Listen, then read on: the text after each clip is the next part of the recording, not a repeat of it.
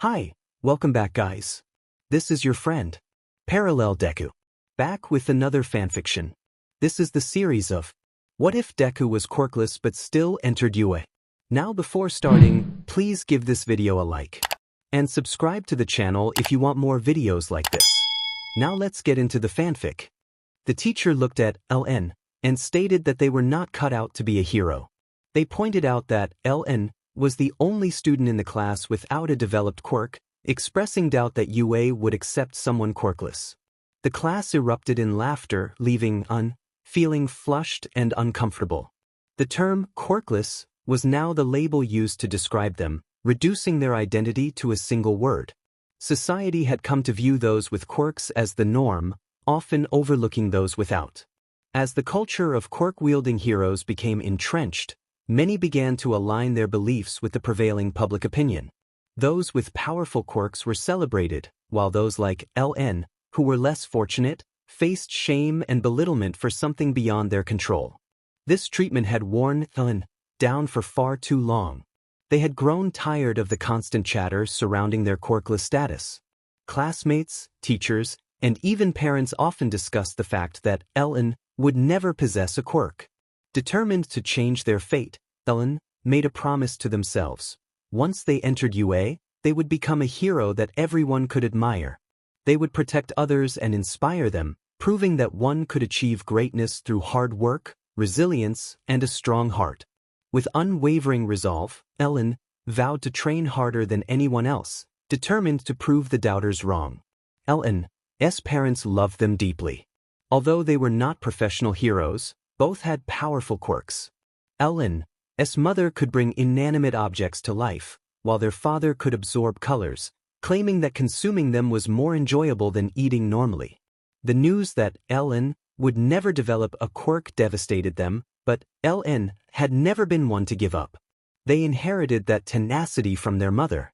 Thus began the long journey of sneaking out to train lifting weights, running, and building endurance. As the years passed, LN's passion only grew stronger, fueled by dreams of becoming a hero. The idea of protecting others and being a source of motivation had always captivated them. Without a quirk, LN understood the feeling of helplessness, even when trying their best. This realization began in childhood when they entered a room filled with children playing. One child showcased their quirk, controlling gusts of wind. LN expressed excitement, imagining how cool it would be to fight villains with such a power. The other child asked about LN's quirk, having heard about their mother's ability. LN eagerly responded, envisioning a future as a pro-hero. If only they had known then what lay ahead. After a rigorous training session, LN slumped against the wall, muscles aching and covered in sweat. Their mother called from inside their home, asking if they needed water or food. LN shook their head, managing a weak smile and a thumbs up. Their mother remained concerned, reminding them to stay hydrated and avoid fainting like before. Nodded, understanding the importance of care as they continued to push through the pain. They had improved their 400-meter dash time significantly, a testament to their hard work. Tomorrow marked LN's 15th birthday, a turning point from their old life of being quirkless. A week prior, they had submitted an application to UA, opting for special recommendations instead of the standard hero course test. With endorsements from minor heroes and teachers, LN felt hopeful as they prepared for the upcoming test. A week later, LN was jolted awake by the sound of excited shouting. They rushed into the hallway to find their parents holding a white letter sealed with red wax. Recognizing the institution it was from, LN felt a rush of anticipation and quickly took the envelope from them. Their father urged them to open it, expressing his growing anxiety. With trembling hands, LN flipped the envelope and broke the seal, unfolding the letter. Their eyes locked onto the first word. Congratulations! In that moment, LN's heart raced, and they felt a surge of hope and possibility. With widened eyes, the protagonist began to scan the document, fumbling to open it, desperate to know what the rest of the letter said. Once the full sheet was out, reading it brought overwhelming joy. The letter announced the exciting news of admission to UA High School's Hero Course class. The heartfelt essay detailing the struggles of being a quirkless student and the determination to face adversity had impressed the admissions officers and faculty. They praised the protagonist's courage and fighting spirit, true qualities of a hero, and expressed hope to see them on campus the following year.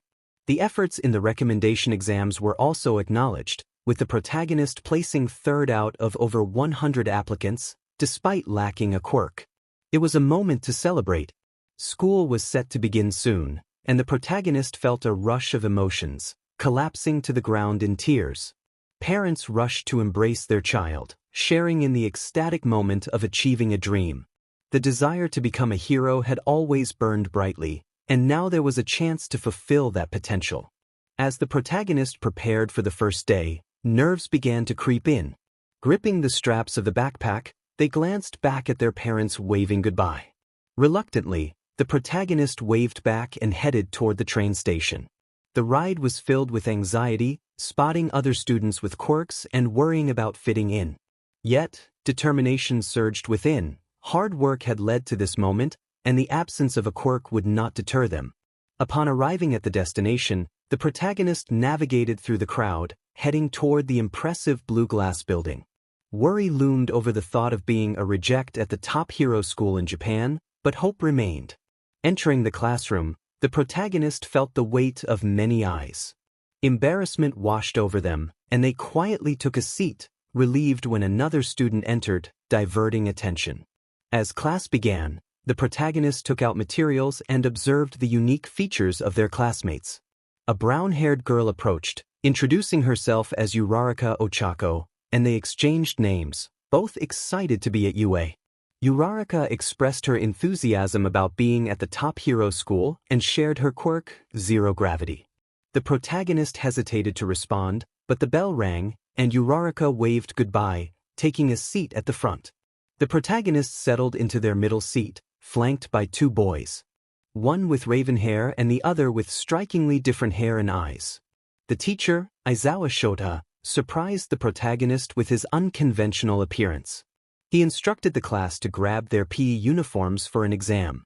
The protagonist watched as Aizawa called a spiky-haired blonde to the front, handing him a softball and asking him to throw it as far as possible using his quirk. The class observed in awe as the boy unleashed a powerful throw, showcasing his abilities. Aizawa revealed the impressive distance of 705.2 meters, leaving the class in shock. The blonde smirked, brushing past the teacher, and excitement buzzed among the students. However, Aizawa quickly reminded them of the seriousness of their situation, explaining that the lowest-ranking student in the upcoming tests would face expulsion from UA.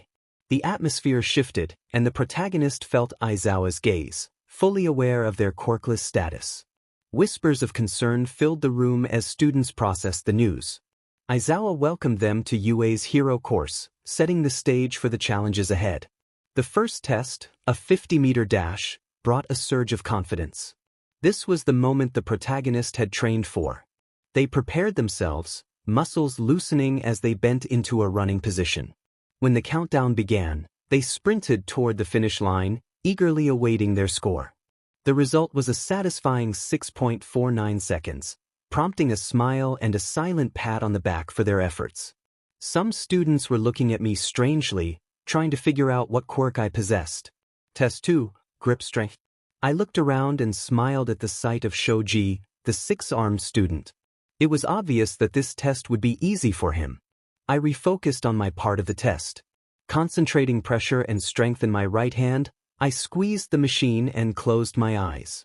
When it beeped, I opened my eyes to see the screen read, 65 kilograms. This was a significant improvement for me, considering I had only managed to grip about 50 kilograms last year. Junior high had its moments, but I was glad to see how much I had improved. Test 3, standing long jump. We got a running start, and I watched as someone used a laser to dive over, followed by explosions. Uraraka carried herself through the air before getting dizzy and landing face-first in the sand. I took a deep breath before sprinting and leaping, landing on my feet. The machine displayed 8.4 meters. It wasn't my best, but I knew I could do better. At least I wasn't last. I glanced at the green-haired boy from the morning, noticing his worried expression as he kept glancing at the scoreboard and muttering to himself. I hoped he wouldn't get expelled. He seemed like a nice guy. Test 4. Repeated side steps. Uraraka commented that she was feeling worn out from all the exercises, wiping sweat from her forehead. I nodded and took a sip from my water bottle. I pointed out my Netta, who was bouncing around, causing Uraraka to stifle a laugh. She then asked why I hadn't used my quirk yet. I felt nervous and gulped. When the bell rang, I laughed anxiously, realizing it was my turn. I walked to the lines, biting my bottom lip, wondering why she kept pressing me about my quirk. Once the countdown began, I cleared my mind and, when it started, quickly hopped side to side, breathing rapidly. When time was up, I turned to the machine, breathing heavily. The screen read, 104. Test 5, ball throw. I nearly spat out my water when Uraraka scored infinity. I was amazed by her ability to utilize her quirk. She blushed and waved it off, reminding me that I was next. I nodded at Aizawa, who was watching me intently. As I approached the ring, Eraserhead handed me the ball and gestured for me to throw. I put all my momentum into my throw, and the ball landed moments later. The score displayed 112 meters. I sighed in relief, glad I hadn't wasted energy and had kept a score close to my average from training at home. I noticed my score was significantly higher than those with quirks, but I tried to ignore their confused expressions and focus on doing my best. When Midoriya stepped up, he seemed to be expecting something, probably recalling a memory as he focused his power on his right hand. However, nothing happened. I turned my attention to our homeroom teacher, whose hair was up and eyes glowing red. He stated that Midoriya didn't know how to control his quirk and expressed doubt about his suitability to be a hero. Midoriya prepared for his second attempt, coiling and throwing the ball with maximum force. It soared through the air, landing at 705.3 meters, just slightly farther than Bakugo. I silently celebrated and sighed in relief, though I noticed his finger was injured. He insisted he was okay, and I admired his resilience. The disbelief among our classmates spread like wildfire, a mix of confusion and awe. I couldn't help but think he was destined to be a hero. The other tests passed quickly, and the final results were announced. I searched the list for my name and found it in 5th place, right below Tenya Ida, the student with engine legs. I felt proud for not placing last. Being in the top 5 was a great start. Uraraka jumped up and down excitedly, complimenting my performance and noting that I hadn't even used my quirk. I smiled awkwardly, rubbing the back of my neck. I expressed my concern for Deku, pointing out his dismayed expression. I never thought someone would actually not make the cut for the hero course. Aizawa broke the silence, revealing he had lied about someone being expelled. The class reacted with shock, and I frowned at the pro hero, who surveyed us with a glint in his eyes. He had complained about Midoriya and groaned about Bakugo making him use his quirk. I laughed along, unaware of the deeper implications of his words. I didn't see the shift in his expression when he said Midoriya wasn't fit to be a hero. Regardless of my placement, I knew I had potential, but it wasn't in the right area. I was at the top of the list for those who might get expelled. No matter how hard I trained, one thing remained unchanged: I would never have a quirk. Uraraka, wait for me, I called, running to catch up with her. I noticed that Engine Man was walking alongside her. She introduced Ida Tenya, explaining that he had taken the entrance exam with Deku and her. She turned to the taller male and extended her hand, introducing herself as LN-YN. He smiled and shook her hand, bowing slightly as he greeted her. After releasing her hand, he glanced over her shoulder at Deku, was engaged in conversation with Uraraka. When he returned his gaze to her, he simply smiled. Curious about his thoughts, she asked if anything was on his mind. He sighed and looked down at the ground. He shared his feelings about being accepted into UA, expressing his surprise at how hard and competitive he had imagined the classes to be. He had not expected to make friends and had doubted his own acceptance. She laughed softly, covering her mouth with her hand. Ida, slightly offended yet intrigued, inquired if something was funny. She quickly reassured him that it was nothing to worry about. Then, she made a request for a secret between them for the time being, wanting to keep it special. Ida nodded, seemingly eager to listen. She took a deep breath and confessed her feelings of uncertainty about being in the hero program. She explained how, during the recommendations test, she had felt overwhelmed by the talent of her peers and had doubted her own abilities. Despite her 5th-place ranking, she felt like she was at risk of being expelled, as Aizawa-sensei seemed to be looking for something more than just scores. Ida was shocked, insisting that her performance should have secured her a place. She explained that Aizawa was searching for potential, and she felt she lacked a quirk, which made her feel vulnerable. As they continued walking, Uraraka excitedly shared that All Might would be teaching their class, and she expressed her enthusiasm. Ellen nodded, adjusting her hero costume while feeling a wave of anxiety about potentially being singled out due to the odd number of students. Tsuyu reassured her, believing in her strength. When All Might announced the combat training, explaining the roles of heroes and villains, Ellen felt a surge of determination. She raised her hand, ready to face her fears, and proposed to go solo since there were 21 students. The class reacted with surprise, questioning her decision. She explained that being a hero required hard work and the ability to face overwhelming odds without relying on others. All Might praised her perspective, acknowledging her resolve. Bakugo then expressed his desire to participate again for improvement. Ellen rolled her eyes at his attitude, but Ida chuckled at her reaction. As the final round approached, Ellen prepared to step into the arena. Playing the role of the hero, her objective was to reach the weapon, which seemed nearly impossible given the defenses of the opposing team. She reminded herself that everyone believed she had a quirk, except for Ida, who knew her secret. This knowledge weighed on her, but she hoped he wouldn't share it with Bakugo. Clearing her mind, she crept into the base as the timer began. It felt like a game of cat and mouse in the maze of walls. She knew she could outsmart Bakugo, but outrunning Tenya would be a challenge.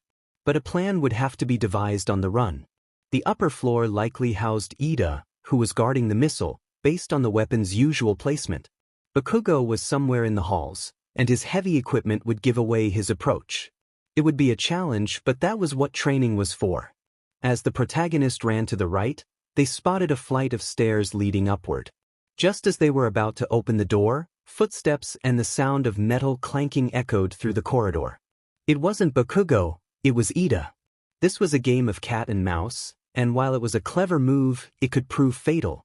Bakugo was reckless and could control his explosions, but he often acted without thinking. The protagonist realized that if Bakugo caused damage to the weapon, they might win by default. For now, though, they needed to hide. The door creaked open, and Ida hurried down the hall. The protagonist quickly dashed to a blind spot, watching as Ida passed by. Once the coast was clear, they quietly opened the door and ascended the stairs. At the top, they cracked open the door and saw Bakugo pacing the room, surveying the area. The protagonist carefully entered and shut the heavy metal door behind them. Bakugo growled about Ida taking too long to find the others, expressing his boredom and desire to search for the hero. Ida responded, reminding Bakugo of the importance of protecting the weapon and recalling their previous loss. Bakugo dismissed Ida's concerns, insisting that if they lost again, it would be Ida's fault for not letting him search. After a moment, the intercom crackled back to life, and Ida announced he was returning to switch positions with Bakugo. This was the protagonist's chance. During the exchange, both guards would be momentarily distracted. They planned to dash from behind the pillar and touch the nuclear core. As Ida passed by, the protagonist dove further into the shadows. Bakugo approached Ida, fists clenched, and they met in the middle of the room. The protagonist seized the moment, sprinting out from behind the stone pillar to reach for the core, but just before making contact, an explosion erupted. Realizing the danger, the protagonist instinctively jumped back, avoiding the blast that Bakugo had unleashed on the nuclear core. In the aftermath, the announcement declared Team K, the hero team, as the winners. The protagonist gasped for air, collapsing to the ground, heart racing with adrenaline. A gloved hand appeared in front of them, and they looked up to see Ida smiling down.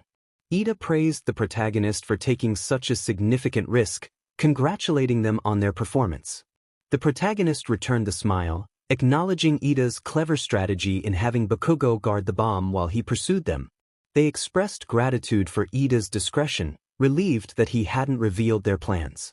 As they made their way back to the gathering point outside the tunnel, All Might commended the protagonist for their well-executed strategy. Flustered, the protagonist thanked him quietly. All Might then turned to the group, asking for insights on what made both teams impressive. Momo confidently pointed out that the protagonist had defeated 2 trained students without using their quirk, while Bakugo and Ida had worked well together. Momo elaborated on the protagonist's observational skills and tactical thinking, noting how they had exploited the flaws in the opposing team's plan to secure victory. Zero chimed in humorously, teasing Bakugo, who reacted with frustration, causing explosions to erupt from his hands.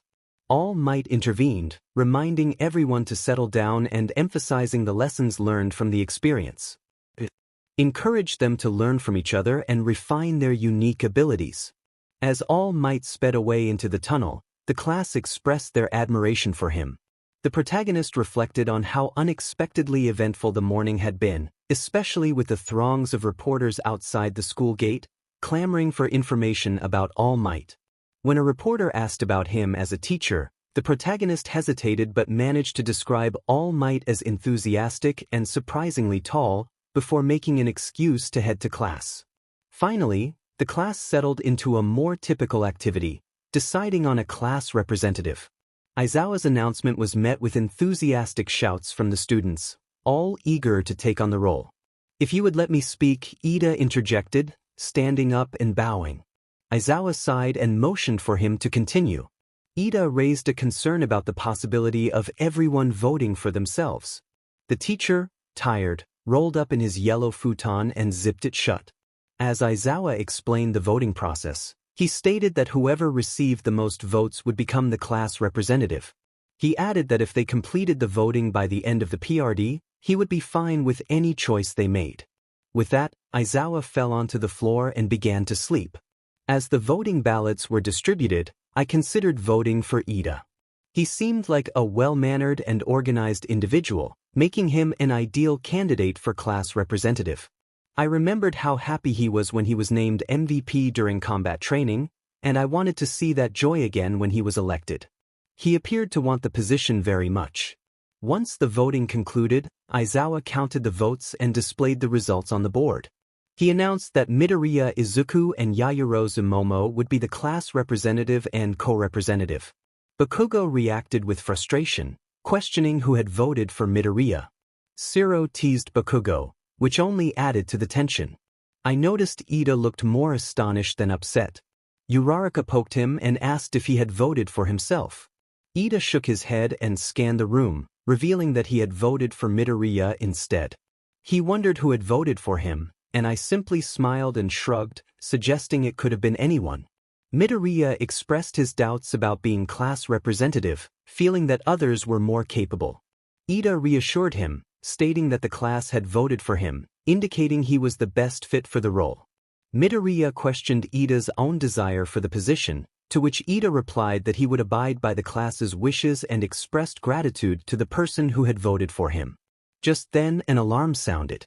A senior informed them that it was a Code 3 alarm, indicating an infiltration at UA. The senior rushed to the exit, prompting Ida, Midoriya, and Uraraka to move toward the door as well. The hallways were chaotic, with students pushing each other in a frantic attempt to escape the perceived danger. I was pressed against a window and saw what was happening outside. Ida called out to reassure everyone that it was just news reporters and there was no villain present. He noticed the panic among Class 1A and took a breath, calling out to Uraraka. With her help, he managed to float above the crowd and then propelled himself toward the wall, using his leg engines. He yelled for everyone to remain calm, stating that there was no danger outside and urging them to return to their designated areas in an orderly fashion. The crowd began to relax, finding comfort in one another and celebrating the absence of any real threat. A few days later, Aizawa entered the room and quieted everyone down, announcing the day's activities. He informed them they would participate in a rescue exercise for their basic hero training class and instructed them to suit up for a bus ride to USJ. Half an hour later, they arrived at the training facility. Tsuyu pointed out to Midoriya that his quirk was similar to All Might's, which caused him to panic. Kirishima countered that Midoriya often hurt himself when using his power, unlike All Might. Midoriya complimented Kirishima's quirk, but Kirishima expressed a preference for Bakugo or Todoroki's abilities, noting their versatility in combat. Tsuyu teased Bakugo about his temper, and Kaminari added that Bakugo's personality needed improvement. Upon arriving at the establishment, they were escorted into a large arena designed to simulate various rescue scenarios. Midoriya gasped in excitement upon seeing the Pro Hero 13. She explained that the experience at USJ would teach them to use their quirks not just for fighting but for saving people. There were 5 areas set up for practice, simulating real-world rescue situations. As the class listened intently, I prepared to head toward one of the rescue scenarios when I noticed a strange black dot at the base of the steps. Confused, I rubbed my eyes, questioning if anyone else saw it. Midoriya and others confirmed they did, their expressions reflecting fear. I watched as something emerged from the dot, realizing it was some kind of gateway. I backed away slowly, and the other students followed suit, feeling trapped and uncertain. I soon came to a conclusion, racking my brains for the right possible answer. The day the wall was breached. The day that Ida got elected as class representative and announced that there was nothing to fear. In fact, it was quite the opposite. The cause wasn't just because of the media, it was something we should genuinely be afraid of. Villains. Everyone was frozen in shock, some trembling in fear as their gazes landed upon the army gathered in front of the warp gate. 13 instructed everyone to stay safe and contact UA for help. Deku protested, clearly anxious for the well-being of their teacher, but 13 reassured him that he would be fine and urged him to get help. Aizawa jumped down the stairs to confront the horde of villains directly. Worry crept into my mind as I watched him, but I reminded myself that he was trained for this. Before we could leave, a mass of purple mist blocked our escape. Kurogiri, a member of the League of Villains, announced their mission to eradicate All Might from this world. The class murmured in shock at the boldness of his statement. Before anyone could respond, Kirishima and Bakugo leaped into action, attempting to punch through the warp, but their efforts were in vain as the mist enveloped the class, transporting us to different areas of the USJ. I found myself at the base of the steps, where Aizawa was engaged in battle with a group of amateur villains. Some of them noticed me and advanced with weapons drawn. Just as I prepared to defend myself, bandages flew from Aizawa, wrapping around the attackers and flinging them aside. I called out to my teacher, urging him to use his quirk while I fought alongside him. I didn't want to lose the upper hand in battle, knowing the villains were unaware that I lacked a quirk. Aizawa nodded and continued to restrain villains left and right. Seizing the opportunity, I loosened my muscles with a few kicks and rushed into the fray. I had to be careful not to be reckless, especially with a comrade beside me. Some of the attackers charged at me, swords in hand but without quirks. I dashed forward, ducking under a swing that accidentally struck another villain. I snatched the weapon from one of them and kicked the two into a group of charging foes. Glancing over, I saw Aizawa holding his own against the mass of villains, besting them with ease. My grip tightened around the hilt of the sword as I advanced toward the remaining attackers. As Aizawa and I continued to fend off the small-time villains, a lanky, blue-haired male appeared, rushing toward my teacher. I wanted to help, but I was surrounded by the remaining thugs. I kicked and flipped over one of the attackers, using him as a blunt object to knock down several others. However, as I dodged an incoming strike, one of my costume straps caught on a metal hook and ripped off, causing me to stumble. One of the villains leaped at me, attempting to crush me under their weight. I moved my legs up to hold them off, grunting with effort, then flipped over, using their body as a landing pad. I managed to hold back the remaining attackers, panting and wincing as I stood up again. Everything hurt, and I felt the sting of minor injuries. But I couldn't forget about my teacher and mustered the strength to run toward him. I halted when I saw him engaged in an intense struggle with the villain. Aizawa was counting down, and I realized he was aware of the villain's intentions. The blue-haired foe grabbed Aizawa's bandages, reaching for his face. Aizawa ducked to evade the attack and elbowed the villain's stomach, but the villain managed to seize Aizawa's elbow. I lunged forward, kicking the villain away, but in the process, I pulled him down with me. Pain shot through my arm as my costume tore, exposing my skin. I let out a cry and kicked the blue-haired villain off me, clutching my shoulder, breathing heavily. I looked around, horrified to see the bodies I had knocked down stirring, regaining consciousness and advancing toward Aizawa and me. I could tell Aizawa was exhausted, but he was still standing strong.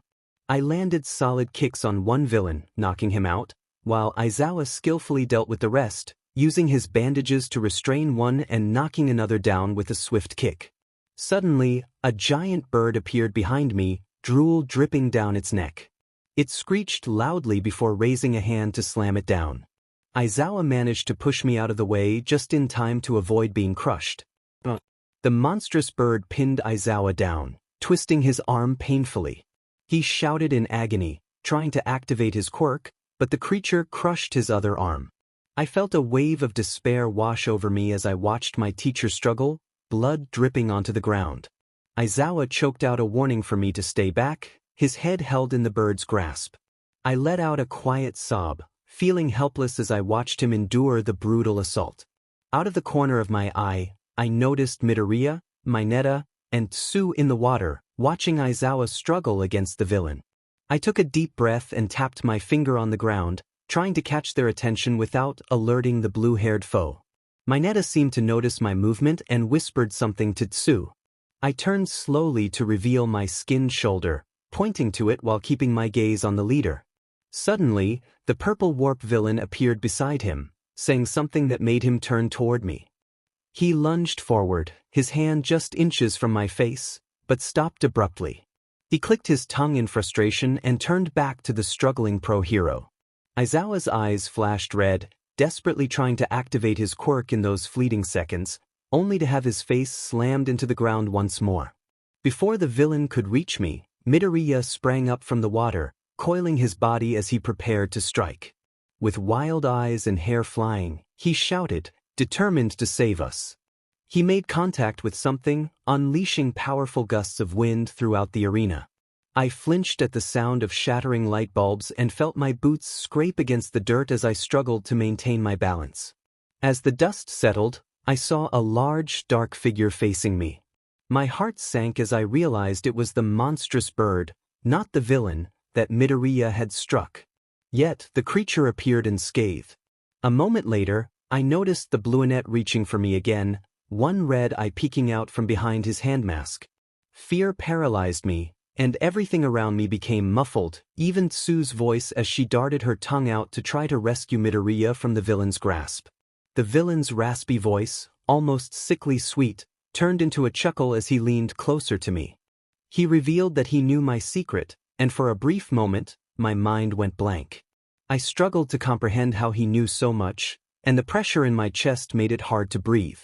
Tears filled my eyes as his hand inched closer, teasing the thought of danger. But clarity returned when I heard the front door burst open. The sound of footsteps echoed in the silence as a figure emerged from the rising cloud of dust. The villain paused, and time seemed to slow as I recognized the figure stepping through the doorway. It was All Might, the embodiment of heroism. The entire arena fell silent, the only sound being the clacking of his boots against the ground. In one swift motion, All Might scooped us up, including Aizawa, faster than the eye could see. He set us down gently, smiling brightly. He instructed us to take Aizawa somewhere safe while he dealt with the villains. Midoriya hesitated, wanting to protest, but All Might insisted. Reluctantly, the green-haired boy nodded at me, Tsu, and Mineta, and I silently prayed for our hero as he carried our teacher to safety. The battle had already begun, with All Might clashing against the bird monster, causing the arena to tremble with the force of their blows. But why did the monster seem unharmed? I watched as All Might landed a solid punch, only to be held down by the creature, which then vanished into a warp gate. My instincts kicked in as I noticed blood on the hero's costume. Izuku must have felt the same urgency, as we both rushed forward, eager to help. Deep down, I knew I was unprepared to face the beast, but it felt right in that moment.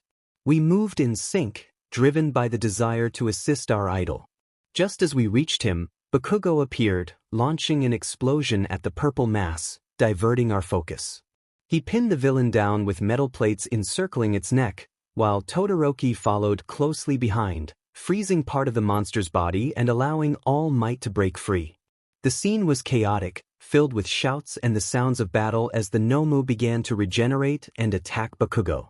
The blue-haired villain ordered the warp gate to reopen, taunting All Might about his title and the points system for heroes and villains. The number 1 hero and the monster clashed again, and uncertainty hung in the air as a powerful gust of wind erupted from their fight. I shouted for everyone to hold on and stay grounded. After what felt like an eternity, I looked up, horrified. All Might was bleeding heavily, while the monster appeared only slightly scratched. It couldn't be. All Might staggered back, wiping his mouth, and I felt tears welling up as I bit my lip. I whispered words of encouragement, urging him to win for us. Suddenly, he turned and unleashed a flurry of blows on the bird, creating an even stronger gust of wind. I opened my eyes, nearly blinded by the dust. All Might relentlessly attacked the monster, and with one final punch, he sent it soaring into the sky, out of the arena and into the nearby forest. Silent cheers filled my mind as I fought back tears of pride and joy, momentarily forgetting the chaos that had just unfolded. The hero stood tall again, addressing the villains. He challenged them to fight if their mission was to eliminate him, and I could almost see the fear in their eyes. The warp villain muttered something to the Bluenet, and as the light caught his eye, a red glint appeared in his hungry expression. Before I could think, I lunged forward, intercepting the villain's path to All Might, ready to face whatever danger awaited me. But then an unseen force pushed the villain back, altering the course of the battle once more. I collapsed onto the ground, groaning as my body hit the dirt and dust. The last thing I heard before everything went dark was that the other heroes had arrived, and pain surged through me. I woke up in the medical unit at UA, sitting up slowly and wincing from the ache in my shoulder. Recovery girl approached, advising me to take it easy. She mentioned the risk of permanent damage to my joint. I turned to her, sighing. "You know everything about me, right? Where I came from and my secret." She nodded and walked closer. She informed me that the sports festival was approaching and suggested I rest and train lightly during the week, emphasizing the importance of being prepared given my current condition. I looked at my right side, which was covered with a cast, and thanked her. She smiled and assured me it was no trouble. As I made my way back to the classroom, each step sent a jolt of discomfort through me. When I opened the door, I found it empty. I sighed and began to gather my belongings when someone spoke up, startling me. "It was pretty reckless of you to take the hit for me." I turned to see Aizawa-sensei, his face covered in bandages. He asked if I was okay and if everything had been taken care of. He reassured me that everything was fine but noted that I needed to recover quickly, especially with the big tournament approaching. His unexpected comments stung, and I felt a tightness in my chest. I quietly acknowledged my weakness, admitting that I felt inferior to others but was determined to work harder. I wanted to redefine what it meant to be a hero, not just someone powerful, but someone who protects others through effort and dedication. I expressed my resolve to prove him wrong one day. Aizawa scoffed, but then said something I never expected. If that was my goal, I was already on my way. The UA Sports Festival was coming up, an important event for first years that allowed pro heroes to scout potential trainees. The classroom buzzed with excitement. Izuku, filled with enthusiasm, shared how he had watched the festival every year and was thrilled to finally participate. I felt a mix of nerves and determination as I raised my hand to voice my concern about the potential dangers following the USJ attack. Aizawa, visibly annoyed, explained that the event was too significant to cancel, as it was one of the most viewed events worldwide and offered valuable insights for pro heroes. As lunchtime arrived, the excitement from the morning announcement lingered. Uraraka was particularly energetic, declaring her intent to work hard. I smiled, preparing to join her, Izuku, and Tenya for lunch. Just as we were about to leave, Izuku asked me a question I hadn't anticipated.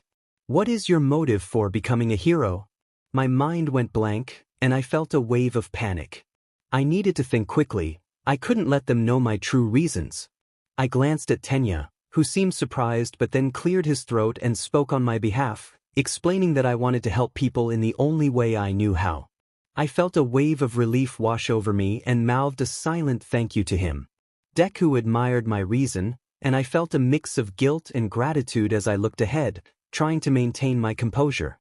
Suddenly, All Might burst into the room, startling me as he carried a small bento box. He apologized for the surprise and expressed his desire to have lunch with Midoriya. Uraraka's eyes widened in excitement, and we encouraged Deku to join the pro-hero. After bidding them farewell, I felt a sense of relief. Navigating through the bustling hallways, I wondered why the doorway was blocked. Everyone seemed eager to catch a glimpse of us. Bakugo growled about the competition, his fists clenched. I pushed past him, trying to make my way home. Suddenly, a student confronted Bakugo, accusing him of having a terrible personality and declaring it meant war at the sports festival. I sighed, feeling exasperated by the chaos and wishing for a quieter moment. He resembled a version of Einstein with purple hair. He had come to see the class that had defeated the horde of villains, but all he witnessed were a group of condescending students. Tetsugi was shaking beside me, and I felt tension in my shoulders as the pain from my injury flared up, a flush creeping up my neck. The rest of the class was worried, evident from Bakugo's loud remarks directed at everyone. It wouldn't matter, he declared, because he would beat us all anyway. The crowd erupted in shouts and complaints, showering Class 1A with harsh comments, which only increased my classmates' anxiety about our reputation. I decided to step in. Calmly, I made my way to the front where everyone could see me. I addressed the crowd, stating that the arrogant blonde did not speak for everyone in Class 1A. Not all of us were accustomed to getting our way, and we fought for it. I explained that my training had been hindered due to the injury I sustained during the USJ attack, and we had all fought our hardest to hold off the villains. If we were as prideful or reckless as Bakugo, the villains would have already taken control of UA. I emphasized that it was through individual efforts and every ounce of strength that we were still standing. I pointed out that it seemed difficult for him to understand that everyone is different, regardless of their class. The guy looked taken aback. People began to murmur and nod slowly, feeling ashamed. I glared one last time at Bakugo before leaving the classroom with my belongings, feeling a sense of calm wash over me as I glanced back at his astonished expression. 2 weeks passed, and I had thankfully recovered. It was time for UA's sports festival, and I was more nervous than ever. Before I left for school, my parents hugged me tightly, offering their prayers and encouragement. They assured me they would be watching the program and encouraged me to do my best. After a train ride and a long walk, I arrived at the classroom, where everyone was bustling to change into their PE uniforms. I sighed, retrieved mine, and headed to the locker room to switch into the unisex white and blue outfit. Ida announced that we would soon be entering the arena and urged everyone to be ready. I noticed Shoto Todoroki, the son of Endeavor, approaching Deku. He asserted that he was stronger but acknowledged that Deku had all might on his side. He intended to defeat him and prove his worth to his father, vowing that Deku would be crushed. Kirishima tried to ease the tension in the room, but Shoto glared at him before turning to leave. However, Izuku called out to him, expressing his belief in Shoto's potential. He admitted that he, too, was striving to come out on top and wouldn't stop just because of Shoto. I couldn't help but smile at Deku's determination. This was a side of him that I admired. All the freshmen from various classes gathered in a large mass on one side of the stadium. Midnight was the official referee for this year's sports festival, which surprised everyone. I heard some inappropriate comments from the crowd, likely from Kaminari or Mineta, but I chose to ignore them. I noticed the representatives for each classroom going up to speak and looked around to see who our representative was. To my dismay, Bakugo was chosen to be our student representative for the pledge. He approached the podium, and I held my breath, hoping he wouldn't say something foolish. He pledged that he would win. I slapped my forehead as the crowd erupted in jeers, glaring at the blonde. He seemed indifferent, sauntering off the stage with ease and sneering at anyone who dared to touch him on the way down. I was frustrated, not just because of his attitude, but because he seemed intent on undermining his own class, likely aware that we were his strongest competition. He was making targets of us while fueling his competitive spirit. I hated to admit it, but sometimes he could be quite clever. The first event was announced as an obstacle race, a 4-kilometer course around the stadium. The pro hero waved her whip, beckoning toward the screen, explaining that there would be a series of obstacles to navigate. The race would start on the count of 3. As the countdown began, everyone dashed along the dirt path. I kept pace with Shoto, trying to anticipate his next move. When he made his move, I jumped, narrowly avoiding the ice that spread across the ground. Mineta approached us, bouncing on the purple spheres from his head. I narrowed my eyes and quickened my pace to stay close to Shoto. Ahead, I spotted the robots from the arena. Glancing at Todoroki, I understood his plan and followed suit. I knew he wouldn't help me, but if he was going to get through, he had to create a path for me as well. We skidded to a stop as a wall of ice formed, immobilizing the robot. I maneuvered through its legs, quickly passing the surprised male. I winked and grinned at him before sliding ahead and breaking into a run. Now I was in the lead, with everyone trailing behind me. My strategy was to avoid getting too involved unless necessary. I focused on the next obstacle just a few hundred feet ahead. I had heard about this one and anticipated it. It was a skill I had practiced for years, running on wires. This technique hadn't been showcased in previous sports festivals, but I had learned it from an unusual source. Eraserhead. I had watched him on television during his battles, and one moment stood out when he faced an Earth-type villain. Instead of jumping from roof to roof, he ran on wires from the electricity poles. I hoped I wouldn't fall as I approached the thin ropes coming into view. I hopped onto them without hesitation, and I could almost hear the crowd roar.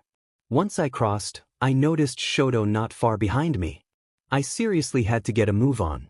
Present Mike expressed disbelief as he announced that LN had made it past the tightropes with ease, without even using their quirk.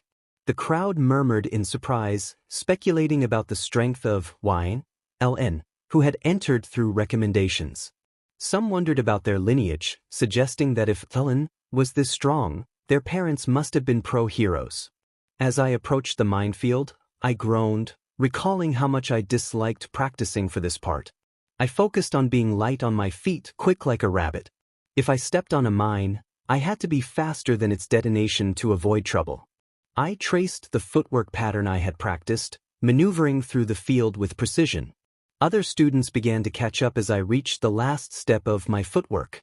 I jumped a few feet and landed on solid ground, dashing for the finish line. Just as I was about to cross, I heard an explosion behind me. Deku had tumbled to the ground, and my surprise caused me to slow down. I noticed his eyes light up as he seized the opportunity. I picked up my pace, my lungs burning as I neared the streamer. Just a few feet away, a flash of green zipped past me, beating my time by mere milliseconds.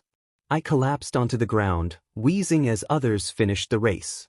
A hand was offered to me, and I looked up to see the green, caring eyes of Izuku. He asked if I was okay, and I smiled as I accepted his hand, pulling myself up. I managed to say I was just a little tired. He laughed and patted my shoulder, reminding me to take it easy since we would be competing in the next round. Looking at the scoreboard, I noticed Deku's crestfallen expression. I felt a pang of sympathy for him as I realized he was the target today. Everyone was determined to win, and he was the prime way to do it. I thought to myself that I was sorry, Midoriya, but I had to focus on my own goals. Midnight explained the rules for the next event, the cavalry battle. The qualifying students had 15 minutes to form teams of 2 to 4 people, with each person's point value depending on their placement in the obstacle race. The objective was to steal as many headbands as possible to raise the team's point value. If a team fell or had their headband stolen, they could still compete until time was up. Only the top 4 teams would advance to the finals, and she reminded everyone not to make their team fall on purpose. Once she finished, everyone rushed toward me, Bokugo, and Todoroki, eager to form teams. Amid the chaos, I noticed the purple-haired guy standing alone, scratching his head. I navigated through the crowd and approached him, introducing myself and expressing my desire to join his team. He recognized me and introduced himself as Shinso. I focused on the main goal, the 10 million point headband that Izuku possessed. I didn't realize my teammates had fallen behind. The battle was intense, with me following Shinso's commands and guiding him from the front. In the end, our team qualified for the finals, and I cheered for our victory. However, my joy turned to confusion when I saw Ojiro's face, a mix of curiosity and fear directed at Shinso. I decided to ask him about it later. I caught up with Ojiro, concerned about his dazed expression during the cavalry battle. He looked at me suspiciously and asked if I was immune to quirks. Surprised, I shook my head, unsure of what he meant.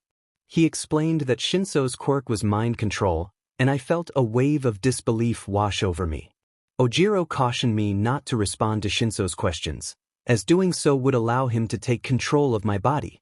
I recalled my previous interactions with Shinso and wondered how I had escaped his control. My eyes fell on the imprint on my forearm, and I gasped, realizing I had found a loophole. I excitedly explained to Ojiro that when I focused and pinched that spot, I could clear my mind. I had been pinching myself when Shinso activated his quirk, which seemed to be the key to avoiding hypnosis. Ojiro nodded, adding that someone bumping into me could also break the control. The moment someone bumped into him, he finally snapped out of his thoughts. He furrowed his eyebrows and pressed his lips together, feeling uncertain. He gripped the sleeves of his jacket as Ojiro stood deep in thought. After a few moments, Ojiro came up with a solution. He suggested that he could inform whoever was going against Shinso, ensuring they would be aware of the situation. The other person nodded and grinned, giving Ojiro a thumbs up, pleased with the idea. That sounds like a good plan, he thought, but he was also starving and suggested they head to lunch. They walked side by side, chatting and getting to know each other as they made their way to the lunchroom. When the students' break ended, excitement filled the air once again as the finalists emerged, and the audience erupted into cheers. He looked around the arena in awe at the vast crowd surrounding them, but something unusual caught his eye on the sidelines. The girls from their classroom were dressed in bright orange cheerleading uniforms, clearly the result of Mineta's antics. He winced, feeling sympathy for them, especially for Momo, who had fallen victim to yet another one of Mineta's blunders. Present Mike announced the unexpected fan service from the Class 1A girls, drawing attention to their costumes. He couldn't help but snort as the two class perverts, Mineta and Kaminari, were bombarded with shouts from the crowd. They seemed unfazed, exchanging winks and grinning foolishly. Midnight then called for attention, announcing the start of the drawing for the PvP battles. Just as she began, a hand shot up from the crowd. It was Ojiro, who declared his intention to withdraw from the competition.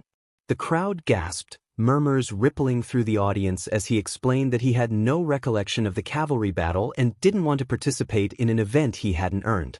Midnight paused for a moment, and he felt a wave of tension. Surely she would refuse him. To his surprise, Midnight squealed with delight, agreeing to his withdrawal. Another student from Class B followed suit, also announcing his exit from the competition. The tickets were drawn, and he looked up at the big screen to see who he would face. Izuku Midoriya versus Hitoshi Shinso. Shoto Todoroki versus Hantashiro. Ibara Shizaki versus Denki Kaminari. Tenya Ida versus Mei Hatsum. Mina Ishido versus YN. LN. Fumikage Tokoyami versus Momo Yaoyorozu. Eijiro Kirishima versus Tetsu Tetsu. Katsuki Bakugo versus Ochako Uraraka. He turned to see the pink-haired girl happily chatting with her friends. Sighing and ruffling his hair, he focused on the board with determination. This was the event everyone anticipated, the one everyone watched. He thought about his parents at home, imagining them glued to the television, and he felt a surge of motivation. He wanted to be at the top. Needing a moment to breathe, he stepped outside for a walk to calm his nerves. Looking up, he spotted a raven-haired boy perched in the branches of a tree. He waved and asked if he could join. The boy smiled and welcomed him up. He climbed the tree and sat beside Tokoyami in silence for a few moments before breaking the stillness. He asked if Tokoyami was nervous for the final round. Tokoyami considered the question, admitting he felt both nervous and confident. He had family at home, and it would mean a lot to him to perform well. The other person nodded, understanding the sentiment. He expressed his own desire to do his best. For similar reasons. Tokoyami pointed out that he hadn't used his quirk yet, which made him sigh and bite his lip, realizing that suspicion must be growing about his abilities. He reassured Tokoyami that he was indeed trying his best and that his secret would be revealed later. Dark Shadow, Tokoyami's quirk, emerged, and he smiled as he scratched the phantom's head, enjoying the moment. Tokoyami looked at him in awe, and he decided it was time to leave, wishing Tokoyami good luck in the matches. In the ring, he faced Mina, aware of the spectators watching their every move. He knew Mina's quirk was acid, and he needed to avoid being touched by it. He calculated that she would be faster sliding on her quirk than running, which gave him an advantage. As she began to slide toward him with a confident grin, he took off running, timing his movements carefully. He ducked under her raised leg, causing her to stumble and fall onto his back. Seizing the opportunity, he stood up while she was still disoriented and flipped her out of the ring. Despite her powerful quirk, Mina lacked the physical prowess he possessed. Present Mike announced his victory as he helped her up. She smiled and patted his back, expressing her admiration for having fought against someone who had entered through recommendations. He shook his head, downplaying her compliment, and suggested they hug it out. She eagerly agreed, tackling him in a joyful embrace. The fight between Tokoyami and Momo was less thrilling, as Momo struggled to utilize her powers effectively and ultimately lost. As the next match progressed, the narrator followed Tenya to the waiting room, where Uraraka sat, deep in thought about her upcoming round against Bakugo. The narrator greeted Uraraka, taking a seat in a nearby chair, and asked if she was okay. She offered a weak smile and sighed, admitting that she could be better. Izuku entered the room and noticed the situation. He leaned in to suggest a strategy to defeat Bakugo, but to the narrator's surprise, Uraraka politely declined, expressing her desire to win on her own. The narrator felt a swell of pride for Uraraka, realizing that she was stronger than they had given her credit for. Tenya inquired about Izuku's advice for Uraraka, and Izuku explained that she needed to strike first and use her quirk to push Bakugo out of bounds. The narrator watched as Uraraka skillfully dodged Bakugo's initial attack. They nearly jumped from their seat when Uraraka lunged to touch him, only to wince as she was hit by a powerful counterattack. Bakugo taunted Uraraka, suggesting she should have given up. He unleashed an explosion through the smoke, leaving only tattered remnants of her jacket behind. The crowd erupted in cheers for Uraraka as she continued to face Bakugo, despite being repeatedly pushed back by his relentless counterattacks. As the match wore on, various comments filled the air. A spectator nearby voiced concern that Bakugo was being too aggressive with Uraraka. The narrator clenched their jaw and responded passionately, asserting that Bakugo was simply acknowledging Uraraka's strength and giving his all in the fight. They believed that if anyone were in Bakugo's position, they would not hold back either. After the narrator's speech, the crowd's complaints began to fade. Tsuyu complimented the narrator for their words, expressing gratitude for their support of Uraraka. The narrator pointed back to the match, indicating that it was far from over. As the smoke cleared, Uraraka appeared undeterred by Bakugo's onslaught. Bakugo's voice rang out, acknowledging Uraraka's resilience. She smirked, thanking him for keeping his focus on her. A voice from the crowd, belonging to Nito from Class 1B, noted Uraraka's clever strategy of keeping low to the ground, which had caused Bakugo to disrupt the arena floor. The narrator's eyes widened as they noticed the debris floating above them, and Uraraka made one final effort, calling out for her quirk to release. Tiny pieces of debris rained down like meteors, gaining speed as they descended toward Bakugo. For a brief moment, he displayed a mix of desperation and pride. Uraraka charged toward him, unafraid of the falling rocks. However, before she could reach him, Bakugo unleashed a massive explosion that sent her flying back. The narrator shouted in concern for her safety. As the dust settled, Uraraka lay on the ground, battered and struggling to stay conscious. The narrator felt a wave of shock at the sight. She attempted to rise but collapsed repeatedly, ultimately crawling toward Bakugo before fainting. Bakugo was declared the winner, but the narrator silently hoped for Uraraka's recovery as she was taken to the medical wing. After another intense match between Izuku and Todoroki, the heterochromatic boy emerged victorious, having managed to defeat Izuku. Immediately following the match, Tenya, Uraraka, Mineta, Tsuyu, and the narrator rushed to check on their green-haired friend. Concern filled the narrator's voice as they asked if Izuku was okay. The medical staff informed them that he would be fine but needed them to leave for surgery. The narrator felt a chill run down their spine as they ushered the group out of the room, expressing gratitude for the opportunity to visit him. As they walked down the hall in silence, the narrator suggested that Tenya take some time alone to calm his nerves before his next match. Tenya, however, preferred to be surrounded by friends rather than alone, admitting his anxiety about facing Ibara, who he believed was a formidable fighter. The narrator encouraged Tenya, reminding him of his strength and suggesting he could use his reciproburst to push her out of bounds. Tenya paused, considering the idea, and then laughed, acknowledging it was a good strategy. He extended his hand to the narrator, wishing them luck in their upcoming match, and the narrator shook it firmly, expressing gratitude for his support. Moments later, the narrator stood face-to-face with Tokoyami, just before the match began. They had devised a strategy, recognizing that Tokoyami's quirk allowed for both offense and defense. The narrator planned to force Tokoyami to play defensively, hoping to gain the upper hand. Using clouds of dust and debris as distractions, the narrator aimed to disrupt Tokoyami's focus. They knew that Dark Shadow would likely be the offensive force, and if they could keep Tokoyami occupied, they could use the debris as makeshift weapons. As the horn blew, signaling the start of the match, the narrator prepared to put their plan into action. Tokoyami charged forward, Dark Shadow looming protectively in front of him. The protagonists narrowed their eyes, anticipating the precise moment Tokoyami would strike. As the phantom prepared to attack, its eyes widened slightly, and its mouth closed, coiling up for the launch. The protagonist jumped just as Tokoyami moved, the cycle repeating until they noticed sizable pieces of rubble beneath their feet, dust swirling around them. Now was the moment to act. The protagonist dove into the dust, further confusing the raven-haired teen. They knew they couldn't hide forever but had just enough time to make a move. Grabbing a dagger-sized piece of rock, they tucked smaller pieces into their belt. A faint shadow of Tokoyami and Dark Shadow appeared on the other side of the dust. Unsure of their orientation, the protagonist decided to use Uraraka's strategy, removing their jacket and throwing it at the duo. Emerging from behind, they held the rock in hand, slicing through the air. Tokoyami and Dark Shadow turned around, surprised by the sudden action. As Dark Shadow attempted to parry, Tokoyami was pushed back, nearly reaching the baseline.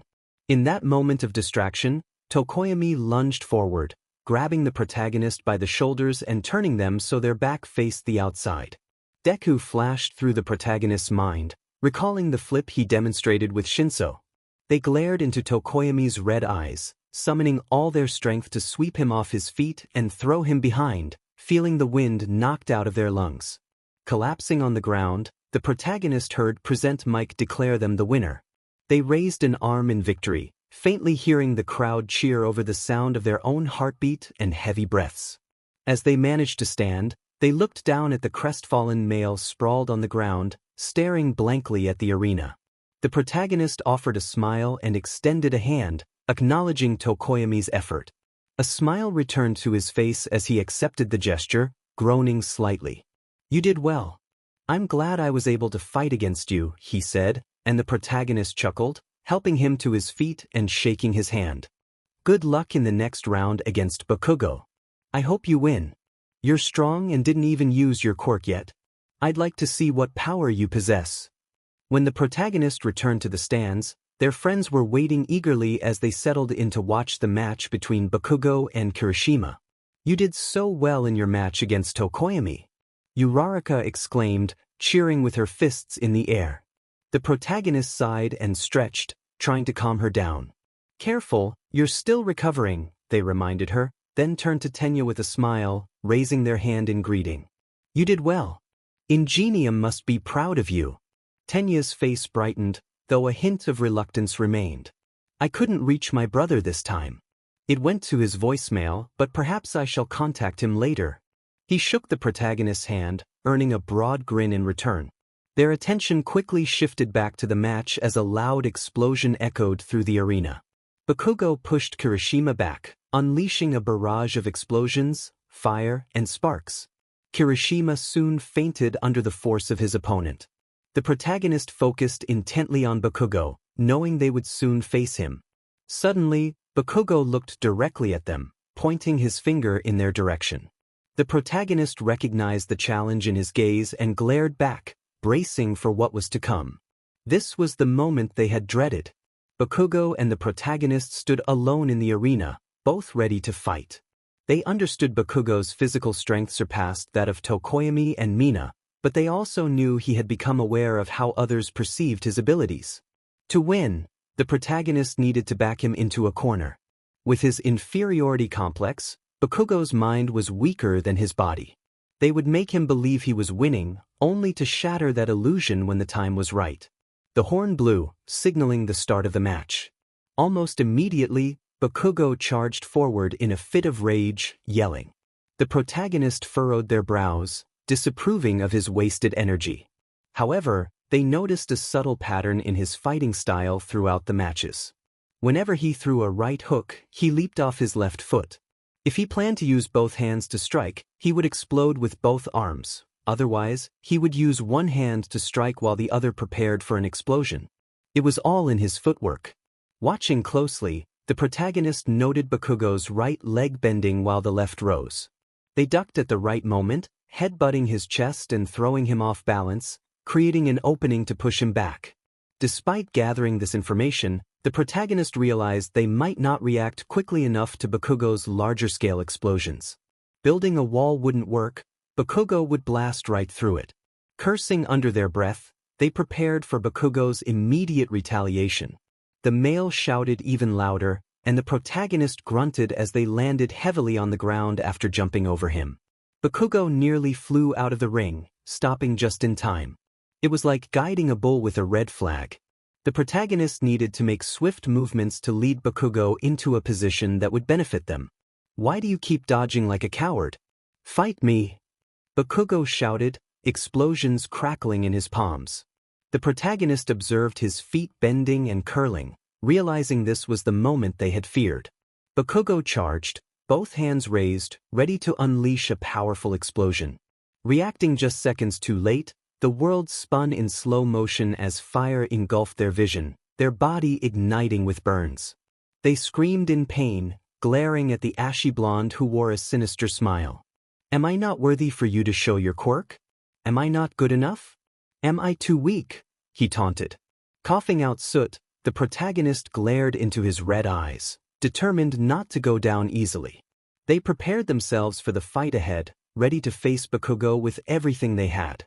Clenching the muscles in his legs, he leaped forward and tackled the blonde to the ground, gripping his shirt and using all his strength to flip him onto his back, knocking the wind out of him, as indicated by the wheeze that escaped at the impact. He stepped on the blonde's arms to secure his position. Wheeling around with Bakugo in his grasp, he flung him back before Bakugo growled and shot at him, explosions erupting.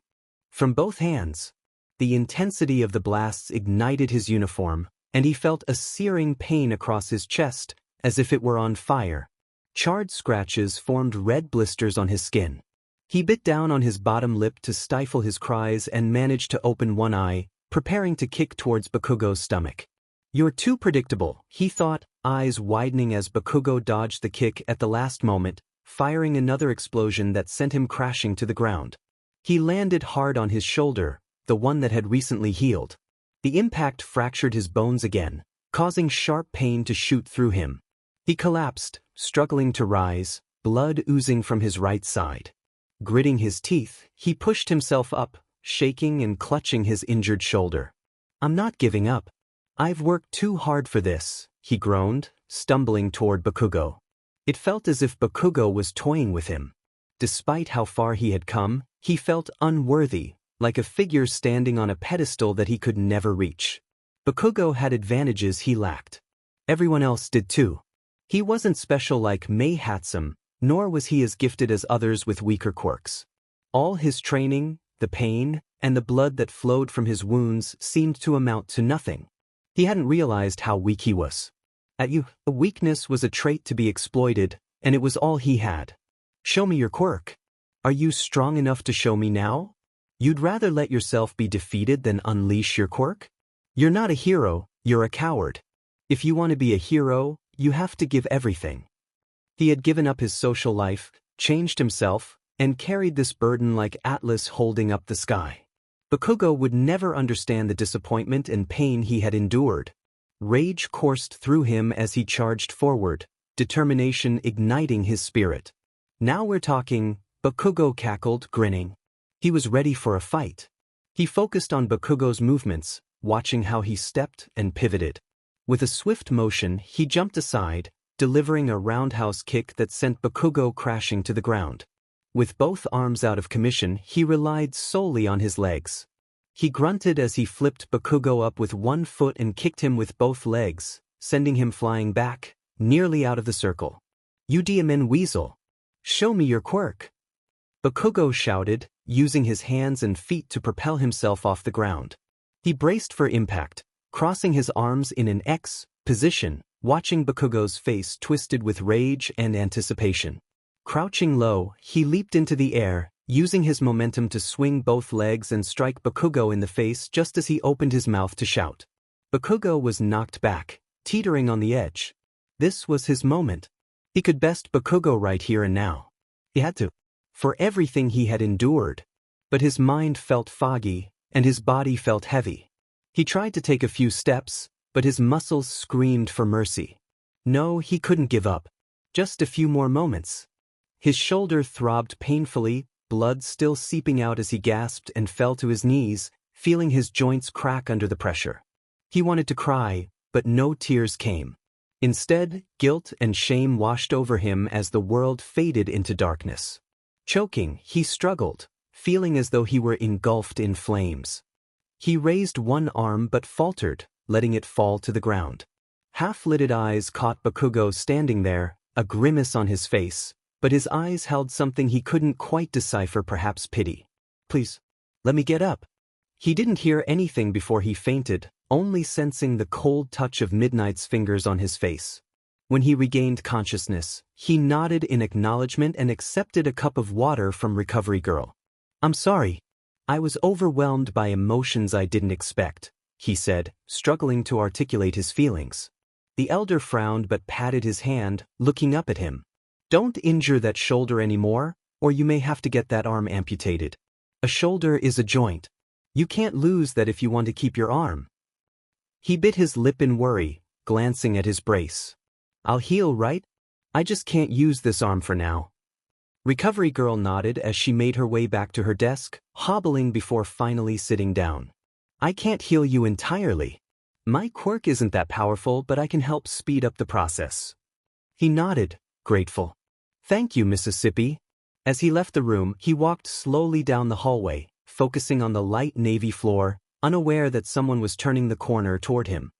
He stopped at the sight of a pair of shoes and looked up. "All Might, hello." He bowed slightly before standing up straight again. "How are you?" All Might laughed and placed a gentle hand on his head. "I was actually on my way to check on you, young LN.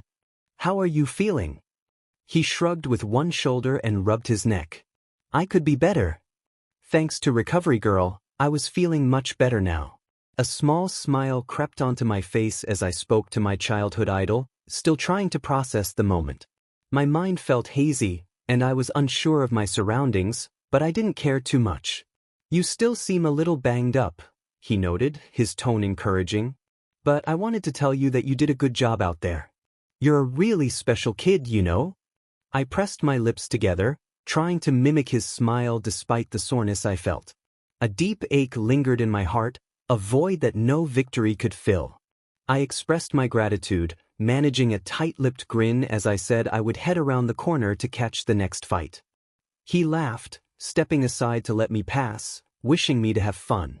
I waved goodbye and wandered down the hall until I stumbled into a room.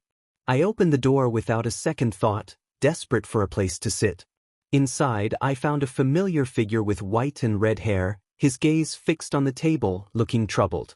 It wasn't the best time to interrupt, but I felt we both needed a distraction from our thoughts. "Todoroki," I said, noticing him shift his focus to me. He crossed his arms and leaned back in his chair, signaling that I had his attention, though it seemed fleeting. I hesitated, unsure of what to say, feeling my confidence wane. I took a deep breath and turned to him, offering a friendly gesture. I apologized for bothering him and wished him good luck. He seemed taken aback, contemplating my sincerity. I understood his hesitation, especially after my loss to Bakugo. A flicker of interest returned to his eyes, and he nodded in acknowledgement. "Thanks," he replied simply. I nodded back, settling into silence until the door swung open abruptly.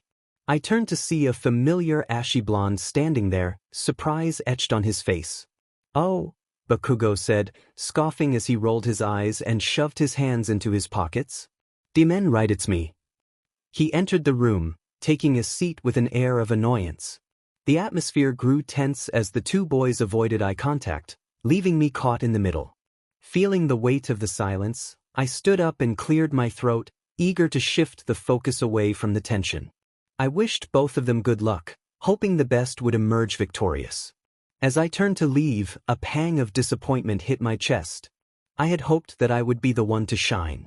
When I returned, Midoriya rushed to me, arms outstretched for a gentle hug, careful of my shoulder.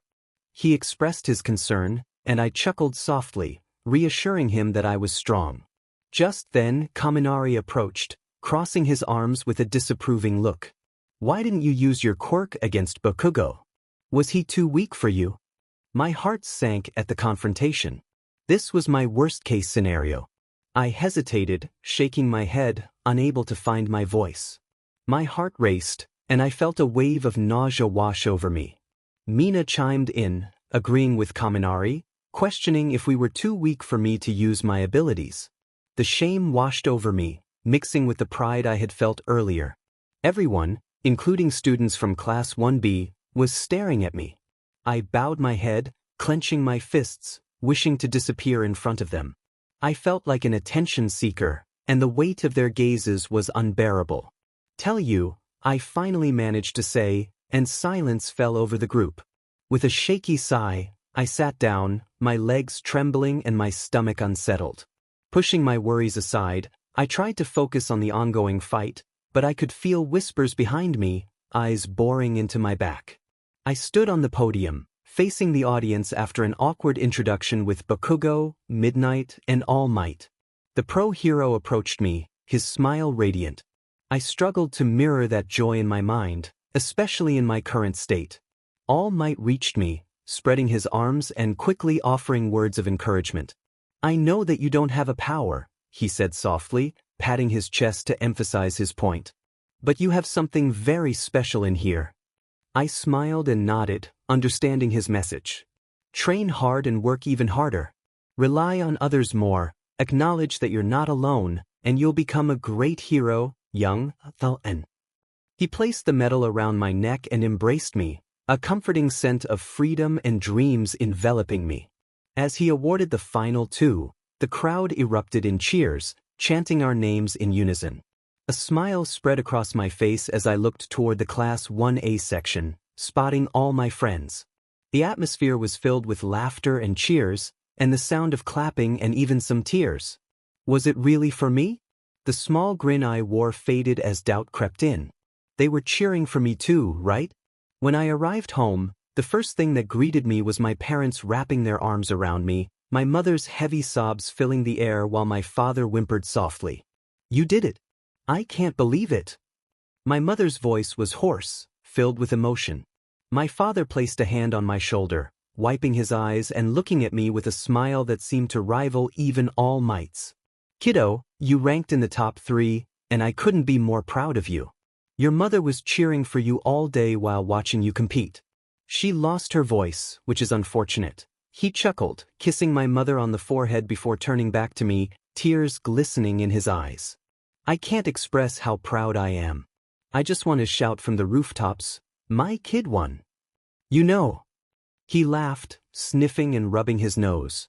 "I didn't win," I said, my voice trembling, a wave of disgust washing over me. "I didn't win because I don't have an advantage. I lack the confidence, the determination, the drive. A quirk. And it's not your fault, it's just that." I gasped for air, feeling my throat tighten. If I had just tried a little harder, if I pushed myself like a real hero, I could have made it to second place. I can. My words faltered as soft coughs escaped me, a burning sensation creeping into my nose. Can I still be a hero? The familiar feeling of hopelessness washed over me. "Even if I feel so pathetic," I said, clenching my fists. "I want to be a hero, to show everyone what I can do." But just like that, because someone has something I don't, it feels lost. My efforts feel wasted, like dust in the wind. "Honey," my mother said gently, placing a hand on my head and holding it close. "It's hard. We may not fully understand, but we know it's difficult to be a hero. As for us..." My father took my hand and spoke softly. "We are so proud to be your parents."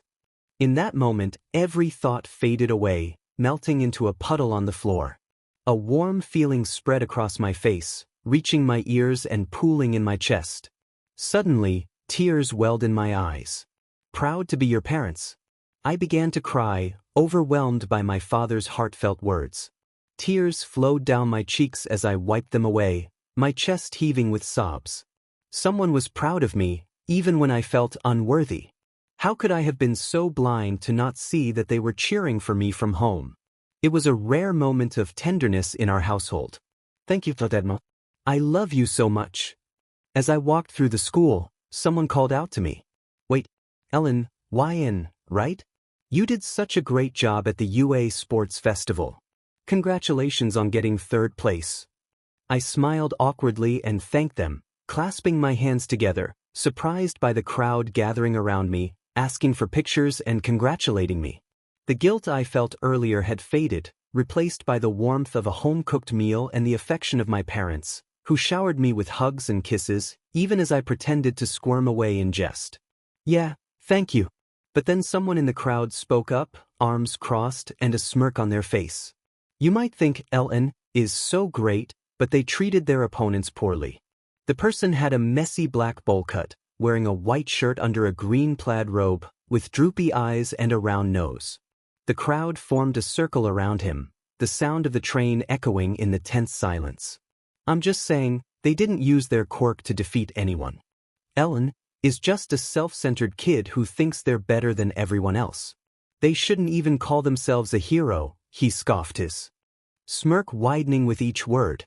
A man stepped forward, grabbing the smirker by the collar. "Oh yeah? Well, they did win third place.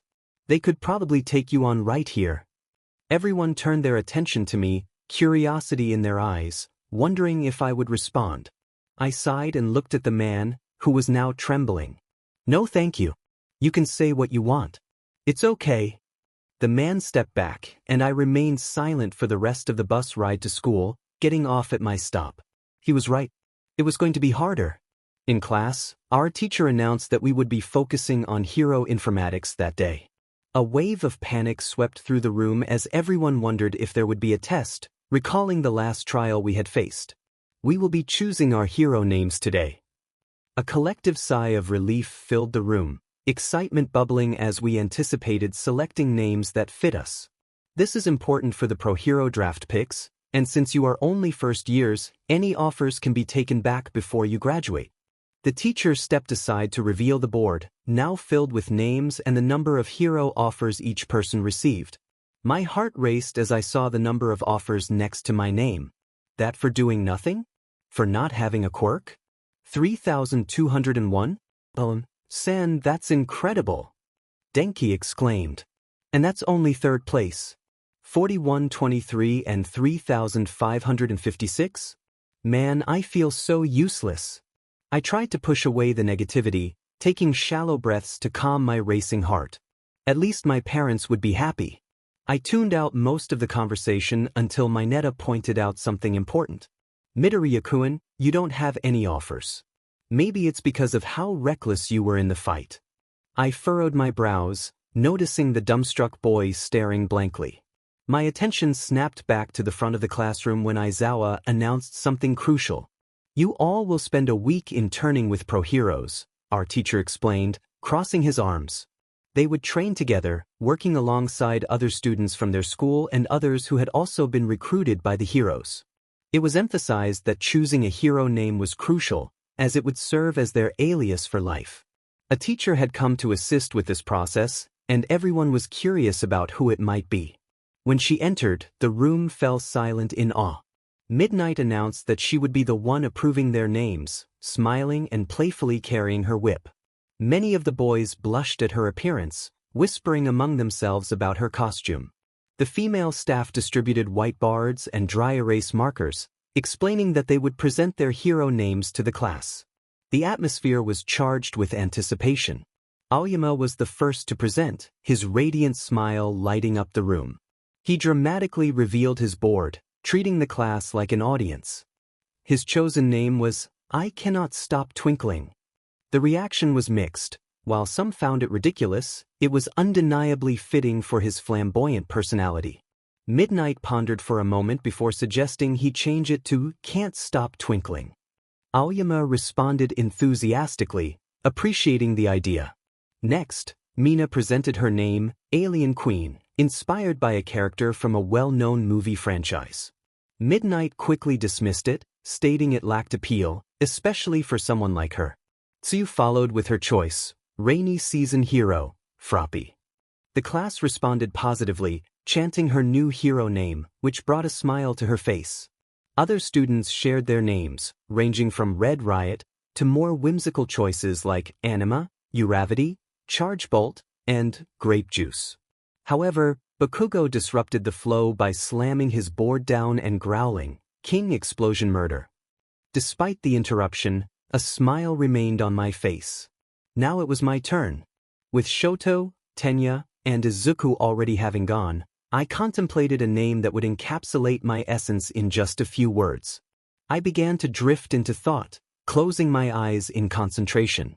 A memory surfaced of my mother, who had always believed in me, reaching out to comfort a younger version of myself. She had told me that I was her hero, the first of my kind, the first Quirkless hero. The memory snapped me back to the present as Tokoyami gently tapped my shoulder, reminding me that I had spaced out. I felt the weight of everyone's gaze upon me and realized tears had streamed down my cheeks. I quickly wiped them away and focused, knowing exactly what to write as my hero name. I raised my hand, ready to share my alias. Midnight nodded, inviting me to the front. Clutching the board close to my chest, I turned around, feeling a mix of excitement and nerves. The anticipation in the room was palpable as I took a deep breath and revealed my name. Quirkless Hero, version A. The classroom fell silent, the shocked students slowly turning to face me. Midnight was the first to break the silence, expressing her approval of my original name. I nodded, making my way back to my seat, feeling surprisingly unbothered by the reactions. Aizawa then addressed the class in his usual monotone voice, explaining that they would select one of the agencies they had been offered. For those without offers, a list of 40 different agencies was available. He encouraged everyone to choose an agency that best suited them, urging them to pursue their aspirations. With that, class was dismissed. I walked in silence, no one joining me, not even Ida. I smiled to myself, knowing this would happen. I entered the lunchroom, picked up a tray, and sat at a random seat in the middle of the bustling mess hall. I overheard Mina and the others chatting behind me. She excitedly asked if they had chosen an agency yet. Mineta chimed in, claiming he had chosen MT Ladies Hero Agency, which made me almost snort. Tsuyu teased him about his choice, and I took a sip of my water, enjoying the light-hearted banter. Then Ojiro expressed concern about Mina not receiving any offers, despite her strong performance in the final battle. The conversation shifted to me, and I listened intently, curious about what they would say. Mina expressed admiration for my journey, noting how far I had come without a quirk. She felt guilty about her earlier harsh words during the sports festival. Others nodded in agreement, and I felt a mix of vulnerability and gratitude. Ida defended me passionately, proclaiming that I was the most spirited person he knew and that he was proud to be my friend. His words touched my heart, and I fought back tears while eating, overwhelmed by the support. The UA had made a deliberate decision in inviting me to study heroism, and I felt a renewed sense of purpose as I navigated this new chapter of my life. Tokoyami felt that LN exceeded all expectations when it came to testing. In fact, they had entered through recommendations, just like Todoroki and Yamamo. Tokoyami's voice was sharper than usual as he expressed his disagreement with Bakugo.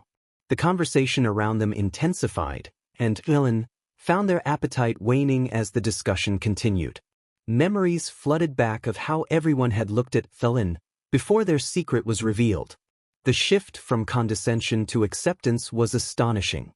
Gratitude filled LN's heart for the support they received. After submitting the final application for their hero mentor, LN received a small nod from Aizawa before returning to their seat to grab their bag. Stepping outside, the evening air tousled their hair.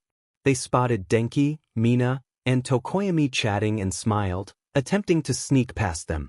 However, Mina's energetic voice called out to LN. Mina looked a bit guilty as she approached, scratching the back of her neck. She expressed her regret about the events at the sports festival, admitting they hadn't known about LN's lack of a quirk. LN reassured her that there was no need for guilt, understanding that she felt underestimated. They turned to Denki and Tokoyami, grasping Mina's hand, and offered their support, emphasizing their willingness to help with any hardships. LN laughed, flexing an arm playfully, and the group shared smiles, with Mina's expression softening. Kaminari cheered, giving LN a thumbs up, while Tokoyami nodded, dark shadow beside him, grinning. Noticing the time, LN asked if they all lived near the apartments. Tokoyami confirmed he lived in the apartment complexes, and Mina chimed in that they all took the same train, which was convenient. The class received their hero suits and were dismissed to meet with their respective hero agencies. LN checked on Ida, wanting to ensure he was all right after his sudden disappearance during the sports festival. When they approached him, he seemed startled but quickly reassured LN that he was fine. However, LN pressed gently, offering their support as a classmate, friend, and hero. Ida smiled and thanked LN, though his demeanor suggested he was trying to convince himself everything was okay. Recalling the concerning news about Ingenium, LN offered a comforting hug, expressing their desire to help. Ida didn't return the hug, but he appreciated LN's concern. LN encouraged him to reach out if he needed anything, jokingly referring to him as Mr. Representative. Ida grinned, the warmth returning to his eyes, and they exchanged a high five before parting ways. Checking the map to ensure they were heading to the right station, LN noted that it was in Kyoto, located in a small wooden building on the town's outskirts. They felt a mix of excitement and nerves about training with the number 10 hero, Gang Orca. Upon arriving at the Kyoto station, LN observed the bustling crowd, families with children, and young adults rushing to their destinations. Realizing they needed to take a bus to the outskirts of town, LN pulled out their map and adjusted their backpack, which held their clothes and essentials. They noted the bus would arrive in an hour and considered grabbing a drink. Searching for the right bus, LN finally spotted the glowing orange sign for 7B. After boarding, they scanned their pass, and the driver smiled, complimenting LN on their performance at the sports festival, mentioning that his daughter was a fan. LN felt warmth in their heart as they thanked him, recalling their own admiration for the students they had watched on screen. The driver expressed his appreciation for LN's presence on the bus, and LN felt grateful for the kindness shown to them. Now off to East Kyoto, the protagonist thought, settling down in their seat and gazing out the window at the shimmering river just outside the station. They waved goodbye, hoisting their bag up and stepping off the mode of transportation. The golden sun greeted them, and they squinted, their eyes adjusting to the bright light outside. It was just a half-mile walk, which they estimated would take less than 10 minutes. Birds sang in the distance, and a towering mountain loomed ahead, with the faint outline of a temple perched on top. They wondered how long it would take to climb that mountain. After some sightseeing, they arrived at a medium-sized wooden establishment. A sense of tranquility washed over them as they noticed a small fountain running down into a pond, splashing into a nearby river. This was not at all what they had expected from a hero like Gang Orca. They approached the door and cautiously knocked, waiting for someone to answer. Footsteps echoed from behind it, followed by some peculiar clicking noises. Raising an eyebrow, they announced their presence, explaining that they were looking for the pro hero, Gang Orca, and that they were supposed to be interning with him. After a few clicks and a pop, the door opened, revealing Gang Orca in all his impressive height. The protagonist was taken aback by how tall he was. He welcomed them inside, directing them to the changing rooms on the right and informing them that introductions would begin shortly in the main area. They nodded and bowed, entering and rubbing their feet on the mat before heading to one of the open stalls. As they changed out of their sweatpants and shirt, a flurry of questions filled their mind. They buckled their tool belt and adjusted the straps of their costume, smoothing out the wrinkles in their cargo pants and tying the laces of their heavy combat boots. They adjusted their wristbands and fidgeted with the top of their high-neck tank top before slipping into a longer military jacket filled with essentials. Finally ready, they gathered their bag and stuffed their old clothes inside, stepping out of the dressing room and making their way to the main room. Upon entering, they felt a wave of nervousness wash over them as dozens of eyes turned to focus on them. Everyone wore the same tight black jumpsuits, complete with a medium-sized shooter on their right wrist and masks with 8 eye holes. The protagonist sat near the front, feeling awkward. Gang Orca appeared a few minutes later, standing before the group. He introduced the new member, mentioning their impressive ranking in the UA Sports Festival. Everyone turned to the protagonist, offering a respectful nod before returning their attention to Gang Orca. He then announced that it was time to head down. The protagonist wanted to ask a question but decided to follow along quietly as everyone moved in straight lines, creating a ripple effect. Gang Orca opened a door leading to a basement. The protagonist followed, keeping track of their surroundings. Once their foot touched the ground, they heard a series of clicks and whistles. They quickly turned to block an incoming hit from one of the group members, narrowing their eyes as they seized the opponent's arm, flipping them onto their back with a swift motion that left them momentarily winded. Gang Orca praised their skill, and the protagonist cracked their neck, smiling in response. The underground facility was expansive, equipped with various training tools, including a water tank. Gang Orca instructed everyone to follow their usual drill, and the protagonist was told to accompany him. Interning with Gang Orca would be challenging, and the protagonist nodded in acknowledgement. The pro hero explained that training would encompass both water and land combat, emphasizing the importance of being well-rounded. He expressed his belief in the protagonist's potential and asked if they would rise to the challenge. The protagonist shook their head in determination, affirming their commitment. Gang Orca chuckled and patted their back, leading them to the training area. He informed them they would be training with Team S in the water tank, followed by hand-to-hand sparring and wooden sword practice. The protagonist nodded as they approached the waiting team, hearing the familiar clicks and whistles again. Climbing up the ladder, they dipped into the water, shivers running down their spine. They observed their opponent preparing to duel. Once ready, they submerged, holding their breath and scanning the darker depths. The weight of their clothes felt cumbersome compared to the skin-tight bodysuit of their opponent, which allowed for easier movement underwater. As the figure swam quickly toward them, the protagonist evaded the attack, realizing that combat in water was unpredictable. The cold slowed their movements, but they remained determined to adapt and overcome the challenges ahead. But it wasn't that big of a deal, since I generated a lot of body heat and was able to move fairly quickly, despite the circumstances. The only downside was that my vision was somewhat obscured. In my thoughts, I heard a sound that resembled a squeak, vibrating through the water. I recognized it immediately. Echolocation.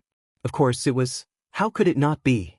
I felt my breath running short, so I swam to the surface, took a quick breath, then dove back down, focusing on the charging figure.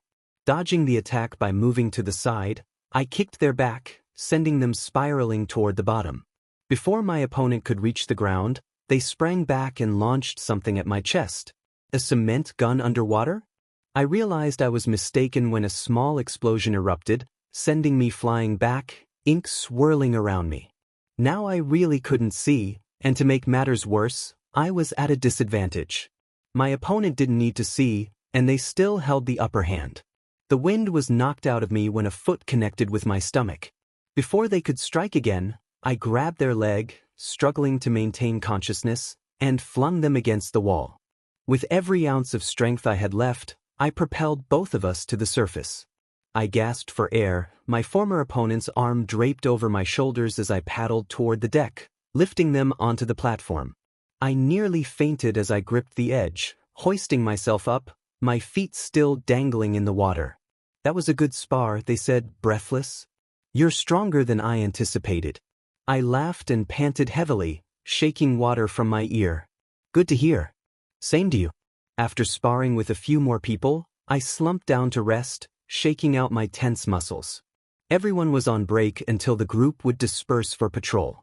Gang Orca and I, along with a few others, would be heading to Hosu City, where we would meet up with more pro-heroes to patrol the area. If the hero killer's patterns are correct, then we all know where he'll be headed, Gang Orca explained, putting on a coat and signaling for me to follow. We'll take the train there and see if we can catch him. People in the street pointed us out and stopped to take pictures, but we were in quite a hurry. By the time we boarded the train, it was near sunset, and night would soon fall over Hosu City after the 30-minute bullet train ride. I took my seat next to Gang Orca and looked out the window at the flashing lights blurring past as the train continued its journey. You did well today. Sit down and relax. Good work deserves good rest, remember? The pro-hero said, patting my shoulder. I smiled and nodded, leaning back and closing my eyes. Everything faded into darkness as my mind drifted off. I groggily awoke as the speaker announced the destination, time, and distance traveled. Instinctively, I looked out the window, startled by what I saw. There was a fire. Outside we have to go. The pro-hero jumped out of his seat and rushed toward the train door. The others quickly followed suit. We need to go to the source. Follow me. All of us ran across the streets, hearing and witnessing the chaos. I thought I caught sight of something I never wanted to see again, but it vanished before I could comprehend it. I didn't stop, knowing it was probably just a trick of my mind. Boss, there are other pro-heroes here too. Their speech was cut off by a piercing scream. I looked up, my pupils dilating. A massive pair of claws loomed in front of me, grabbing hold of both my arms and lifting me into the sky. I gasped and struggled to break free. I pulled out a knife from my uniform with my teeth and stabbed one of the monster's legs. It shrieked and released me. I braced for impact and landed smoothly, rolling forward. As I looked around, a notification appeared on my phone. A location? From Midoriya. It didn't have any details, but it was clear he was in Hosu City. I glanced at the screen. It wasn't far from here. I needed to see what the problem was. My senses heightened as I heard screaming. I broke into a sprint, getting closer and closer. My mind raced with possibilities. Hosu City, Midoriya, Ida, trouble. My eyes widened. My speed increased until I reached the alley. This was it. All the clues and bits of evidence had led to this moment. A notorious so-called villain, Stain. I hurled myself toward the villain, delivering a solid kick before landing, making him aware of my presence. I narrowed my eyes at his noseless visage, glancing at everyone around me: Todoroki, Ida, and Midoriya. I'm here, Midoriya. I came to help everyone. My voice was filled with determination, my eyes reflecting the glare of the streetlight, hands clenched as I drew my weapon. Stain growled, fixing me with a deadly stare. Oh, another friend? Just more fun. He advanced, his sword dancing in the air, swinging back and forth, the jagged blade glinting ominously. Hopping into a stance, I gripped the hilt of my staff tightly and prepared to deflect his attack, metal clashing against metal repeatedly. Are you going to do something or just stand there? I urged my classmates. Do something. They finally snapped out of their trance, but remained frozen. I grunted in frustration, standing face to face with the villain. We can't move. Izuku called, his voice strained, green eyes darting desperately to me. He paralyzed us. Whatever you do, do not get blood on his blades. I nodded at the advice, feeling my muscles tense as Stain's blade whizzed past me. Came here to save your friends, or to find me? The villain's voice echoed in my ears. I couldn't process any words before something sprang from my mouth. I knew that people were in danger. So that's why I came. You didn't even take the time to think about your answer. He pulled out a pocket knife and threw it my way. I dodged, narrowly avoiding the attack, feeling a cut form on my skin as I cursed mentally. I couldn't let him reach his throwing knife. I teased him, mentioning how he resembled a villain from the Harry Potter books, noting their shared lack of noses. Stain grumbled, narrowing his eyes at me. He called me a fool and licked his finger, causing a chill to run through me as I nearly dropped the knife I was holding. Stain's malicious smile grew as he chuckled, remarking on my condition. I collapsed against the wall, feeling the weight of the situation. He approached me calmly, taking the dagger from my hand and returning it to its sheath. He spoke about how society was filled with heroes who had lost sight of their ideals, driven by greed for money and power. He claimed that All Might was the only one who remained sane, the only hero worthy of taking his life. As he raised his sword to my neck, his tongue flicked out, and he demanded a reason to spare me. I stood my ground, not flinching under his intense gaze. I expressed my understanding of his perspective, acknowledging that heroes are flawed and make mistakes, just like everyone else, including myself. I shared how the universe had given me a chance to become a hero, but that wasn't my only motivation. I revealed my quirkless status and my desire to prove that those without quirks could be strong and protect others. I wanted to ensure that people felt safe in my presence, and I refused to let him take that away from me. My passion burned bright, and I noticed Stain's amusement as he lowered his blade, surprising me. He remarked on my luck, suggesting that a real villain would have already silenced me. Just then, fire erupted around him, engulfing his figure. I watched as Todoroki fought valiantly, using both flames and ice in an effort to subdue Stain, who was skillfully evading the attacks. I struggled to move, feeling helpless as my friends fought on. Ida's determination sparked a renewed sense of urgency within me.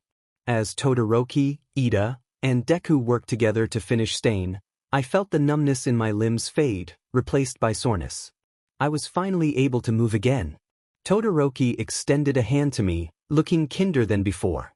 I accepted his help, grateful for his support.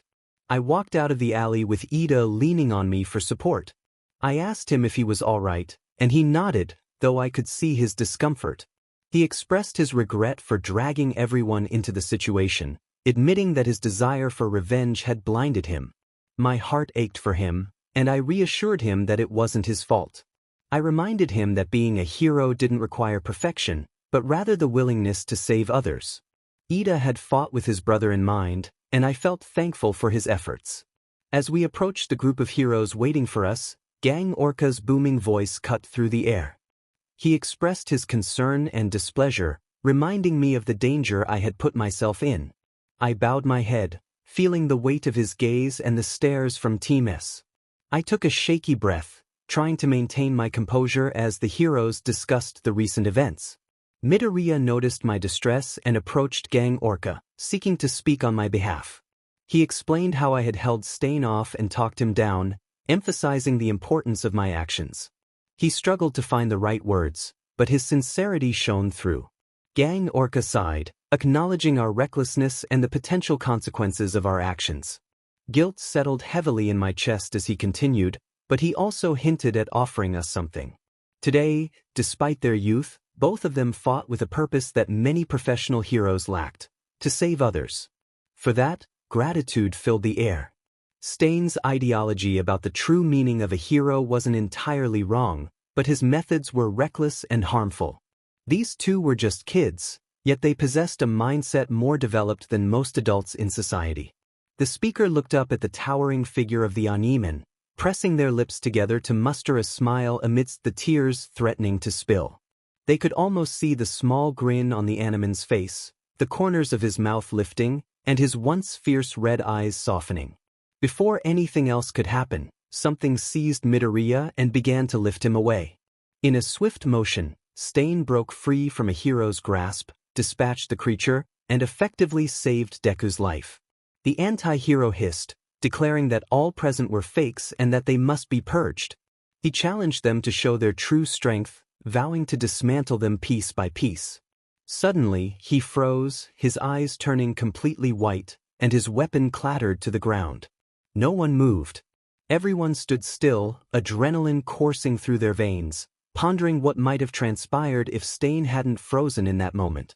Kurogyari noted that they had failed to capture their target, remarking that it was the only time the Nomu had missed its prey, having grabbed the wrong person. Shigaraki, visibly irritated, continued to scratch his neck, deep in thought. The League of Villains was far from finished. They would secure their target and emerge victorious.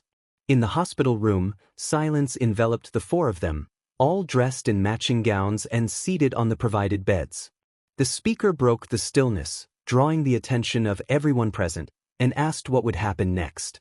The question seemed to make everyone uneasy, and no one spoke. Before the atmosphere could grow more awkward, Manuel, Gang Orca, and Gran Torino entered the room with another visitor. The chief of the Hosu police force, Kenji Tsuragami, introduced himself. They all nodded in acknowledgement as he spoke. He informed them that the hero killer Stain was being treated for serious injuries, including burns, broken bones, and surgery on his lungs. The speaker winced, imagining the severity of Stain's condition. The chief continued, stating that they would face consequences for using their quirks without proper authorization. This blunt statement raised a slight concern in the speaker's mind. They raised their hand, garnering the chief's attention. After a moment of hesitation, the speaker explained their situation, expressing remorse for the incident but clarifying that they did not possess a quirk. The room fell silent, and the chief appeared somewhat embarrassed as he reviewed a series of papers. He soon confirmed the speaker's claim, apologizing for the oversight. However, he turned to the three boys, indicating that they were in serious trouble. The speaker felt a wave of shame wash over them, as if they had inadvertently put their classmates in jeopardy. Shoto spoke up, asserting that if they hadn't acted quickly, the pro-hero native could have been fatally harmed, forcing Stain to escape and prolonging the situation. Gran Torino intervened, preventing Shoto from approaching the chief. The chief acknowledged Shoto's perspective, explaining that had this been a public case, they would have faced punishment. However, due to the lack of witnesses, the case involving the hero killer Stain would remain undisclosed. Consequently, they would not receive any credit for defeating him. Shoto scoffed, glaring at the chief, feeling frustrated by the outcome. The speaker sighed and stood, approaching the chief to express gratitude for their leniency. The chief nodded, acknowledging their potential and thanking them for protecting the city before leaving the room. The next day, the speaker was discharged from the hospital, their injuries not severe. Shoto and the speaker were escorted out together, and they began discussing various topics. The speaker inquired about Shoto's father's agency, jokingly hoping he wasn't suffering too much. Shoto responded that it was going well and that he had learned to cope with the challenges, crediting Midoriya for his guidance. Shoto then asked how things were going with Gang Orca, to which the speaker replied that he was one of the nicer heroes. Feeling a surge of emotion, the speaker blurted out that they needed to express their feelings. They admitted to feeling guilty for seemingly abandoning their friends during the incident, wishing they had acted differently. Shoto interrupted, assuring them that their decision had been necessary to avoid unnecessary complications. He emphasized that they had done the right thing, and if he were in their position, he would have done the same. Grateful for Shoto's reassurance, the speaker acknowledged their tendency to feel overwhelmed in difficult situations but appreciated having Shoto by their side. Later, they gathered for patrol with teams assigned to different areas. The speaker stood with Gang Orca and others, ready to explore the West Ward for any signs of criminal activity. There had been reports of theft, but the police had managed to control the situation, monitoring the shops in the area. The protagonist nodded and followed the pro-hero, whose cape billowed behind him as he walked. They hoped the remainder of the internship would proceed more smoothly after the earlier incident. As the week came to a close, it was time to say goodbye to everyone at the quaint establishment. The protagonist gathered their belongings and glanced at the crowd near the door. Gang Orca placed a hand on their shoulder, acknowledging their hard work over the past week. He expressed pride in their potential as a future pro hero, wishing them luck in their endeavors. The protagonist bowed in gratitude, gripping their suitcase tightly. Although part of them wanted to stay and train more, they knew they had to leave. One of the members from Team S approached and offered encouragement, suggesting they would meet again soon. The protagonist laughed, shook hands with everyone, and expressed heartfelt thanks multiple times. With a final farewell, they walked away, down the paved pebble path, through the red arch and into the street, waiting for the bus, trying to hold back tears. In the next training class, they would be in Gamma, a metal labyrinth filled with steel factories. The class would be divided into 5 groups of 4, racing toward a distress signal sent by All Might, located somewhere in the middle of the area. The protagonist was placed in the first group with Midoriya, Ida, Ojiro, and Siro. They stretched and readied their staff, which had magnetic properties that could be activated internally. It could hold a significant weight, making it useful for the course, especially for attracting metal weapons. As All Might prepared to signal the start, the protagonist hovered their hand over the button. When the signal was given, they leapt into action, extending the metal stick and running from building to building, focused on the goal ahead. They pressed and released the button repeatedly, ensuring they maintained the right momentum with each swing and jump. With an advantage in the air, they managed to finish first, thanks to Gang Orca's diverse training. After the challenge, All Might congratulated the protagonist for their achievement, handing them a sash to wear proudly. He noted that everyone had improved their quirk usage since the beginning of the year, encouraging them to practice for the upcoming assessment. While waiting outside the locker room, the protagonist heard commotion from inside. Mineta's voice rang out, revealing a hole in the wall that allowed him to see into the girls' locker room. The protagonist felt anger rise within them and slammed their fist against the wall, startling everyone inside. Mineta apologized and the protagonist leaned against the wall, waiting for their friends to emerge. They heard a voice from the opposite locker room expressing gratitude, and the protagonist smiled, reassuring them not to worry. Aizawa then addressed the class, reminding them to prepare for the written and practical sections of the upcoming exams. Students expressed their concerns about not having enough time to study. The protagonist suggested arranging a study session at a nearby park, which was usually quiet and peaceful. Momo eagerly offered to host the session at her house, which would provide a comfortable space for everyone. The protagonist appreciated her kindness but felt hesitant to overshadow her moment. As discussions about the practical exam continued, Midoriya wondered about its nature, inadvertently bumping into someone at the table. Nito, with a mocking demeanor, commented on Class 1A's troubles and the threat of the hero killer. The protagonist couldn't hold back their irritation and told Nito to be quiet. Nito responded with a smirk, taunting the protagonist about their class. The protagonist felt the urge to confront him but restrained themselves. The atmosphere was charged as the protagonist moved closer to Monoma, their determination clear. They were not going to let anyone insult their friends without facing consequences. Monoma laughed, dismissing them with a taunt about being quirkless and questioning their presence at UA. The protagonist couldn't help but chuckle at the absurdity of the situation, noticing something peculiar about Monoma's ears. They remarked on how elfish Monoma's ears appeared, struggling to contain their laughter. Monoma's expression shifted to one of surprise, his eyebrows knitting together in confusion. Just then, Kendo intervened, taking Monoma by the ear, which made the protagonist wonder about the reason behind Monoma's long ears. Kendo, with a gentle smile, wished everyone good luck on their upcoming tests, mentioning that they would be facing robots again. Nito, clearly upset, questioned why Kendo would help the opposing team. Kendo defended their stance, insisting that they were not enemies. The lunch PRD ended with a warm atmosphere filled with light chatter and laughter. Mina expressed her excitement about battling robots, believing it would give them a chance to master their quirks. Bakugo, ever the realist, reminded everyone that they needed to control their quirks regardless of whether their opponents were human or robotic. After a grueling workout, the protagonist sighed, feeling the strain in their muscles. They touched the scar on their shoulder, relieved that it had healed enough for them to push their limits. Contemplating who to call for a study session, they scrolled through their contacts, surprised to find Todoroki's number. Remembering their conversation at the hospital, they decided to reach out. When Todoroki answered, the protagonist hesitated, unsure if it was an inconvenience to ask for his help. Todoroki's voice was calm but had an edge that hinted at something deeper.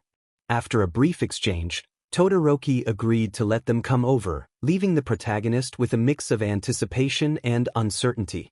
Arriving at Todoroki's grand estate, the protagonist felt a wave of intimidation wash over them. The mansion loomed large, and they couldn't help but feel small in comparison. When they announced themselves at the entrance, the deep voice on the other side commanded them to enter, and they complied, nervous yet determined. As the door opened, they were greeted by Endeavor, whose stern gaze mirrored Todoroki's. The protagonist introduced themselves politely, despite their discomfort. Endeavor grunted and offered to guide them to Todoroki's study. The protagonist followed, trying to maintain composure as they navigated the imposing house. Endeavor announced their arrival to Todoroki, but the tension in the room was palpable. The protagonist sensed the strained relationship between father and son as Todoroki quickly led them to another room, eager to escape the awkwardness. Once inside, Todoroki gestured for the protagonist to sit, and they complied, finally able to relax. Todoroki apologized for the encounter with his father, expressing his frustration. The protagonist reassured him, having anticipated the situation based on his previous descriptions. They shifted their focus to studying, asking whether they should prepare for the physical test or the written assessment. After a moment of contemplation, Todoroki decided they should focus on the physical test, ready to dive into their preparations together. I had studied enough and needed a breather. I nodded, satisfied with my decision, but mentally groaned at the thought of needing another shower. I felt prepared for the written tests, so all that was left was training. Shoto began to stretch, bending over to touch the ground and holding the position for a few seconds. He suggested moving to another room or staying where we were. I noted that the space was larger than my kitchen and room combined, though it was just a waiting area. I moved around on the pads of my feet, and Shoto rushed forward. I flipped in the air and landed my foot on his arms, which he held above his head in defense. The impact made me grunt as I landed back, our breaths turning into pants. We both maintained serious expressions, focused on each other. I thought about fighting patterns and styles, searching for any clues I could observe. The best-trained person in our class had no clear weaknesses, which was concerning.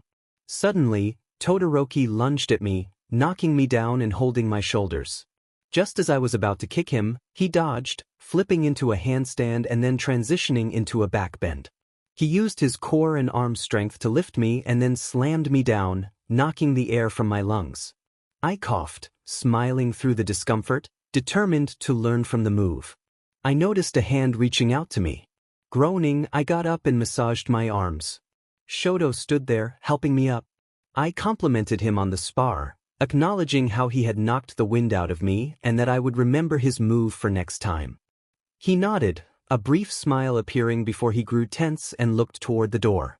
A chill ran down my spine as he ordered someone to leave. I sensed he didn't want me there, though I didn't understand why. He clarified that he meant the person at the door, which slid open to reveal Endeavor, the number 2 hero, whom no one wanted to see. The father and son exchanged only blank stares that held deeper meaning. I suggested it was getting late and that I should probably go, but Todoroki interrupted, insisting we go to a food shop and that he would escort me home. I hesitated, but he insisted I tell my parents I would be back late. At the food shop, I ordered 2 servings of cold tanuki soba. Our waiter nodded and took off with our menus. I sipped my water through a straw while watching Shoto play with his chopsticks, swirling the ice cubes in his cup. I broke the silence, asking how things were going at school. Todoroki looked up, his eyes softening as he began to talk more as time passed. The atmosphere around us relaxed, and soon our food arrived. We spent the rest of the time enjoying our cold soba noodles and having a good time. As we finished, I expressed my gratitude for training together and for dinner, telling him it was nice to hang out with him. I waved goodbye as he walked away, hands in his pockets, heading home. I sighed and opened the front door with my house key. My mother's cheerful voice greeted me as I entered, asking about my training and expressing her hope that I would do well on my tests. She mentioned how exhausting I had been, especially with Todoroki, who was quite skilled. I assured her I was doing well and that training was going smoothly, with just one more day until the test.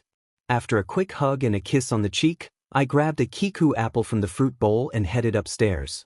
My mother reminded me to be in bed by 11 and that she would check on me at 10:45. I thanked her and took a bite of the crisp, sweet fruit as I settled into my room. I scrolled through my phone, checking chat rooms filled with messages from Mina and Denki, who were always complaining. I chuckled at the flood of messages they had sent during their downtime. I spotted Tokoyami's profile picture as simple black circle with a tiny white frowning face and decided to message him. I typed quickly, asking if he was busy the next day and if I could come over to study for an hour or two.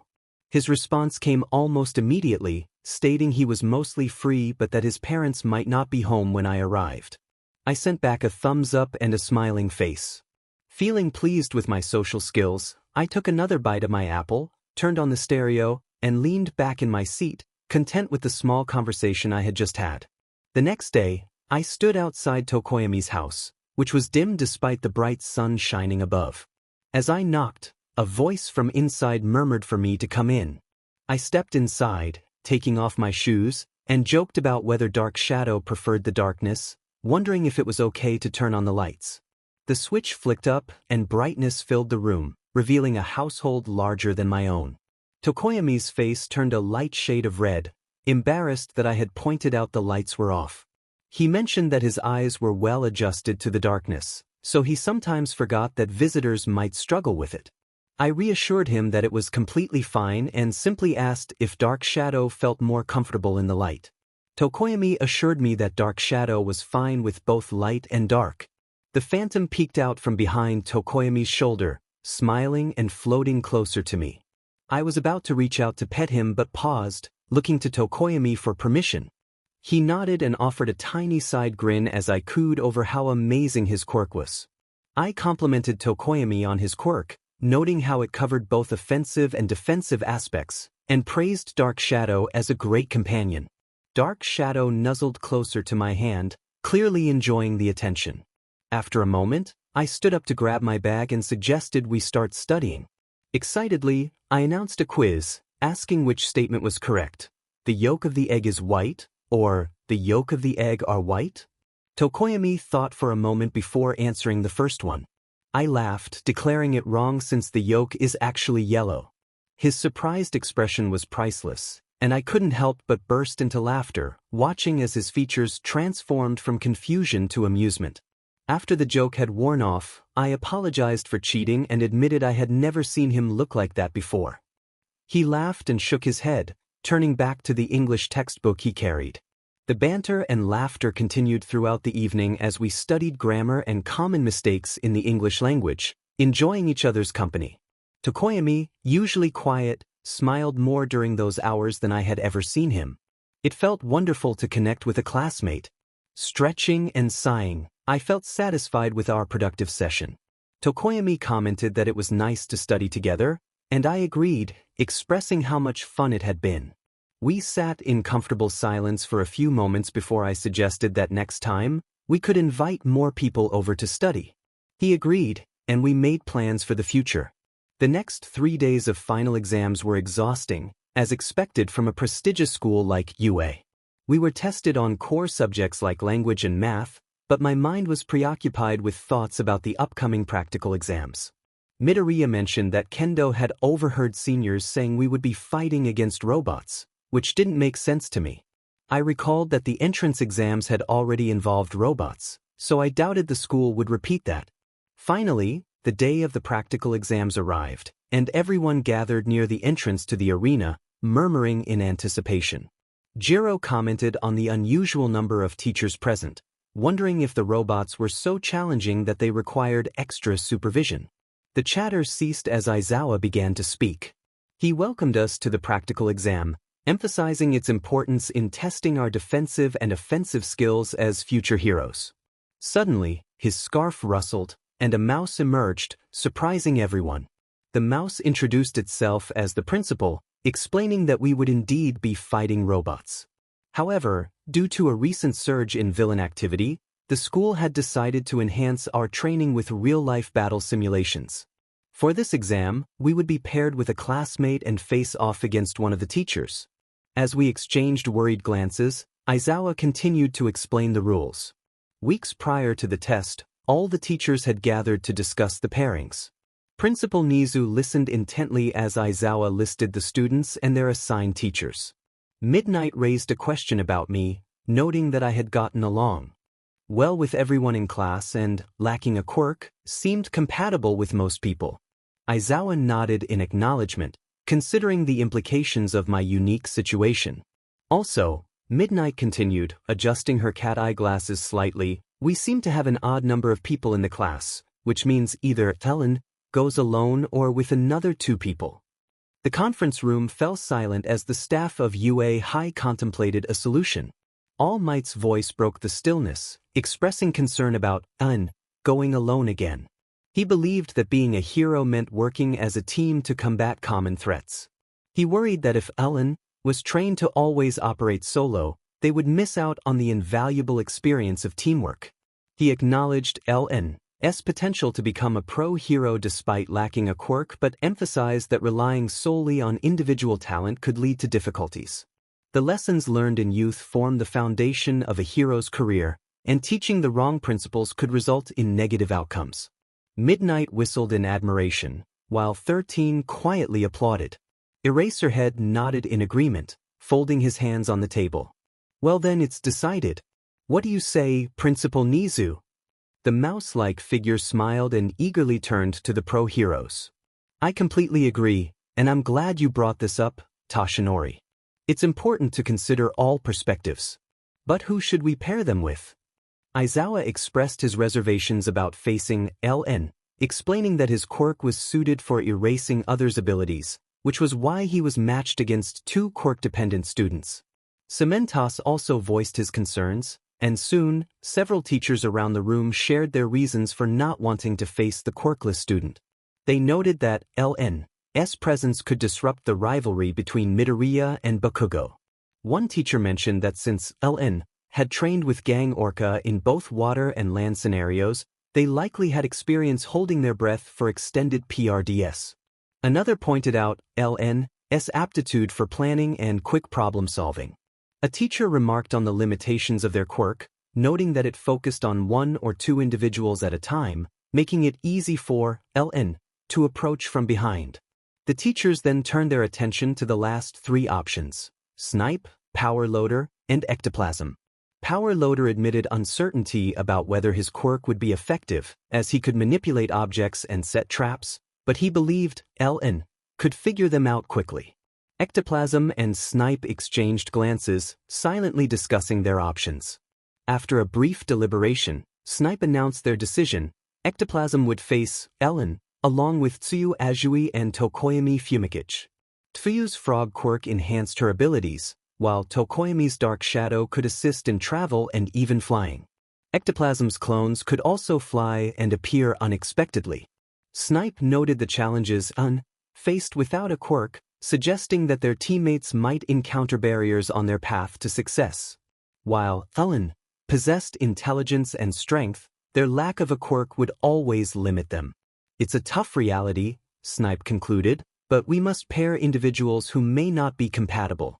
While Tokoyami might offer more coverage, their ability to travel will be limited compared to what their teammates can achieve. Needless to say, the protagonist was surprised to be paired up with Tokoyami and Tsuyu. They had expected to be matched with someone less compatible, perhaps Bakugo. However, UA's meticulous planning suggested there was a reason behind the pairing. As they entered the arena, Ectoplasm awaited them. The protagonist whispered to their teammates about the plan they had discussed earlier. Both nodded, preparing for the attack. When the buzzer sounded, Ectoplasm duplicated and charged at them. The protagonist crouched down, ready to make an escape, while Tsuyu ran toward them, leaping onto their hands. With a powerful vault, they sent her soaring into the air, where she used her tongue to wrap around Tokoyami as Dark Shadow lifted the protagonist up. Once on the platform, they watched as the clones quickly ascended.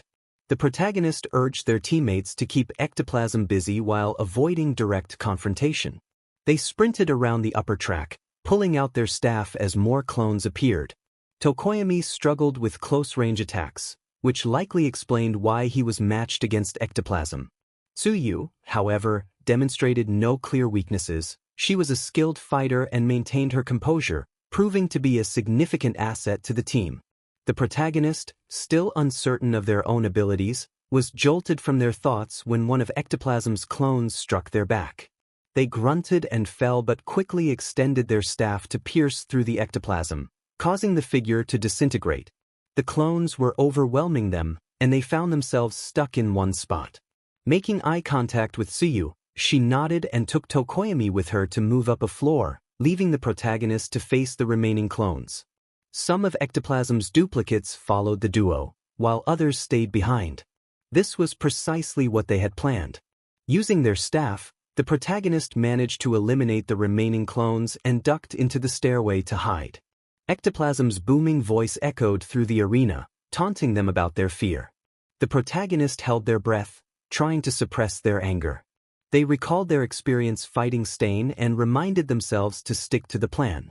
Once their nerves settled, they opened their eyes to see a massive figure forming at ground level.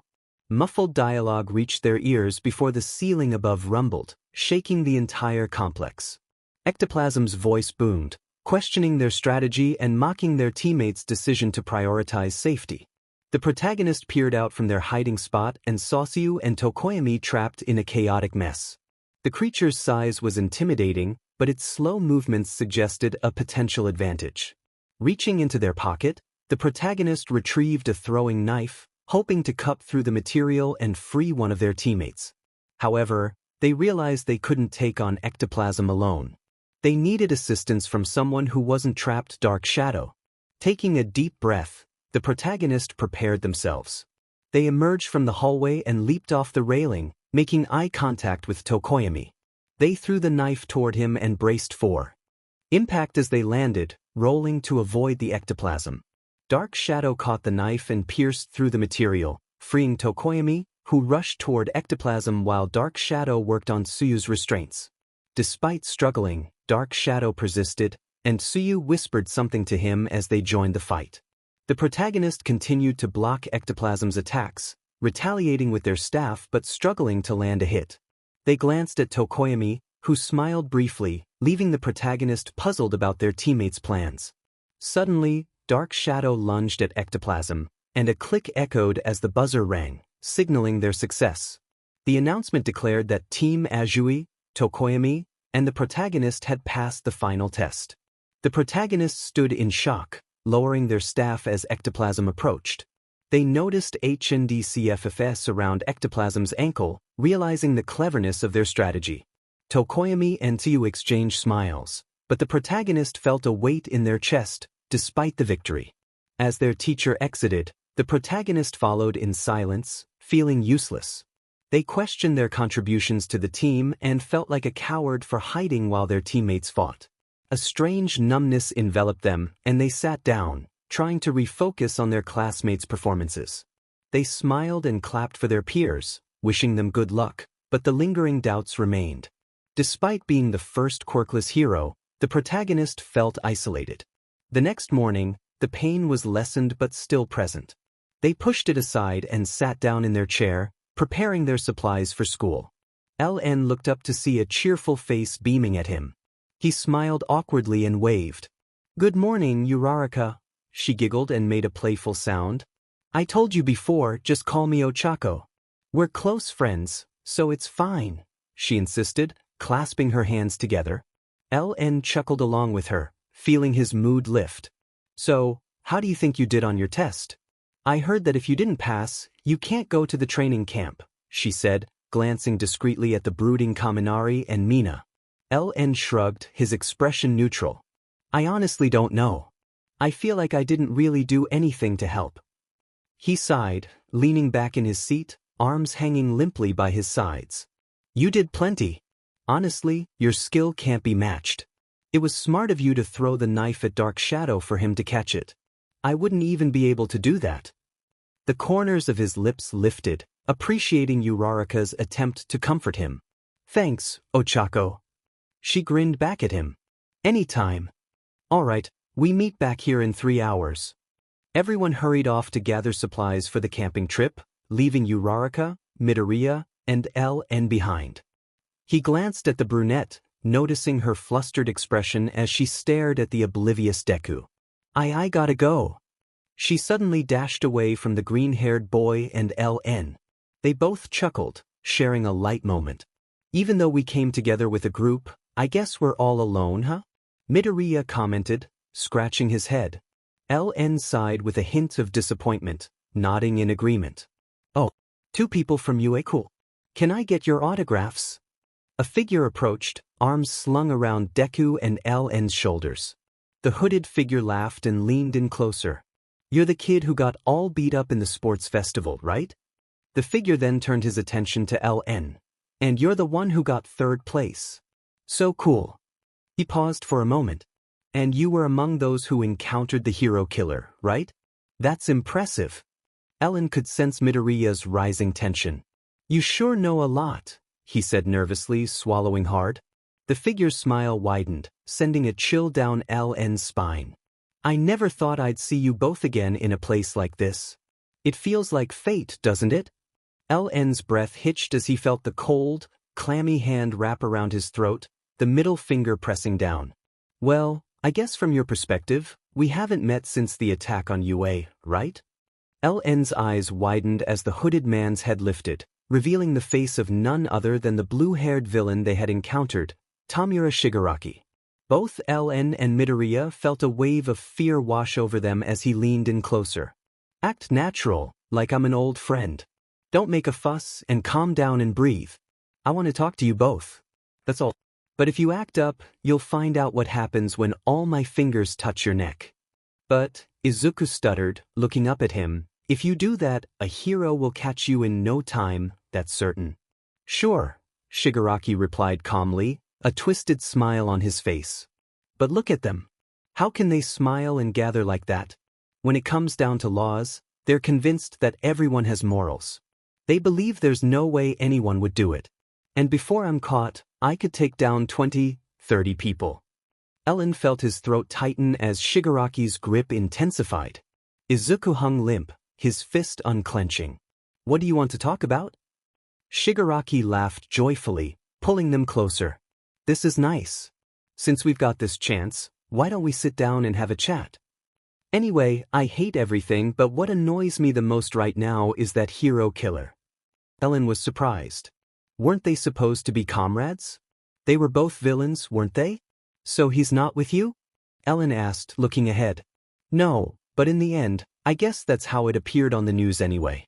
Almost everyone is focused on the hero killer.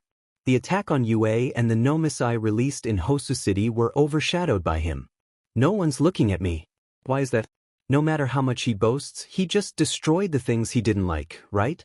What do you think is the difference between me and him?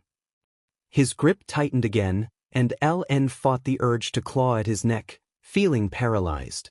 He managed to swallow his fear enough to speak. I can't say I agree with either of you. But I can understand the hero killer, he mumbled, nervous about Shigaraki's reaction. I can understand his connection to All Might and his desire to fix society. At least he wasn't destroying everything just for the sake of it. He believed it was right. He kept going and didn't abandon his ideals like you did. Even if his methods were flawed, he was trying to live up to something. LN's eyes slowly met Shigaraki's, and he gasped, freezing under the intensity of his red glare. Wow! Shigaraki whispered, I think I understand why the hero killer frustrates me so much. Midoriya locked eyes with LN, fear evident in his wide gaze. Shigaraki let out a mad giggle. Everything is because of All Might, huh? Izuku gasped, tensing up. When all's said and done, that's where I end up. What was I worrying about? These guys can smile thoughtlessly because All Might can smile thoughtlessly. It's because that hero is smiling so carelessly, as if there was no one he couldn't save. His grip tightened further on LN's neck as Midoriya watched in horror. LN closed his eyes against the pain, struggling to hold back a gasp and cough. His hands trembled in his lap as he fought to keep Shigaraki's hand from crushing him. "Oh, it looks like someone is good at following rules, aren't you, YN? You really do care about everyone, huh? Get your hands off me," LN choked out, his vision blurring. "Doing so well but now making a scene? You think it's okay for the masses to die? It's so ironic, hero killer. I'm your opposite, but now you let me live, and your trials and convictions will become a stepping stone for me." Tears welled up in LN's eyes as a voice called out to him. "YN? Deku?" They all turned toward the sound. Uraraka stood still, her expression distant. She mumbled a plea for Tamura to release Deku, her voice barely above a whisper. As if responding to her words, Tamura's hand moved away from Deku's neck. The tension in the air was palpable, and I shouted for everyone to stay back. Suddenly, Shigaraki raised his hands in surrender and stepped away. I gasped for breath, clutching my neck, which was red and slightly irritated from his grip. Midoriya rushed to my side, patting my back, clearly shaken. Tamura's voice drifted back to me, low and menacing. He acknowledged my presence, apologizing for the encounter, but warned that if we tried to follow him, he would not be pleased. With a casual demeanor, he walked away, hands in his pockets. Izuku called out to him, demanding to know what All for One was after. Tamura shrugged, maintaining a stoic expression, and ominously suggested that our next meeting might not end well for us. My eyes searched the crowd for him, but he disappeared without a trace. After the encounter, I wiped the sweat from my brow and steadied my breathing. I looked at Tokoyami, who confirmed that we were indeed headed to the school's pool, as Midoriya had invited us. I realized that my training schedule might not align perfectly with this outing, but the thought of cooling off was appealing. I decided to change into my swimwear and meet everyone at the pool shortly.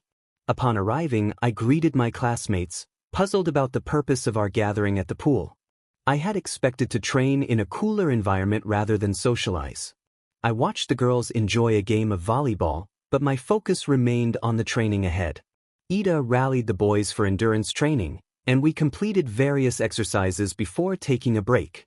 I sat on one of the diving blocks, exhausted, while Ida and Izuku chatted nearby. Suddenly, Bakugo burst into the pool area, followed closely by Kirishima. Bakugo challenged Izuku with his usual fiery spirit, and I couldn't help but stifle a laugh at the exchange. Bakugo turned his attention to me, demanding to know what was so funny. I burst into laughter, unable to contain myself, which only fueled his frustration. The laughter spread among our classmates, and I teased Bakugo about his earlier remark. His face turned red with embarrassment as he struggled to respond. Determined to prove himself, Bakugo challenged me to a race, and I accepted with a grin. We lined up at the starting blocks, ready for action. I bet Kaminari $5 that I would swim without relying on my quirk, confident that it would be beneficial for Todoroki as well. Ida counted down, and we dove into the pool. I felt the rush of water as I swam, ignoring the sounds of explosions above me. I reached the wall and completed the race, surprisingly not in last place. Bakugo pointed at Deku and me, boasting about his victory. I rolled my eyes, pleased that I could push him to his limits. After catching my breath, I reminded Kaminari of our bet. Aizawa soon interrupted our pool party, and we had to pack up and leave the school grounds. I walked with Shoji, who lived just a couple of blocks away from me. I suggested we take a walk and chat before grabbing something to eat, and he agreed. As we walked, I noticed how relaxed he seemed, his muscles at ease and his demeanor calm. I complimented him on being easy to be around, catching him off guard. He turned his face away, flustered, and I smiled at his reaction. I expressed my gratitude for his company, feeling happy to share this moment with him. It felt nice to relax once in a while. He nodded, finally regaining his composure, and turned back to face her. He asked if she minded him picking the place for dinner. She replied that it was fine. Soon, they were sitting at a table, waiting for their food. They had walked to a local outlet and entered the food court, which was close to their living spaces. According to Shoji, it had the best takoyaki anyone would ever eat. The cashier called out the order number. She stood up and walked over to collect it. The cashier smiled at her, her blonde buns bouncing as she greeted her cheerfully. With a bright smile, the cashier handed over the order of 2 6-piece takoyaki boxes and wished her to enjoy. As she walked back to the table, her mouth started to water from the delicious aroma. The enticing smell made her mutter under her breath about how good it was. Shoji, catching her off guard, commented that they tasted just as good as they smelled. She blushed, embarrassed, as he laughed and took one of the boxes. He complained that it had been a week since he had enjoyed one of these and that he was starving, pulling out his chopsticks. She opened her box, took a bite, and was immediately hit by a wave of flavor that made her eyes close in bliss.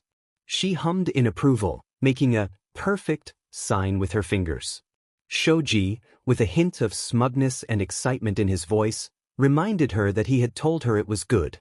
They laughed and continued eating, engaging in light conversation as the evening quickly came to a close. After finishing their meal, they gathered their trash and disposed of it in the bin. Shoji suggested they head home, noting that it would get dark soon. She nodded in agreement, and they began walking back, discussing what the UA had planned for them at the training camp. But someone was watching. After a night's sleep and hurriedly packing the last of her things in the early morning, she finished just in time to receive a goodbye kiss from her mom before heading off to school, excited for the camping trip. All the students from Class 1A and 1B gathered near the buses while the teachers conducted a headcount. Minoma was taunting them as usual, and various groups chatted among themselves. She stood by, waiting for the teachers to finish so she could sleep on the bus, regretting not packing ahead of time. A familiar voice called her name, and she lazily turned in its direction, smiling as she greeted Kirishima. He grinned widely, his enthusiasm infectious, and asked if she was ready for camp. She nodded, feeling a bit sleepy.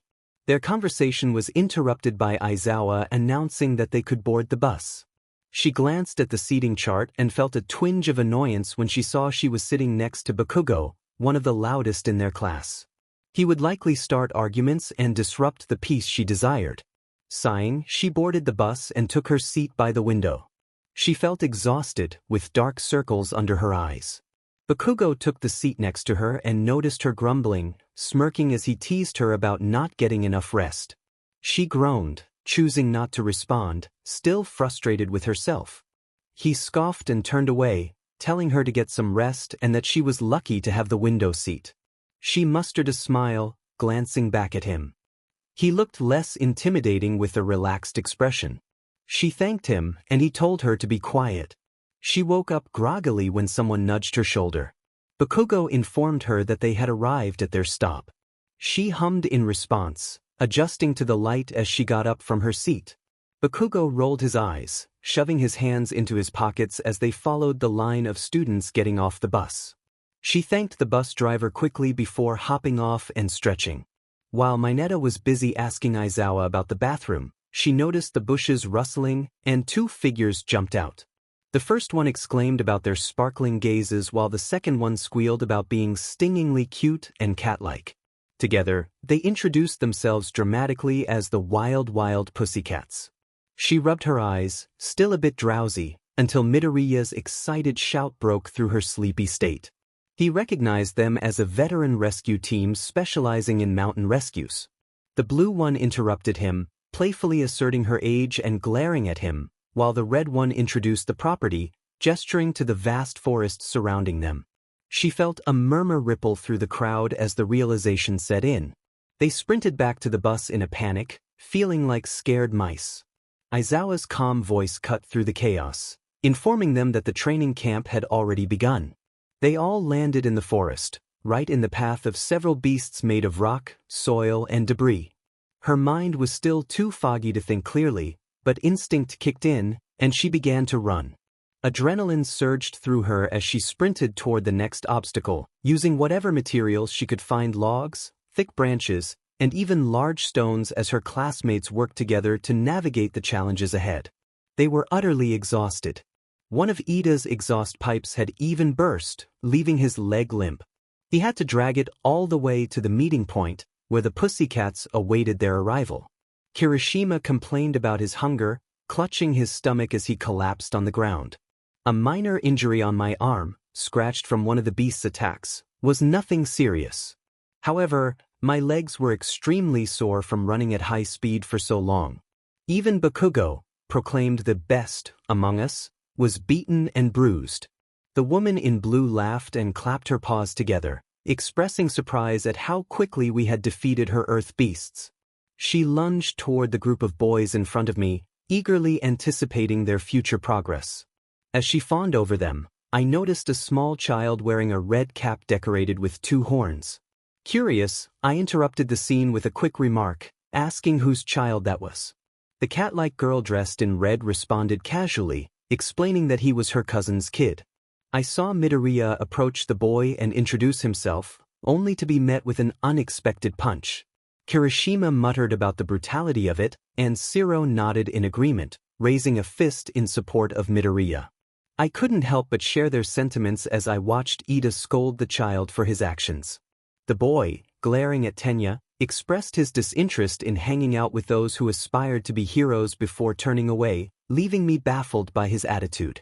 I had almost forgotten about my own discomfort until Sato tapped me on the shoulder, asking if I was okay. I blinked, refocused, and nodded, picking up my bowl of rice and curry to enjoy the delicious food. My hunger returned, and I savored the evening, pushing aside thoughts of the angry little anti-hero. Everything seemed in place, and I relished the company of my friends until I was full. It was a good night. The next day, I found myself sitting awkwardly with the cat dressed in red, who I learned was named Mandalay. She asked why I wasn't in the hot springs, noting how refreshing they were. I laughed nervously, playing with the ends of my shirt, having tried to avoid that question for a long time.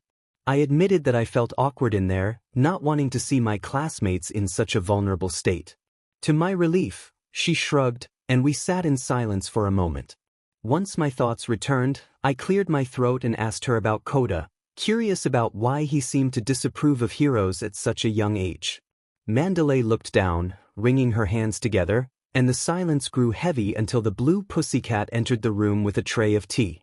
She explained that Koda hadn't always disliked heroes, he had once treasured them. His parents were heroes, making their loss even more significant to him. A few years ago, they had died in the line of duty, and he struggled to understand their absence. The blue pussycat added that Koda believed his parents had left him and that society praised their deaths, which only deepened his resentment toward heroes. I reflected on Koda's trauma, realizing that if I had experienced something similar, I might feel the same way. While I didn't agree with his attitude, I felt sympathy for what he had endured. Everyone had their own opinions shaped by their experiences, and I found myself at a loss for words after hearing their stories. The next morning, we began quirk training, the main purpose of the camp. The full group of the wild pussycats introduced themselves, and Midoriya and I focused on strength training. Tiger, the only male in the rescue group, led the boot camp. I grunted as I moved my staff toward him, but he swiftly evaded it, jabbing back and hitting me in the stomach. Groaning, I collapsed to the ground, aching, and soon Midoriya joined me. He remarked on my resilience, noting that it meant my muscles hadn't been torn apart yet. I gave him a weak thumbs up and muttered in agreement as we both got up, shaking off the fatigue. Tiger encouraged us to show our determination, and I felt a surge of energy from his taunts. We sparred for the rest of the afternoon until we were completely worn out. As I lay breathless on the grass, the sun set on the horizon, painting the sky with warm hues, a moment of hope before the dark night enveloped the world in shades of purple and blue. A figure stood above, extending a hand, which was gladly accepted. Deku helped me up and pointed toward the wooden tables where the pussycats were serving curry. It was time for dinner, and I smiled at him as we walked side by side, my steps slightly labored due to sore muscles. That training had been intense, and I mentioned that I might have pulled a muscle while rolling my shoulder to ease the discomfort. I expressed my concern about my joint, recalling how I had injured it multiple times before. Izuku chuckled and offered his arm in solidarity. We shared a laugh amidst the lingering pain.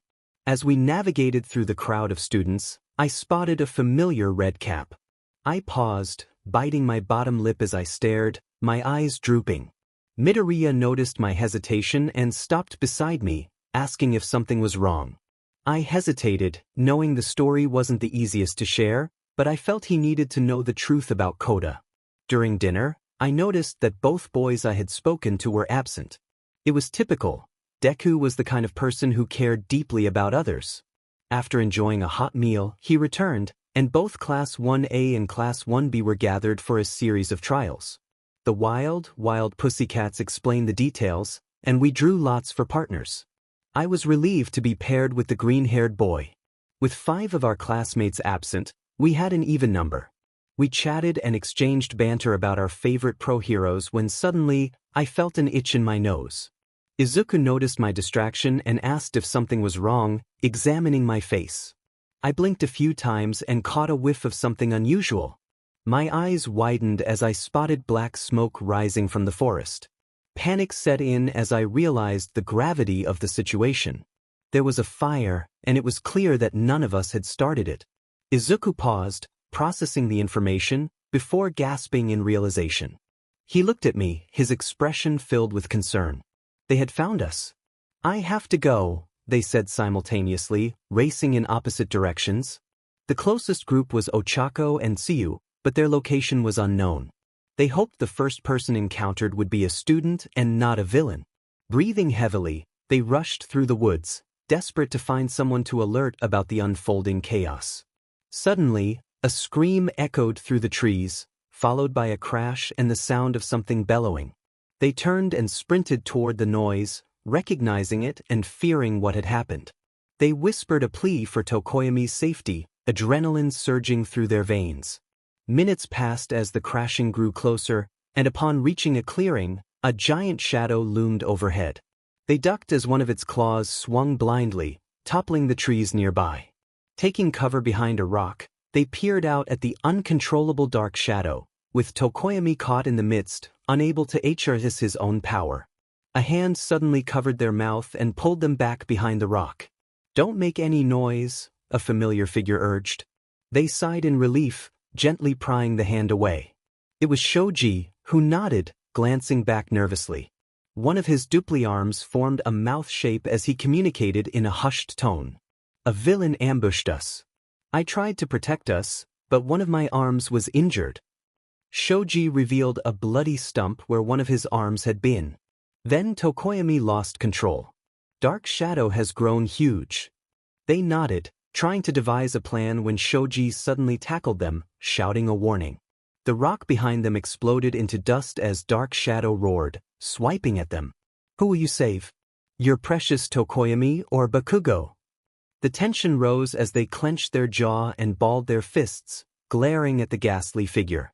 Words failed them as they saw Tokoyami's fear-stricken face amidst his own quirk. Tears formed in his eyes as he clawed at his neck and face. "Just leave me," he cried, his voice filled with pain. "Go save the others, please. Just go." They shouted back, insisting they wouldn't abandon him. As Dark Shadow attacked again, they and Shoji decided to run. "We need a source of light to calm him down," they panted, glancing at Shoji. "We have to find Todoroki and Bakugo."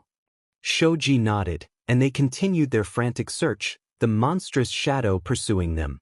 Hope seemed lost until they spotted another clearing, glinting with ice. "Let's go, Shoji."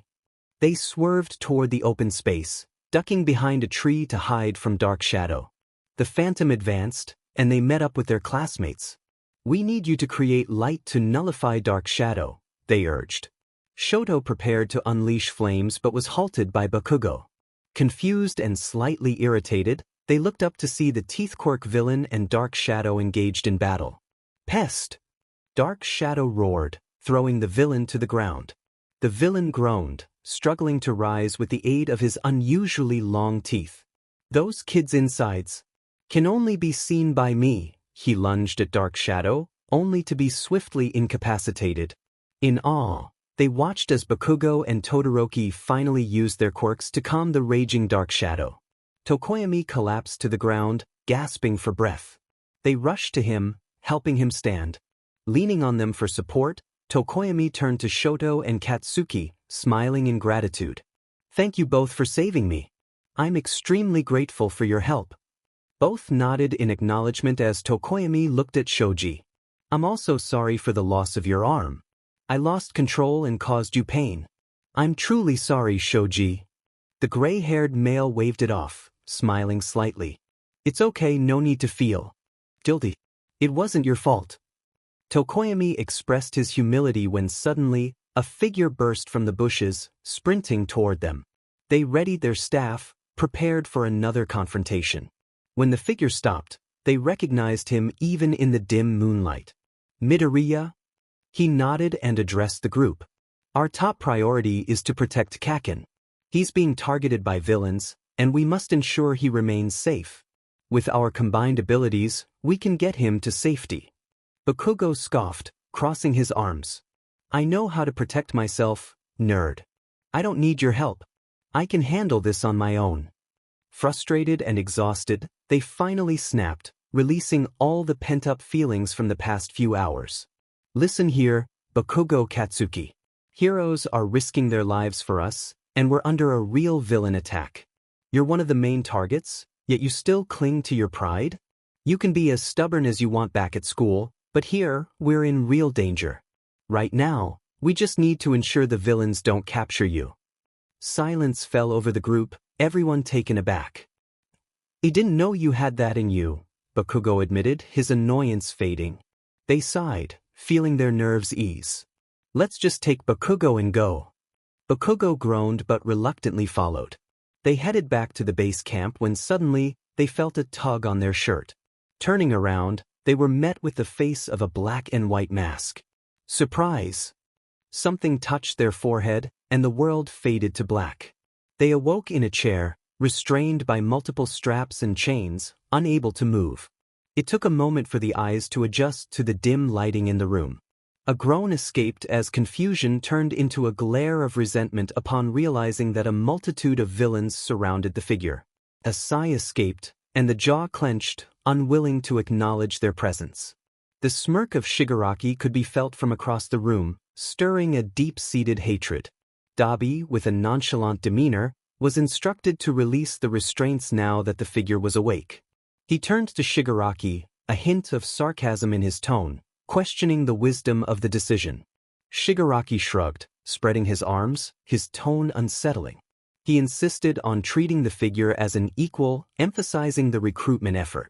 With a hand covering his face, he addressed the figure directly, suggesting that they were smart enough to assess their chances in this situation. Dabi glanced at the figure before turning to his associate, Twice, who was taken aback by the sudden task.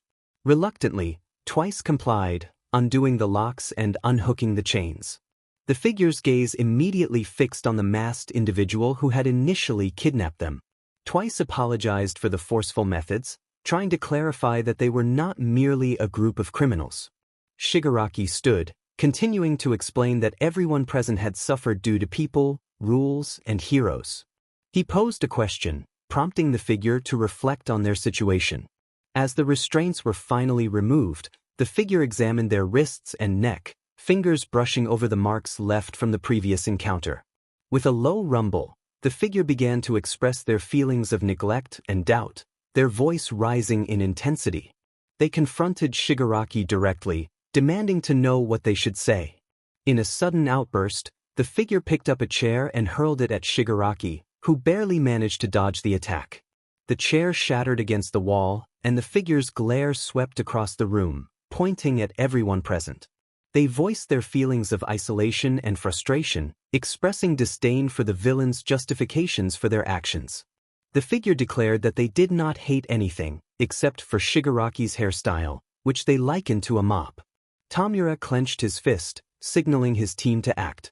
Kurogyri and Compress were instructed to put the figure to sleep again.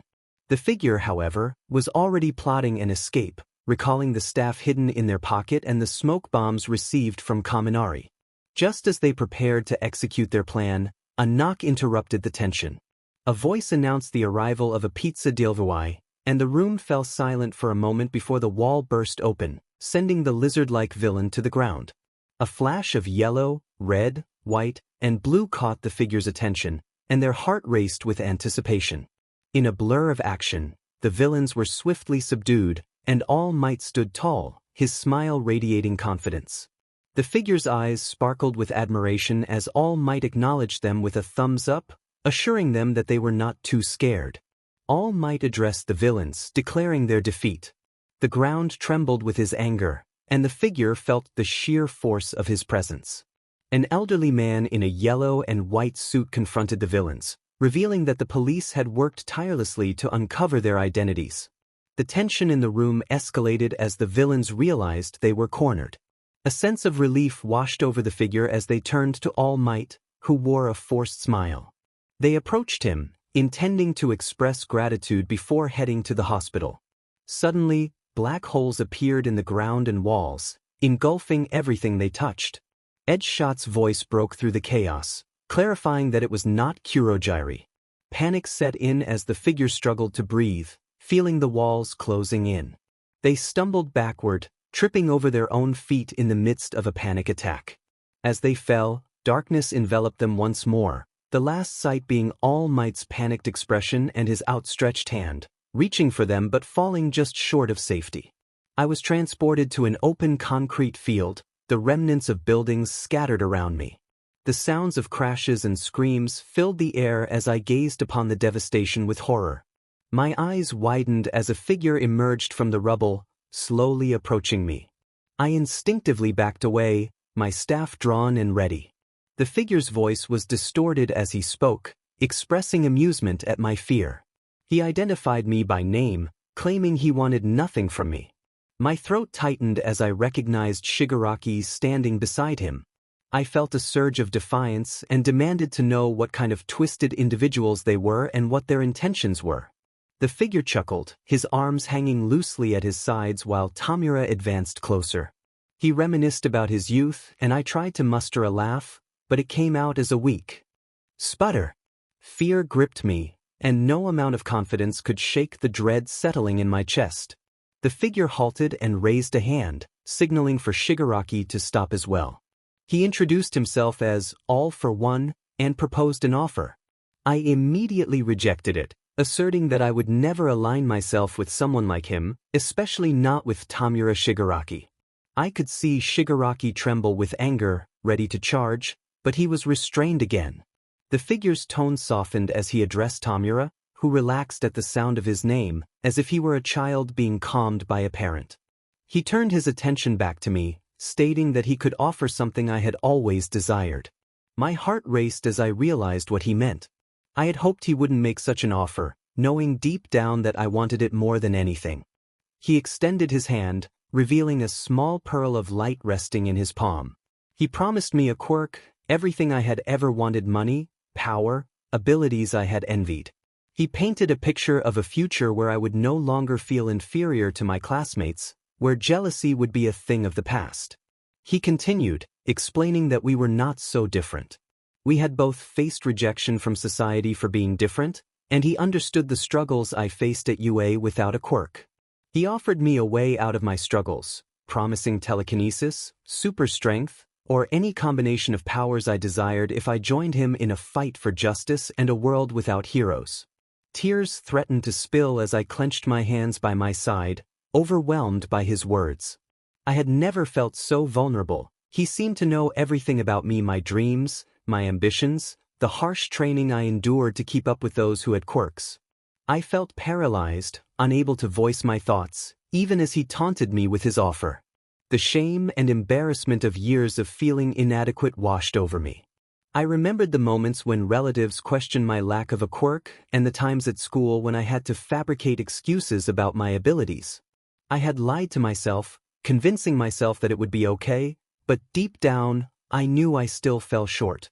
As I struggled to find my voice, my throat tightened, and I began to cough, tears streaming down my cheeks. I felt helpless, as if I were a puppet being manipulated by the masked figure's voice. Suddenly, a familiar voice broke through the chaos, urging me to remember my worth. I looked around, tears blurring my vision, searching for the source. It was Bakugo, but he was nowhere to be seen. The voice continued, reminding me that all my efforts had not been in vain. I bit my lip, feeling a mix of anger and confusion. I tried to silence the voice, insisting that it didn't understand my struggles. But the voice persisted, encouraging me not to give in to despair. I sobbed, insisting that I didn't need sympathy, but the voice faded away, leaving me alone with the sounds of battle around me. The League of Villains had me surrounded, and I felt small and vulnerable, struggling to regain my composure. I overheard Spinner express reluctance to hurt someone who was crying, while Toga echoed a similar sentiment, revealing their hesitation to inflict pain in such a moment. The voices in my head returned, whispering doubts and insecurities, reminding me of my perceived inadequacies and urging me to abandon the path of a hero. A rush of energy surged through the character, and with a powerful stomp of their foot and a piercing shriek, their body collapsed onto the ground. A shockwave rippled through the dirt, sending chunks of rock and debris flying in all directions. It was only moments later that they realized the extent of their actions, glancing around to see the ground torn to pieces. Looking at their trembling hands, their pupils dilated as a single voice echoed in their mind, clear and resonant, questioning the thrill of power. The characters shook their head rapidly, denying the reality of the situation. They felt the energy draining from their body, returning to a normal state. Clenching their jaw, they stood up, their surprise transforming into a new source of determination. Their gaze fell upon the unconscious villains scattered on the ground, prompting them to run.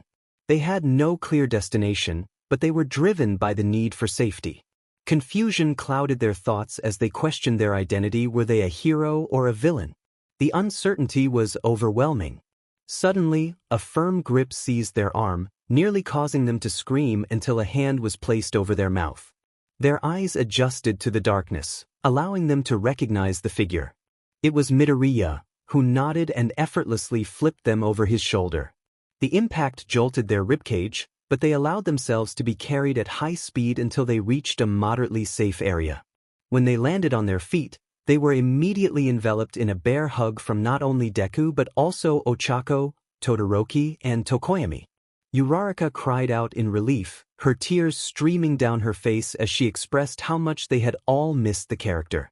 Overwhelmed by emotion, they closed their eyes and returned the embrace, finding comfort in their friend's presence.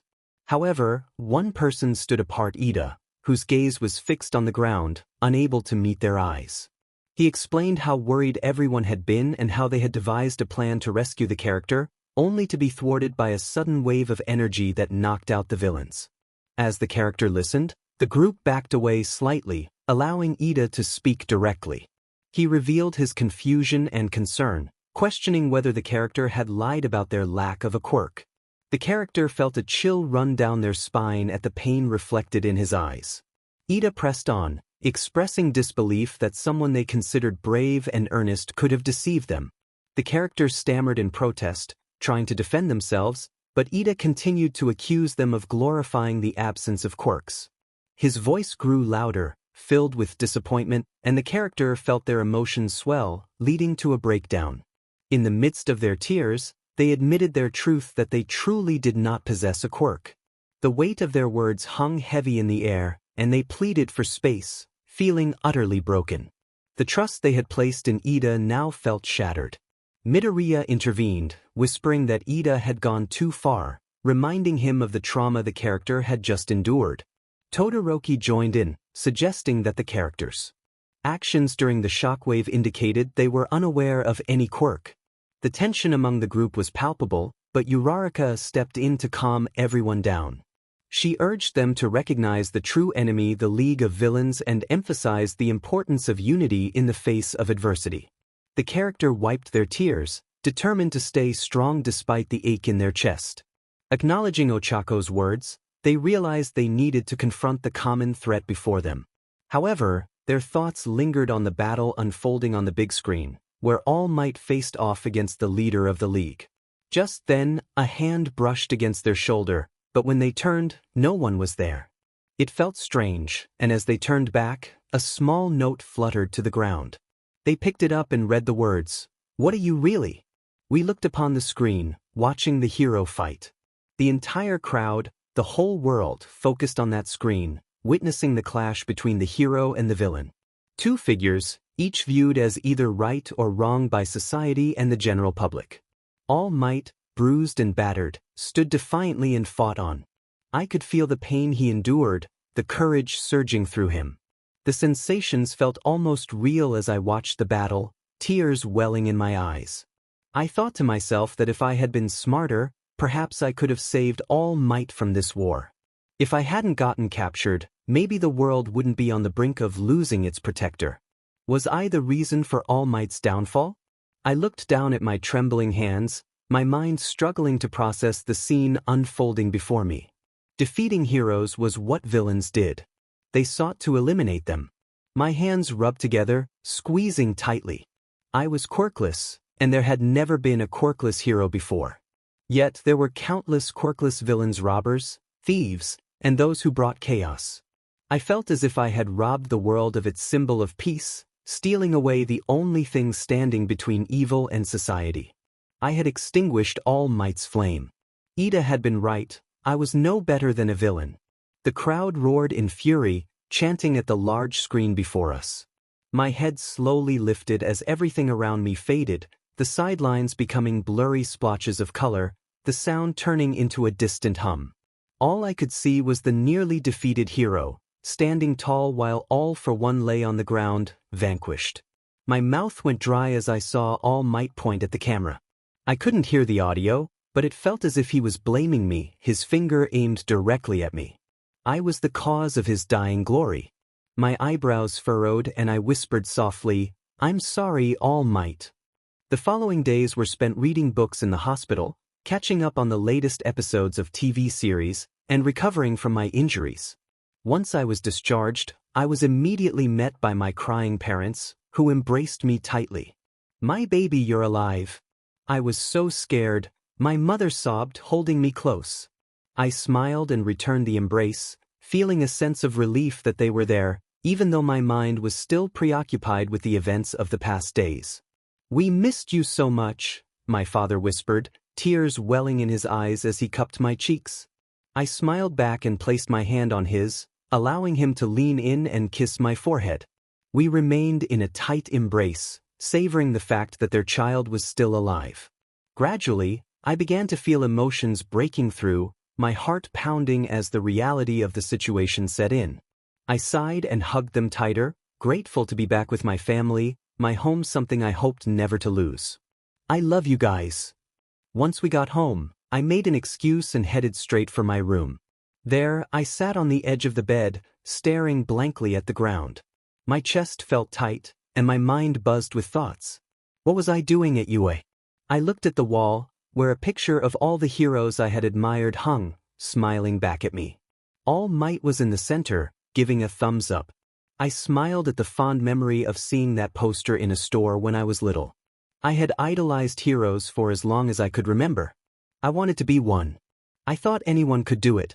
But now, I wasn't so sure. My thoughts were interrupted by a knock on the door. I stood up to answer it but hesitated halfway when I heard my parents' voices along with another. "Oh, All Might, we didn't expect you."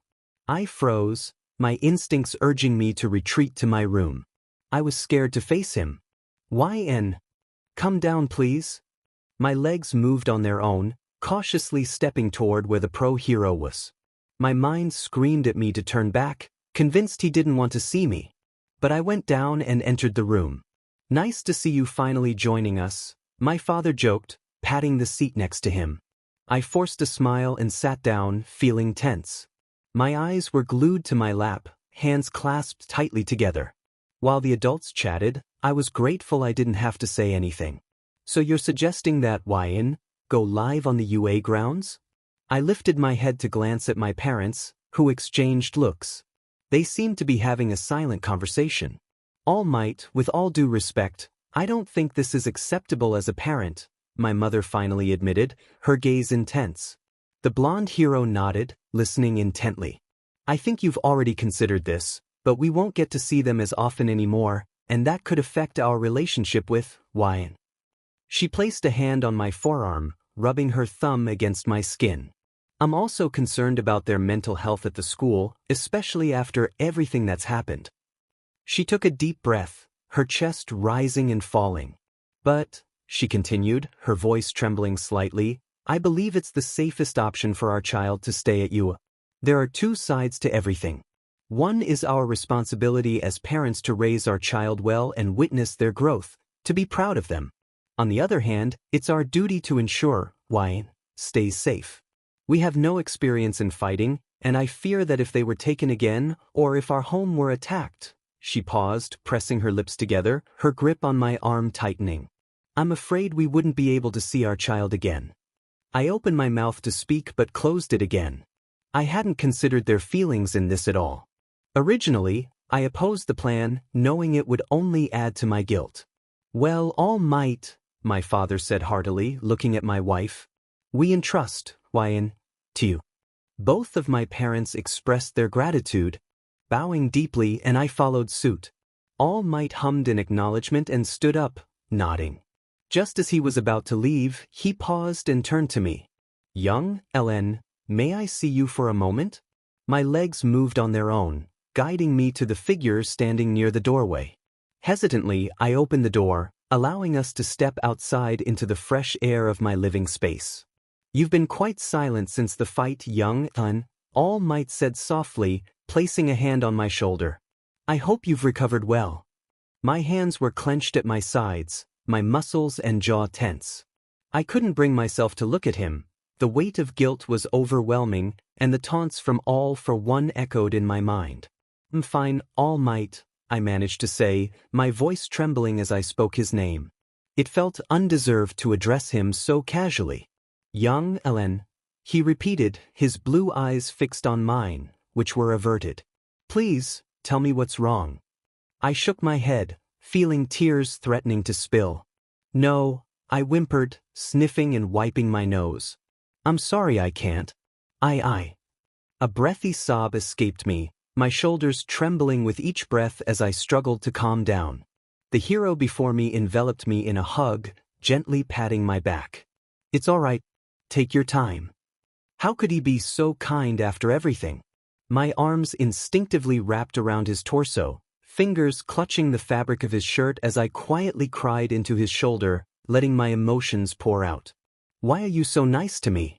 Why, All Might, why? My voice was filled with pain, my chest heaving. If I hadn't been captured, if I hadn't been so foolish, if I hadn't even joined you, none of this would have happened. You would still be you, and I wouldn't have hurt so many people. And of all things, I'm quirkless. Why did a quirkless nobody like me have to end your legacy? I fell silent, feeling ashamed. Now he knows my insecurities and flaws. Even I view myself through the stigma surrounding those without quirks. Perhaps now I truly understand my worth. I'm sorry I didn't realize it sooner. I didn't know you felt this way. I shook my head in response. It's too late now anyway. If I hadn't been so weak, if I hadn't let my guard down, you would never have been dragged into this mess. You wouldn't have lost everything. If I hadn't been so foolish, I wouldn't have tarnished your legacy and shattered everyone's symbol of peace. You wouldn't have become this. My shoulders shook as I took a shaky breath, feeling as if I might collapse. All Might remained silent, holding my head against his chest, a hand on my back. Finally he spoke. You didn't end my legacy, YN. I lifted my head, gazing at the fabric of his suit. You continued it and expanded it even further. How? All Might took my shoulders and held me at arm's length, looking down at me. Now there are people without quirks who know they can be heroes in their own way. You proved that by successfully defeating most of the league by yourself, without my help. I only handled one problem. He chuckled at my surprised expression, a genuine smile lighting up his face, reaching his tired blue eyes. I was going to fade away one day anyway. I have an apprentice, and I'm older now, much less of a hero than I used to be. I'm a hero, but I'm still human. Yet you, a person without a quirk, went against the odds and demonstrated that you don't need one to be strong to be a hero. You've shown people all over the world that they can be strong on their own, without me here to protect them. I can relate to you in many ways, young Ellen, and I know it can feel lonely. It can seem like your whole world is collapsing, but you must look to the people who are with you and keep striving. You need to learn more about yourself to truly understand what you lack and how to improve it. When I was younger, I blamed myself for mistakes beyond my control. But I learned to forgive and move on, and that made me a better person. There will be people who won't support you, who will belittle you and call you a failure, even you. Just take their words and prove them wrong. Become greater. Go plus ultra. I stood there for a moment, contemplating. He waited for my response, and when I finally spoke, it was filled with relief and comfort. Thank you. After my talk with All Might, I felt significantly better. We had moved into our rooms in the estate and settled down. Aizawa had given us a tour of the commons, the dorms, and the bathrooms before leaving us to our own devices. By the time I finished unpacking, night had fallen, and I was utterly exhausted. Wow, it's already night, I sighed, collapsing onto the couch. No wonder I'm feeling so tired. The guys around me nodded in agreement, rubbing their sore muscles. But good job, everyone, Kirishima exclaimed, grinning at the group. We made great progress today, so we can relax for the rest of the night. Hey, are you all done unpacking? I turned to see Mina, with a group of girls trailing behind her. We were just discussing something, and we think it's going to be really fun. Hagakure chimed in, glancing at her pink-haired friend. Why don't we have a room presentation contest? Mina suggested, her eyes sparkling with excitement. I looked around, gauging the group's enthusiasm, but found none. My thoughts mirrored theirs, yet we decided to go along with it since we had nothing else planned. I got up and headed toward the first room on the floor, Midoriya's. We rushed in, ignoring his protests. No, wait. Alas, his shout came too late as Uraraka had already burst into his room, revealing a wall-to-wall tribute to All Might, filled with figurines, posters, cards, and even a themed computer wallpaper. He even had a framed photo of All Might sitting atop a drawer. Ochako admired the mostly red and blue decor and exclaimed that it was filled with All Might, calling it an otaku's room and finding it amazing. Next was Tokoyami's room, but there seemed to be a bit of a roadblock. Having already seen the contents of his room, I watched as the others pushed him aside, shouting in surprise at what they found inside. He became flustered and eventually asked everyone to leave, so we moved on. We decided to skip Mineta's room, as he was acting inappropriately about it. Aoyama's room was flashy, just as we had expected. We didn't stay long, but Kirishima played with the disco ball for a few minutes, gazing at the holographic shards hanging from the ceiling. Ojiro's room was pretty basic and the most normal of all. I smiled at the girl's remarks about his room, knowing he would take it lightly since he was aware it wasn't the most interesting. Kaminari's room came next, a complete contrast to Ojiro's chaotic and random. Koda had a pet rabbit, which earned him some favor in my eyes, but otherwise his room was just really green and nice looking. Ida's room was next, but I chose to wait outside, listening to the girls fawn over his collection of books and glasses while he appeared smug about it. Once Mina and Hagakure finished playing, they rushed over to Kirishima's room. He shrugged and reached for the handle, turning it to open the door. He remarked that he didn't have a problem with people in his room, but he doubted the girls would understand. A punching bag stood in the middle of the room, leaving little space for anything else, aside from the big traditional Japanese posters on the walls.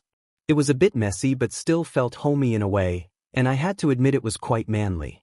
Shoji's room was the least interesting for me. There was hardly anything in it.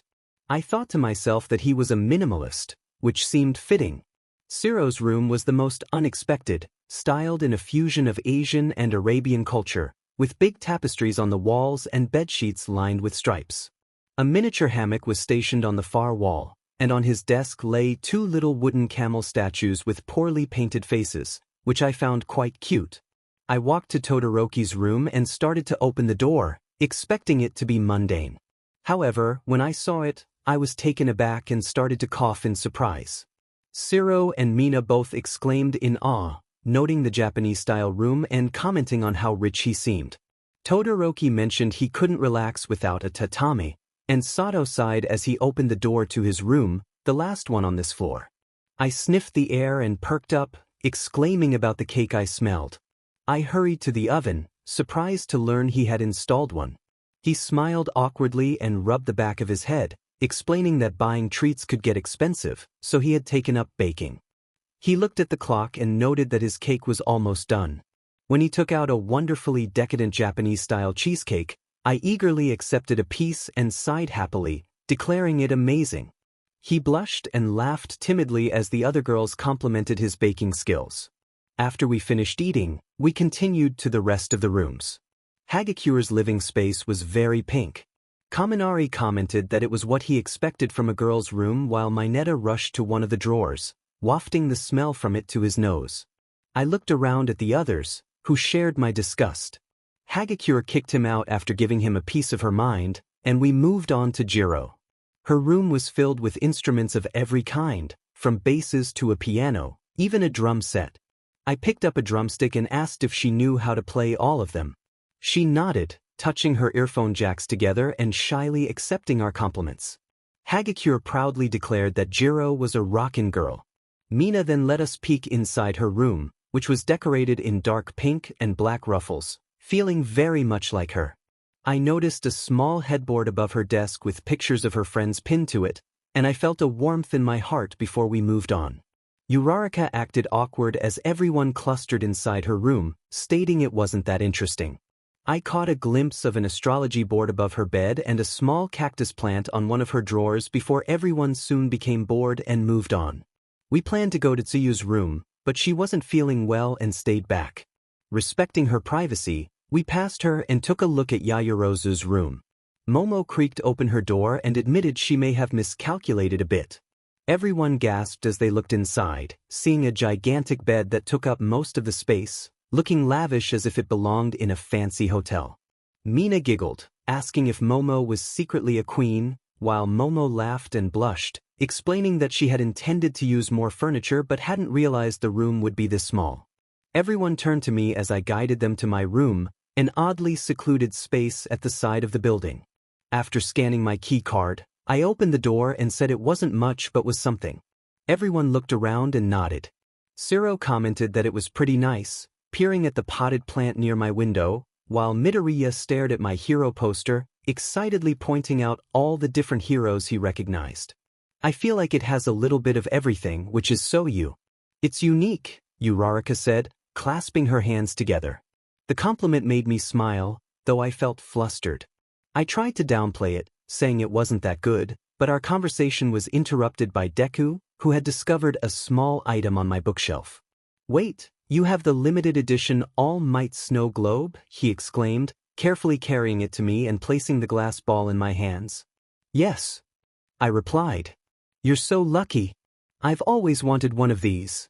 I shrugged and pushed it toward him, offering it as a gift. "You can have it if you'd like. It doesn't really affect me in any way." His eyes widened, and a huge grin spread across his face, his cheeks turning red. "Thank you so much," he celebrated, and I stood there smiling at him, amused by his excitement. As the contest concluded, we all gathered in the commons to finalize the votes for the Room King. I secretly hoped someone would vote for me, but in the end, Sato won. I even voted for him. The cake was exceptional. We chatted together, the mood light and cheerful. Some people left to retire for the night, and the troubling events of the past few days faded from my mind. "Guys," Uraraka interrupted our pleasant conversation, her expression troubled. "Tsuyu-chan needs to see you all. It's something important, she says." Confused, I followed the group outside, where we found her standing in the grass. "What's wrong?" Deku asked, looking at Tsuyu, who stood still. "I can't help but say everything that comes to mind," she began, her voice trembling slightly. "But there are times when I don't know what to say." My confusion deepened as I glanced around at everyone who had come. Remember what I said at the hospital? My heart raced at the reminder of the night of my kidnapping. Sympathy welled in my eyes as I realized this was about them breaking the rules for me, coming to save me even when it wasn't necessary.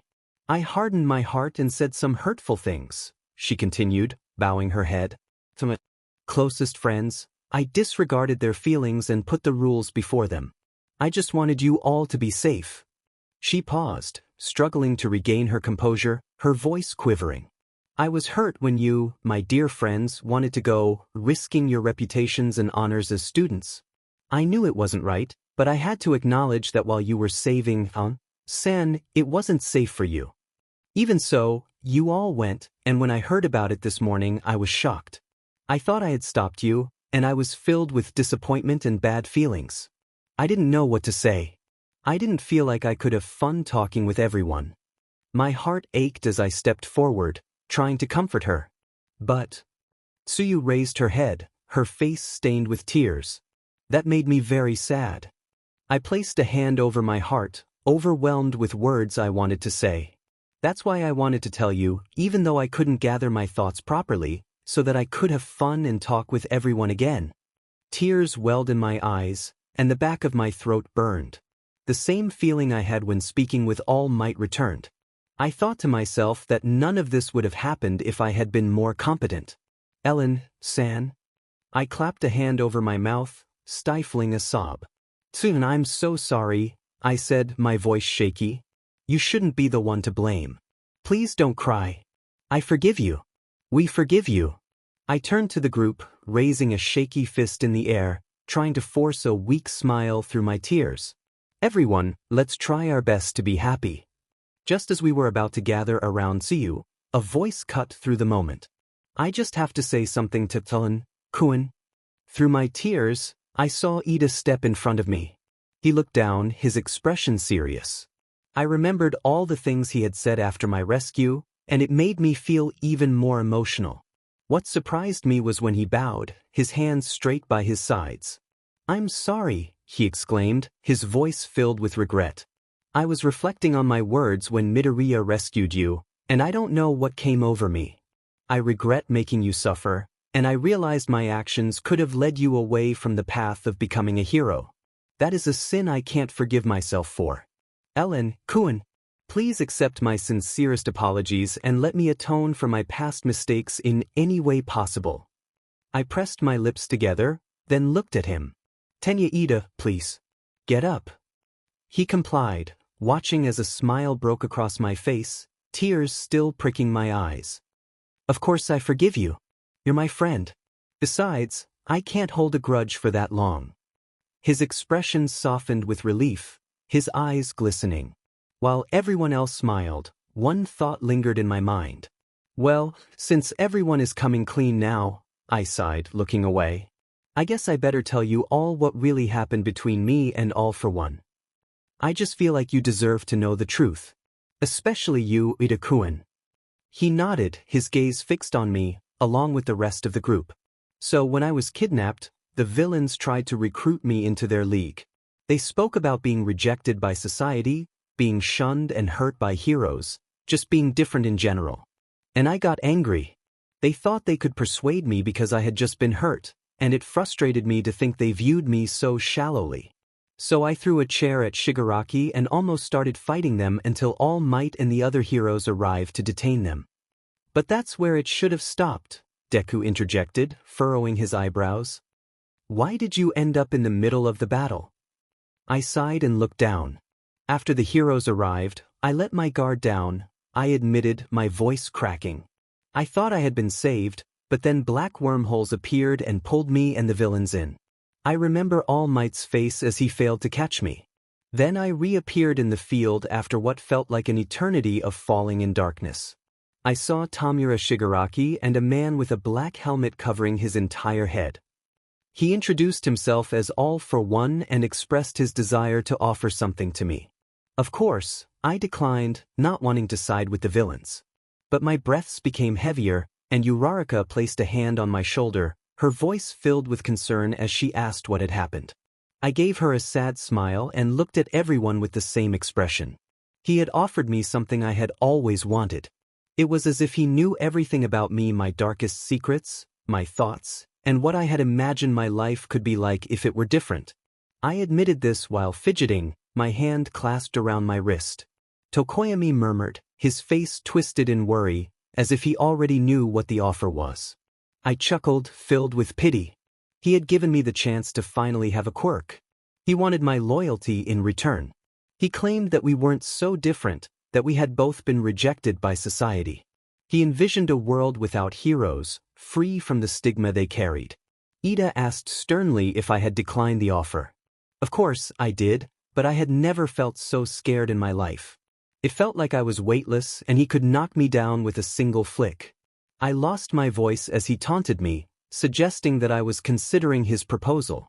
I felt like crying for the millionth time.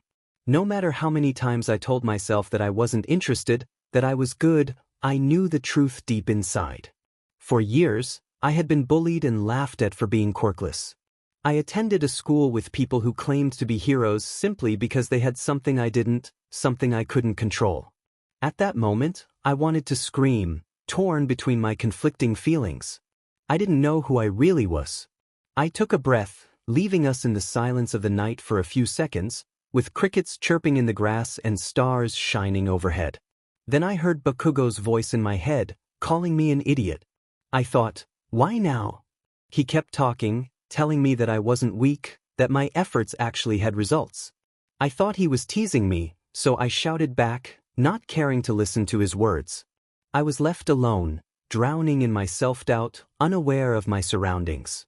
The rest of the league had surrounded me, expressing their pity and saying they didn't want to hurt me while I was so vulnerable.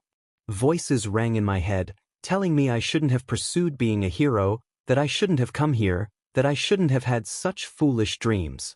Everyone was stunned, not expecting the rawness of my story and the depth of my emotions. Then everything came. All the stress, anxiety, and hatred spilled forth as I released a shockwave that knocked the villains down. I was horrified. Had I been lying to myself about being quirkless? I was confused and mortified by my own strength.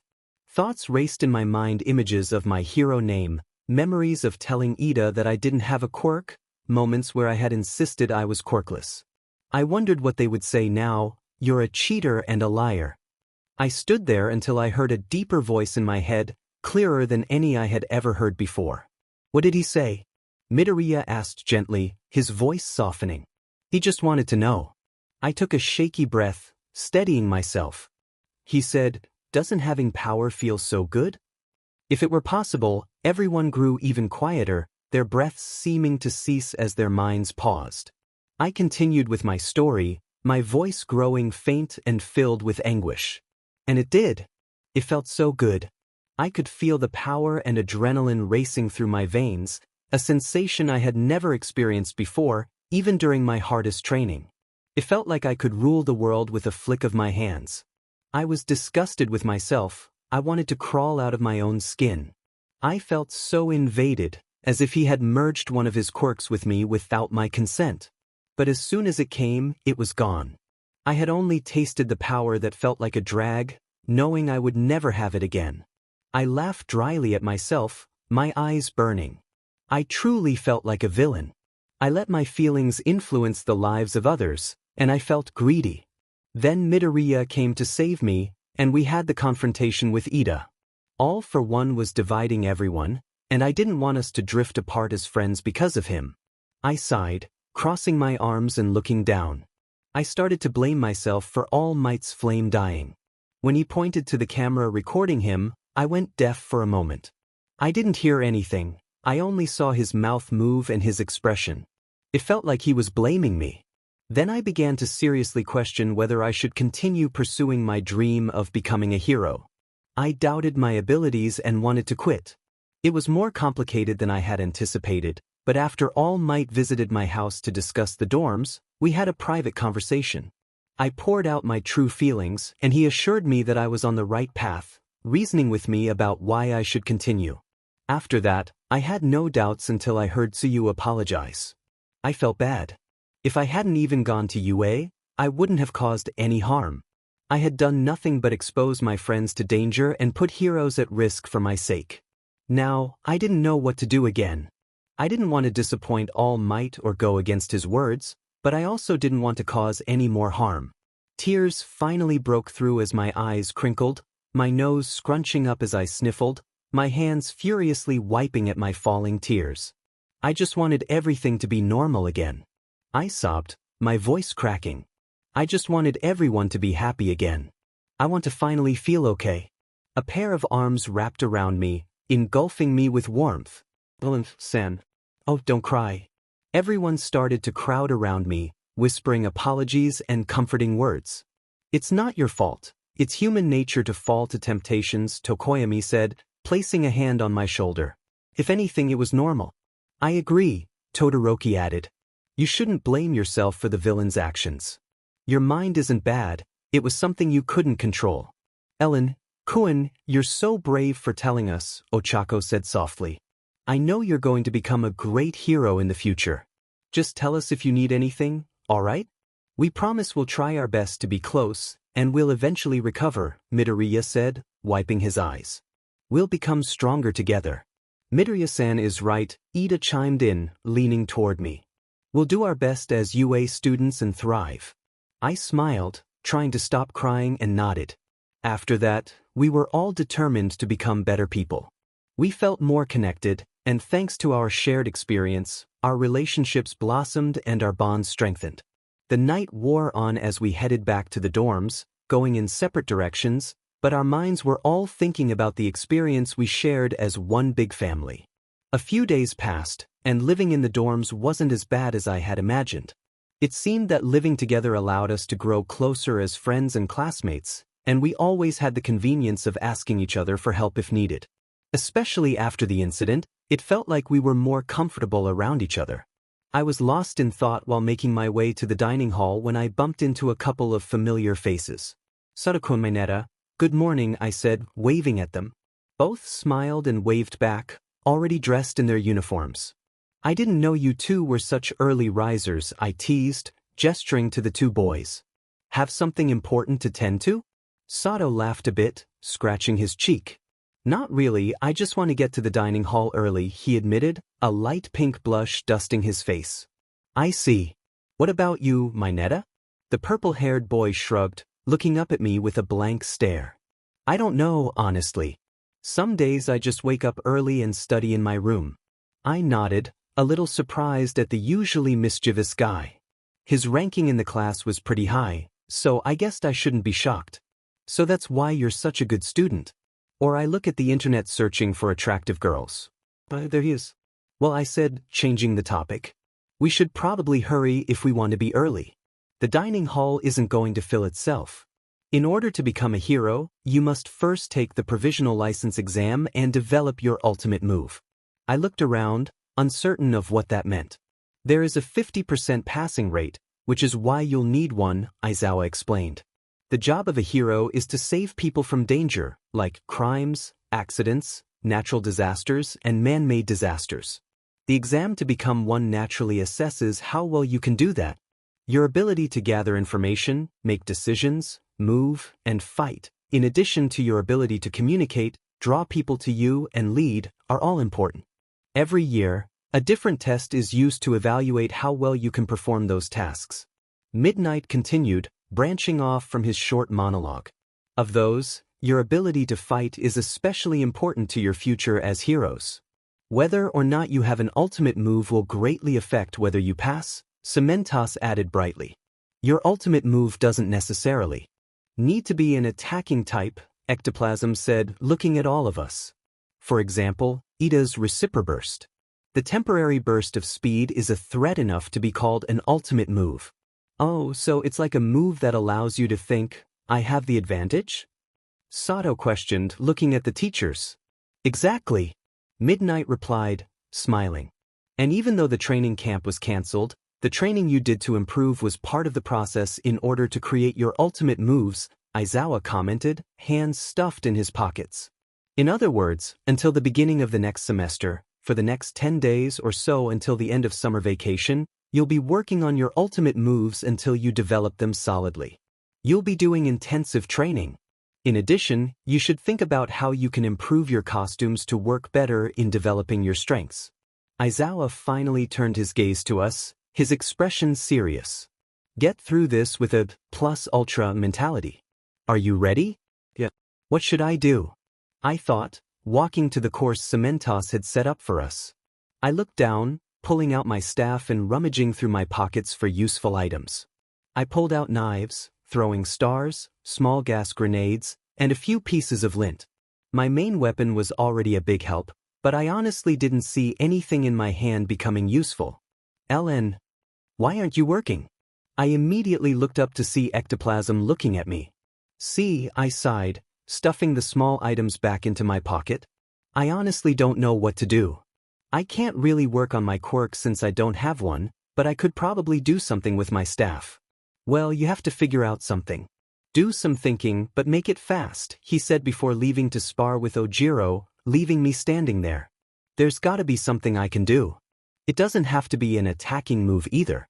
I spun my staff around, trying to remember the things it could do. Magnetism, spearing, extension, doubling. I muttered, experimenting with the functions. While I was busy thinking, I didn't notice All Might approach me. Young, LN. All Might. I didn't realize you were here. I stopped and looked at him. What's up? Well, I have some advice for you. I nodded, raising an eyebrow. Shoot away. Instead of trying to think of things to do with your staff, think of things that you are capable of and incorporate your staff into those moves. The properties of your weapon are quite impressive, and I think with a little bit of creativity, you might be able to discover something amazing. I smiled, the gears in my brain turning. Thank you, All Might. He grinned and sauntered off to the next student. What could I do? What was I capable of? Starting to spin my staff in circles, I threw the few pieces of lint up in the air and let them hit it. As they bounced off, the character's eyes widened with a sudden idea. Splitting their staff into two separate pieces, they extended both halves to match the original length. With one hand, they began to spin one half in a circle out in front, while the other half, equipped with a spearhead, was activated with a push of a button. As momentum built, a small gust of wind formed, sending debris flying. Ectoplasm observed curiously, noting the character's ingenuity. The character nodded, a smile spreading across their face as they came to a stop. Ectoplasm inquired about the name of the technique, to which the character proudly declared it to be Vera, sword and shield. Later, the character peeked into a room, asking Mr. Powerloader if May Hatsum was present. The pro-hero gestured to his left, chuckling about Hatsum's relentless enthusiasm for her projects. The character laughed along, cautiously eyeing the energetic Pinkette. Hatsum, excited to see the character, bounded over and exclaimed how thrilled she was to present the completed support items. She explained that one item was an enhancer designed to help absorb muscle tension, akin to a brace.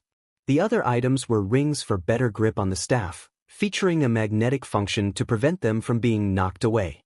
Hatsum noted that she refrained from installing a grip on the staff itself, as it could become slippery during use. The character admired the new support items, expressing gratitude. Hatsum then revealed a pair of lightweight shoes she had crafted, designed to be more convenient and fireproof, with clips for attaching the staff. The character was taken aback by her generosity, but Hatsum insisted it was all in good fun. She wished the character luck for the upcoming license exam, hoping they would achieve great things with her creations. The following day, during training in the arena, the character noticed many students had upgraded their costumes. While perfecting their moves, Kaminari approached, complimenting the character's new gadgets. The character returned the compliment, noting how well Kaminari's new style suited him. Their conversation was interrupted when Vlad King and his class entered, announcing their scheduled use of the arena. Minoma's taunts echoed through the space, questioning Class 1A's abilities. Aizawa intervened, clarifying that the classes would not be battling each other directly, as there were multiple exam locations across the country. Minoma's laughter faded as he processed the news, but he quickly resumed his mocking tone. Aizawa continued, explaining that the opponents would be mostly second and third years, emphasizing their greater experience. The character observed their classmates' reactions, noting the lack of visible concern on their faces. Pensive thoughts filled their mind as they returned to their dorms for the evening. In their room, the character scrolled through their phone, catching up on news and messaging their parents, when a knock at the door interrupted them.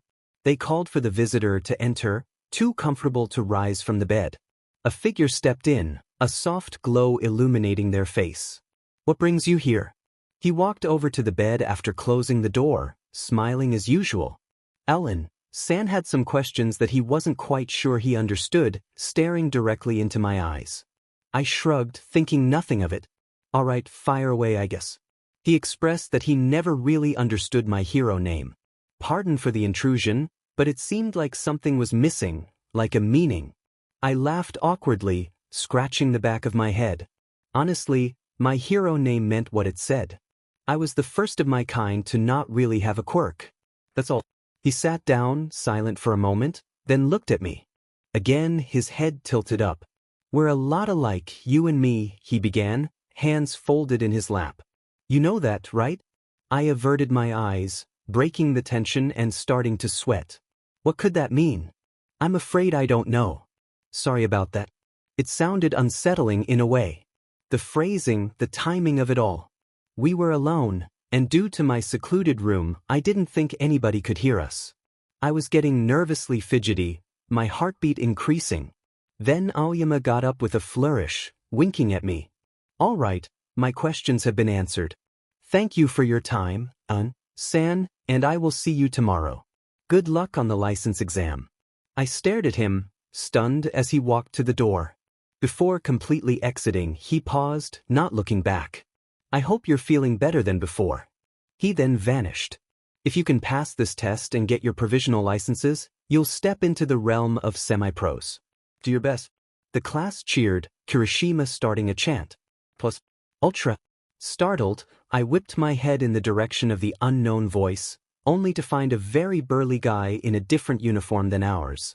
I hadn't seen his face since he was so tall. He noticed our surprised expressions and immediately acted. I am. He shouted, his voice bursting with energy. Extremely. His hands and arms were clapped straight at his sides, legs spread apart in a wide stance as he dramatically bowed to the ground. Sorry. The most powerful and exaggerated performance of a bow was enacted right before my eyes. I didn't know whether that was a blessing or a curse, or if this guy was just a bit eccentric. Midoriya squeaked, his body recoiling in fright. Wait, that uniformed Jiro muttered, eyes widening. Yue in the east, Shiketsu in the west. Bakugo said under his breath, his expression stone. I just wanted to try saying it just once. Plus ultra. I am extremely honored to be able to compete against UA students. I'm looking forward to it.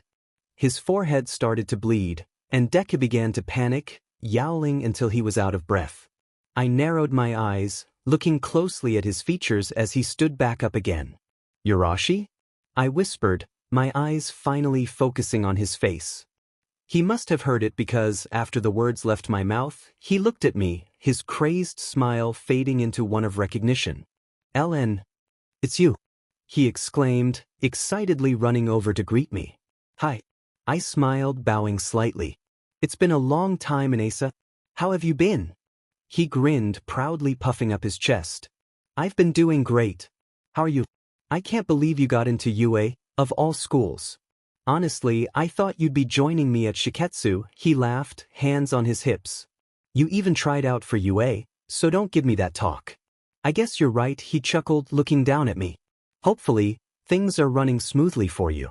Speaking of which, why didn't you go into UA? The last time we met, you were doing exceptionally well. What happened? Just complications, I suppose, he laughed, scratching his cheek. Shiketsu was closer to my home, after all. I nodded, understanding the circumstances but still a bit confused. But you still did better than Todoroki-san. I was expecting you, Inasa, I teased, not realizing that the male in front of me had slowly turned his head towards Shoto. Once I stopped playing with him, I noticed the tension between the two when Yurashi left his spot in front of me to slowly approach him. Then I realized the shocked faces of my classmates, staring at either me, Inasa, or Todoroki. Todoroki. That was the coldest I'd ever heard his voice. The low, firm growl sent shivers up my spine.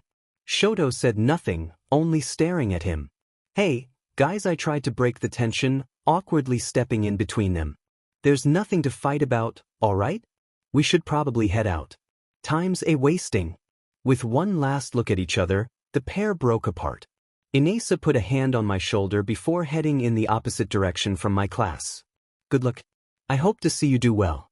Everyone stood still, the aftermath of the initial shock still catching up to them. A few moments of silence passed before Hagakure piped up. "So what was that about? Ellen-san, do you know him?" I pressed my lips firmly together, sking in a breath. "Yeah," I admitted, "I've known him since kindergarten. But he moved away to a different middle school, and I didn't see him until the UA entrance exams. As you may know, Yayarozu-chan, Todoroki-san, Inesa, and I all took a test through recommendations. But the thing is, I don't know why he didn't go to UA. I was excited to see him again and hoped that we would end up together in the same class. But why didn't he accept the invitation to UA? I don't know. What complicates things further is that he got the top scores out of those who were admitted through recommendations." Everybody went silent again, slowly deciphering the message behind my words. That means his abilities are above Todoroki's. We had all changed into our newly designed suits and gadgets, then headed into a small room where students from various schools gathered. In front of us, a middle-aged blonde man, who looked almost as tired as Aizawa, stood on a podium with a microphone in front of him. "Hello everyone," he began, stifling a large yawn. "I'm very tired, and the commission is heavily understaffed, so let's make this quick." He looked at the papers in front of him, then to us, eyes scanning the crowd of over 1,000 junior heroes. "This exam is a free-for-all. Heroes respond to crises extremely quickly nowadays, and as a result, you all will be tested on speed. To accomplish this, only the first 100 students out of the 1540 gathered here to take the exam who complete the first test will move on to the next one. Each student received 6 red ball and 3 targets to attach to their bodies, making them visible to others. The objective was to hit the targets of other students, and once all of a student's targets were hit, they were out of the game. The student who attached the 3rd ball would claim the defeat. To advance to the next phase of the exam, 2 other students needed to be eliminated. The room suddenly shook as the small compartment unfolded, walls collapsing to reveal a battleground-type arena. Various terrains were enclosed in the vast space, including a city landscape and a mountainous region. A buzzer sounded, signaling that the test had finally begun. Izuku urged the class to stick together, emphasizing that everyone already knew their quirks. He led the group in a run, seeking cover as quickly as possible. However, one student dismissed Izuku's suggestion, rolling his eyes and running off, with his red-haired friend following closely behind. Todoroki also broke away from the group, stating that his quirk didn't work well with large crowds. Conflicted, the protagonist's instincts urged them to stay with the group, but their heart raced with the desire to go solo. Ultimately, they decided to break away and ran after Todoroki. They called out to him, expressing their intention to join him. Although Todoroki preferred to go alone, he accepted their presence as they continued moving forward, eventually arriving at a facility-type area within the arena. They needed to be cautious in this area, as there were numerous hiding spots. As they slowed down to a walk, their eyes scanned the surroundings. Suddenly, flashes of color appeared as students from another school descended upon them. The leader of the opposing group, dressed in a red suit, taunted them, noting their ambition in going alone. Another student chimed in, confident that the duo from UA wouldn't stand a chance against their group. The protagonist, undeterred, took out their staff and playfully acknowledged their presence, expressing gratitude for the convenience of their arrival. The leader responded with a cocky remark, promising a quick and painless defeat before signaling his team to attack. Todoroki quickly acted a wall of ice to shield them from the incoming barrage of rubber ball. The protagonist felt adrenaline surge through them as they thanked Todoroki for his quick thinking. Todoroki then froze the ground, creating a path of ice that ensnared their opponent's legs. One of the opposing students struggled to break free from the ice, expressing frustration at being stuck. Todoroki, holding a ball, questioned whether the other team had watched the sports festival. The leader grunted in response, throwing a bolt toward them. Todoroki swiftly summoned another wall of ice, but the force of the attack caused him to flinch. The opposing team continued their assault, launching various projectiles at them. Todoroki attempted to melt the metal, but the leader laughed, revealing that the bolts were made of tungsten, which could withstand high temperatures. The protagonist activated the magnetic feature on their staff, preparing to counter the onslaught. As the leader threw more bolts, the protagonist's staff attracted the metal, pulling it from the leader's hands. They deactivated the magnetism, allowing the bolts to fall to the ground. The protagonist then acknowledged the quality of the tungsten bolts, noting their unique properties. They exchanged a glance with Todoroki, stepping back to let him take charge. Todoroki used the wall of ice to pierce the metal pipes their opponents stood upon, freezing them in place. The opposing team found themselves encased in ice, unable to escape, with only their heads and parts of their chests visible above the frost. The protagonist noted Todoroki's seriousness, realizing how determined he was not to lose. Together, they touched their rubber ball to the targets of the opposing team, officially eliminating them from the game. They walked back to the safe zone, satisfied with their victory. With a cheeky smile, the protagonist remarked on the importance of being cautious. Todoroki responded with a small smile, his demeanor softening slightly.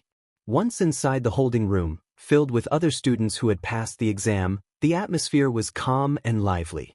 Todoroki had already moved on, so the protagonist wandered around, exchanging greetings and chatting with students from other schools. Their boredom was lifted when Inesa walked through the door.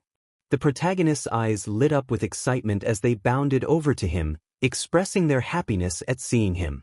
It was a good effort, I believe, she thought with a laugh as she nudged his shoulder, a challenging task given their height difference. They walked toward a seating area near the back, one of many scattered around the room, chuckling and reminiscing about their experiences at different schools. He excitedly shared stories about his friends at Shiketsu, while she listened intently, enjoying his enthusiasm. Her friend expressed how much nicer his classmates were than he had imagined, praising them for helping him grow both as a hero and as a person. She nodded, pleased with his achievements, and opened her mouth to respond when a new wave of students entered.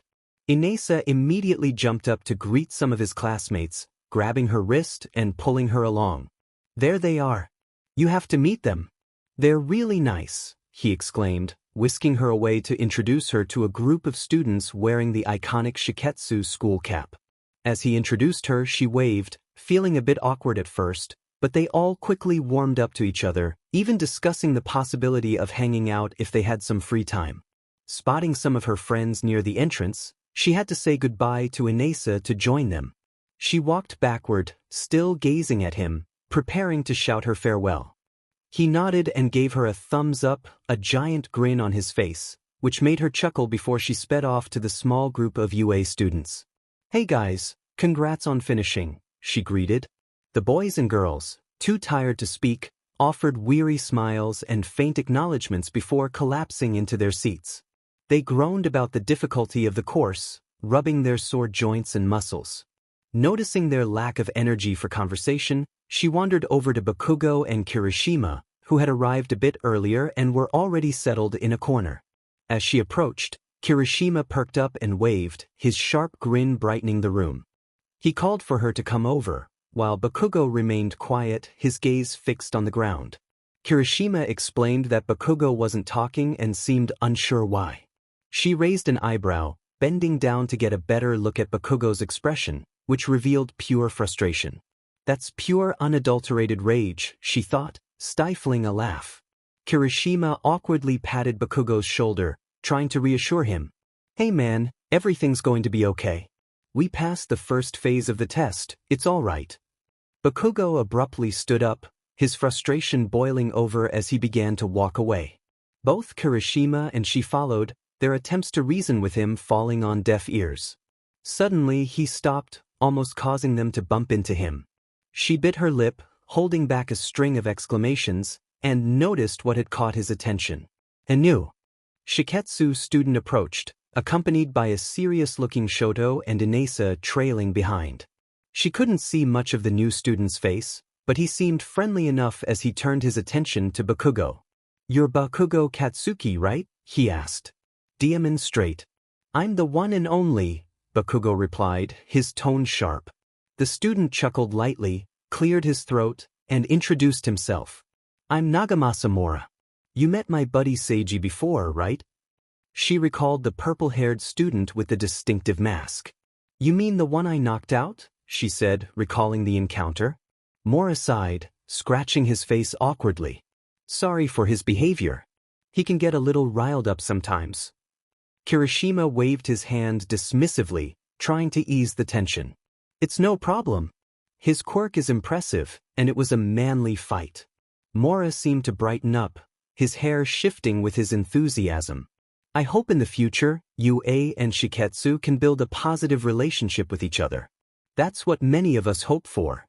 She glanced at Yurashi, who was not wearing his usual giant smile but instead was glaring at Todoroki, his eyes sharp. Todoroki looked back, confusion evident on his face. Do you have a problem? He asked.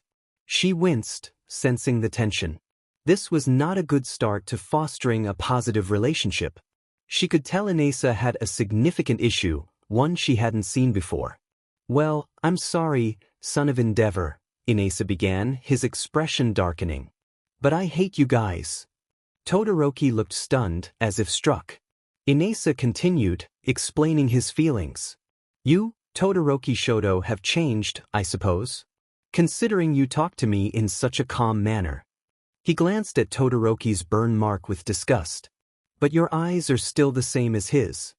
With that, he turned and walked away, his cape billowing behind him. I'm sorry you had to see that, Inasa murmured, gently patting her shoulder as he left. She watched the scene unfold with sadness, feeling uncomfortable about the rift between her two friends. Not knowing how to resolve the situation, she decided it was best to let them figure it out on their own. Suddenly, a long and urgent ringing filled the air, resembling a warning signal. A man's voice echoed through the intercom, announcing a rescue scenario. Due to heavily damaged roadways, the first group of rescuers had been delayed. Until they arrived, the heroes in the area would lead the rescue efforts, urging everyone to save as many lives as possible. The walls collapsed again, revealing the rundown city, a battlefield that was challenging to navigate. The signal was given, and the group sprang into action, hurrying to locate any potential victims of the attack. They soon reached their first victim, a boy who was crying out for his grandfather. Izuku leaped into action, analyzing the situation but failing to consider the boy's emotional state. The older student, playing the role of the child, began to lecture him about the test while another member of the group formulated a plan to maximize their efforts.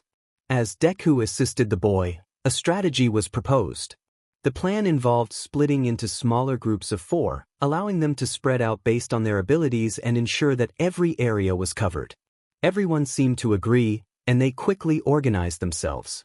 Some students mentioned that a first aid area had already been established, so the focus shifted to finding injured individuals. Along with Uraraka, Momo, Sato, and Siro, they searched the area and discovered many people trapped under debris or in need of help. One victim cried out for assistance, claiming to be injured. The group rushed over to her, noticing the fake blood on her head. The rescuer approached her cautiously, asking if she was all right. The woman whimpered, dramatically pointing to her injury. The rescuer wrapped an arm around her waist, using their body as support. They asked if she could walk, but she shook her head, her eyes wide with fear. Sighing, the rescuer gently cradled her, her good arm draped over their shoulders. They reassured her that everything would be all right and that they would get her to safety soon. As they carried her towards their friends, they inquired if she knew of any other injured individuals nearby. The woman sobbed and pointed toward a pile of rubble, indicating that her husband was trapped beneath the stones. Understanding the urgency, the rescuer informed their small group about the man and assured them they would return shortly. With a careful pace, they made their way to the first aid area, ensuring not to jostle the injured woman too much. They reassured her that her husband would be fine and that they would reach safety soon. Students gathered around, tending to the injured while others rushed in with more wounded individuals. A commanding figure in green directed everyone, indicating where the woman should be placed. The rescuer gently set her down and gave her a thumbs up, signaling that everything would be all right. She managed a small smile in return. Before the rescuer could leave, a loud explosion echoed through the area, creating a large hole in the wall. As the dust settled, a familiar figure emerged, flanked by his sidekicks like a small army. The crowd gasped as Gang Orca appeared, his red eyes glaring at everyone present. he growled, questioning whether they could manage both rescuing and fighting at the same time. Chapter End. This was no time to panic. A villain attack and a rescue mission were underway, and action was needed quickly. The announcer's voice echoed through the intercom as the crowd began to freeze in fear. Villains had appeared and were pursuing the crowd. Hero candidates on the scene were urged to continue their rescue efforts while also suppressing the villains. Determined to take command, I brandished my staff and rushed toward the group of villains. Everyone needed to stay calm. I instructed the crowd to remain at the first aid station and ensure no one was hurt, urging them to usher the victims away from the danger zone. Fortunately, many understood and began to help. A guy in green, later known as Shindo, joined me in the effort. He warned everyone to stay back as he prepared to confront the villains. I nodded, keeping a watchful eye on the situation, but then Gang Orca appeared. In that brief moment, I tried to warn Shindo to move, but it was too late. I had encountered Gang Orca during internships, and his abilities were far superior to ours. I could only watch as his ultrasonic wave struck Shindo, leaving him incapacitated. Gang Orca acknowledged me, noting my new gadgets. I narrowed my eyes and crouched, ready to attack. However, before I could act, a large wall of ice shot toward him, forcing him into a defensive stance. Seizing the opportunity, I sprinted toward his exposed back. Just as I was about to strike, he raised his arm, and I halted, slamming my staff down with determination. A surge of adrenaline coursed through me as Todoroki's ice production ceased, overtaken by a powerful gust of wind that nearly knocked Gang Orca off balance. A voice called out, commenting on the situation. With Inasa's arrival, I felt more confident in our chances against the villain.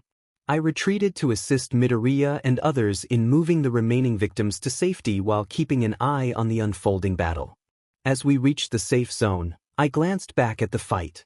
My heart sank as I witnessed the two heroes clashing, the wind extinguishing Todoroki's flames. I shook my head and sprinted back, hoping I wasn't too late. Upon my return, I found the two heroes arguing fiercely. Inasa's wind redirected the flames toward Shindo, who had just regained consciousness. My breath caught as I used my staff to propel myself forward, narrowly saving Shindo from being harmed. I scolded them for their reckless behavior, urging them to work together quickly, as their actions endangered others. I left them to resolve their differences and rushed back to help those still in need. I gently shook Shindo's shoulder, noticing he was still weak. He directed me to help the remaining victims, insisting he could handle the situation. I nodded and left to assist, despite the toll the running back and forth was taking on my body. Some villains had breached Shindo's earthquake quirk and were approaching us. I took the initiative, using my staff to fend them off with a technique I had developed. My classmates joined in, working together to fend off the villains. I sensed the test was nearing its end, with many people rescued. Tsuyu called out to me, urging me to return to Gang Orca, as I knew him best and could help resolve the tension between Todoroki and Inasa. With no time to waste, I maneuvered back toward them. To my horror, I witnessed Gang Orca overpowering Todoroki, who fell to the ground, unable to move. This was dire. Gang Orca's red eyes locked onto me, and I felt a chill of fear. He taunted me, questioning what I would do as my friends lay helpless. I shook my head, forcing myself to stand firm. They were not useless, and neither was I.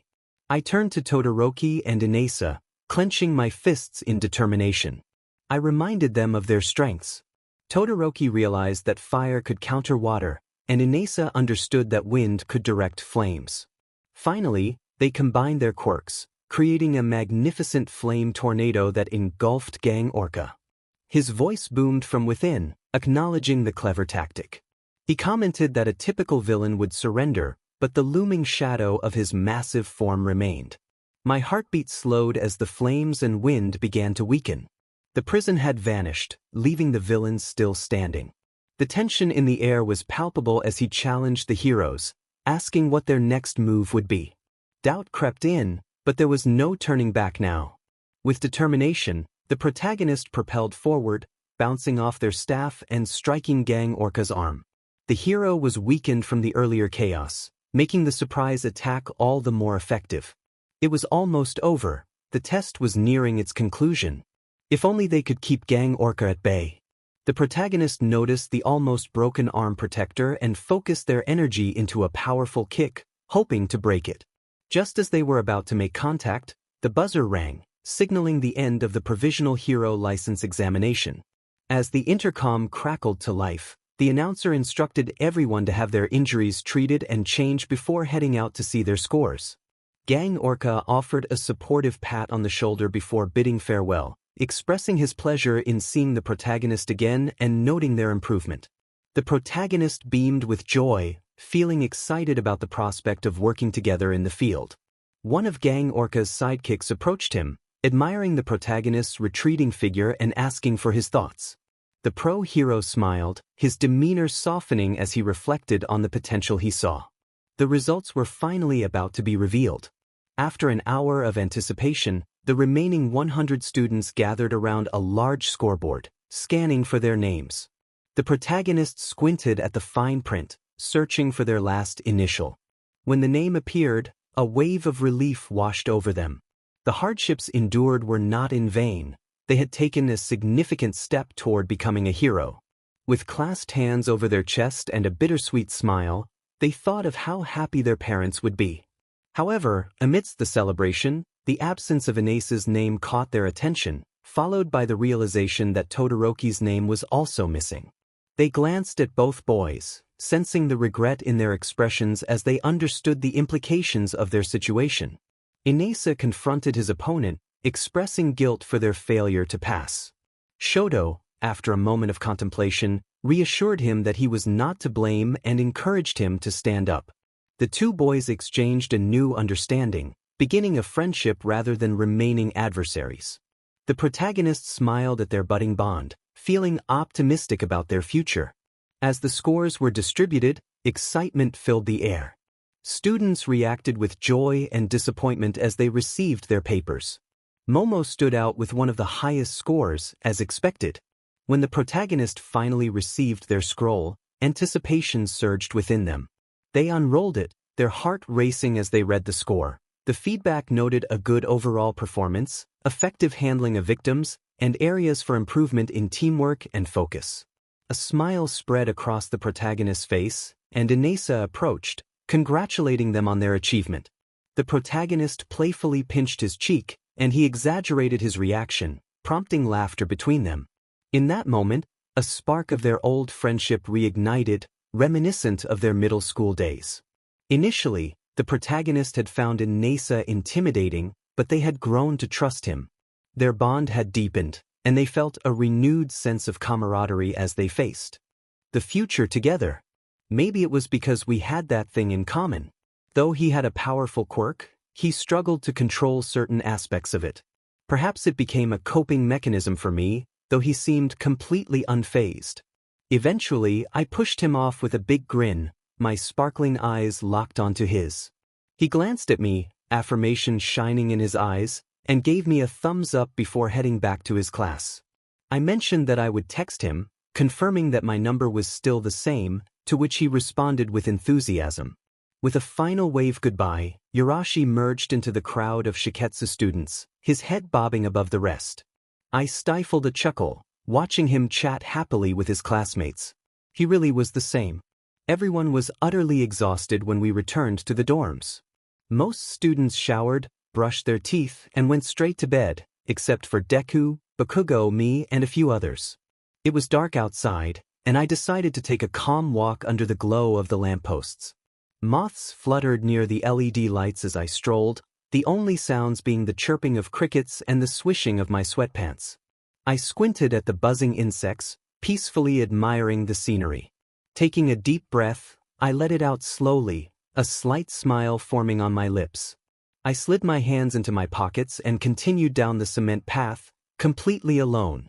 The UA dorm building was still visible, but the lamps had vanished, leaving the path unlit. I didn't mind, the moonlight was enough to see.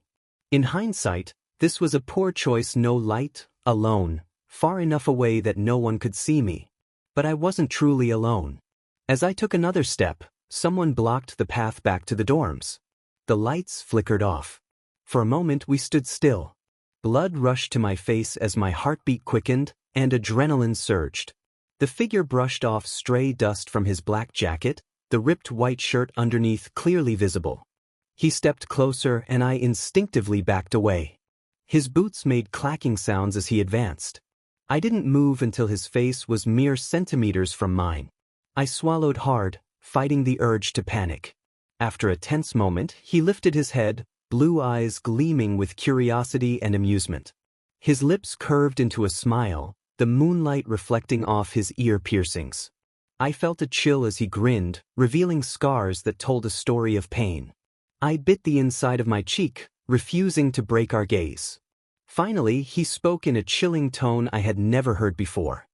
He remarked on our predicament, and I felt a wave of dread wash over me. I glared into his bright blue eyes, which were filled with malice and curiosity. His gaze didn't waver, and I began to sweat, unsure of what to do next. Deep down, I knew he was unpredictable, just like the rest of the league. I finally broke the silence, asking what he was doing there. He blinked, a crooked grin spreading across his face. He casually claimed he was just taking a stroll, but I knew better.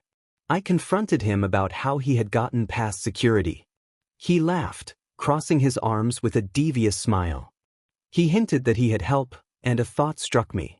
My eyes widened as a malicious grin spread across his face, his eyes gleaming with the thrill of my realization. A pang throbbed in my chest as I dropped my head, unable to meet his gaze any longer. My hands began to shake as I glanced toward the UA school in the distance, then back at the dorms. He leaned closer, whispering about trust and the true nature of heroes. With a swish of his cloak, he vanished into the night, leaving me paralyzed in thought. When the lights flickered back on, he was gone. I left the path with more questions than I had before. The night was far from peaceful. I barely slept, consumed by the thought of a possible mole in our class. Who could it be? It could be any one of them, a staff member or even a fellow student. It didn't matter who it was, what mattered was their connection to villains. Did that make them a villain too? Back in the present, I shook my head, which ached from overthinking. I rolled onto my side, glancing at the clock. Sighing, I sat up in bed, sleep-deprived and anxious. Class started in 4 hours, and I hadn't gotten a wink of sleep.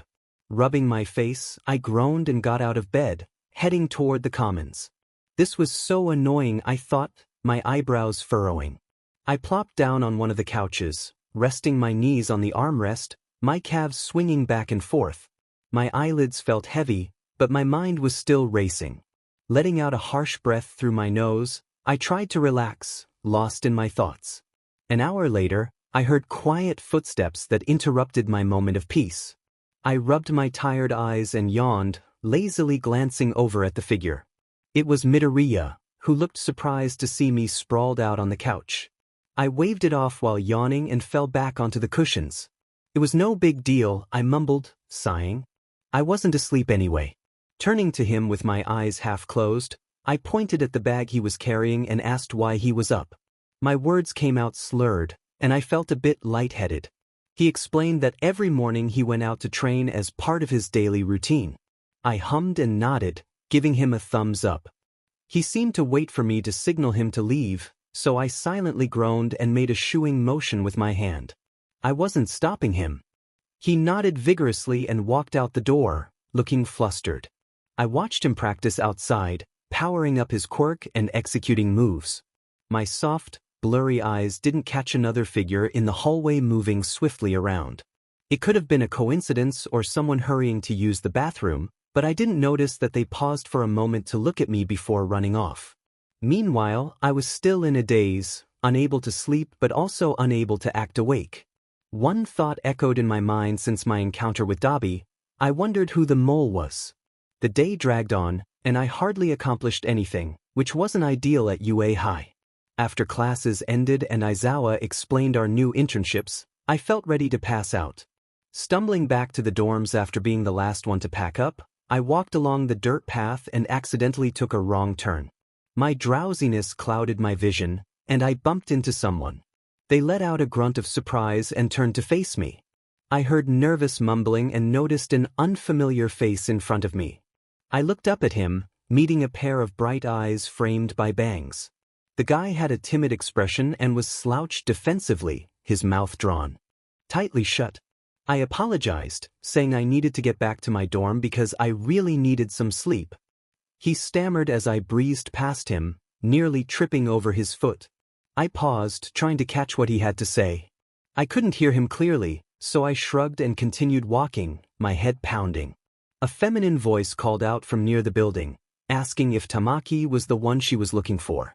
I glanced at the person in front of me and tilted my head.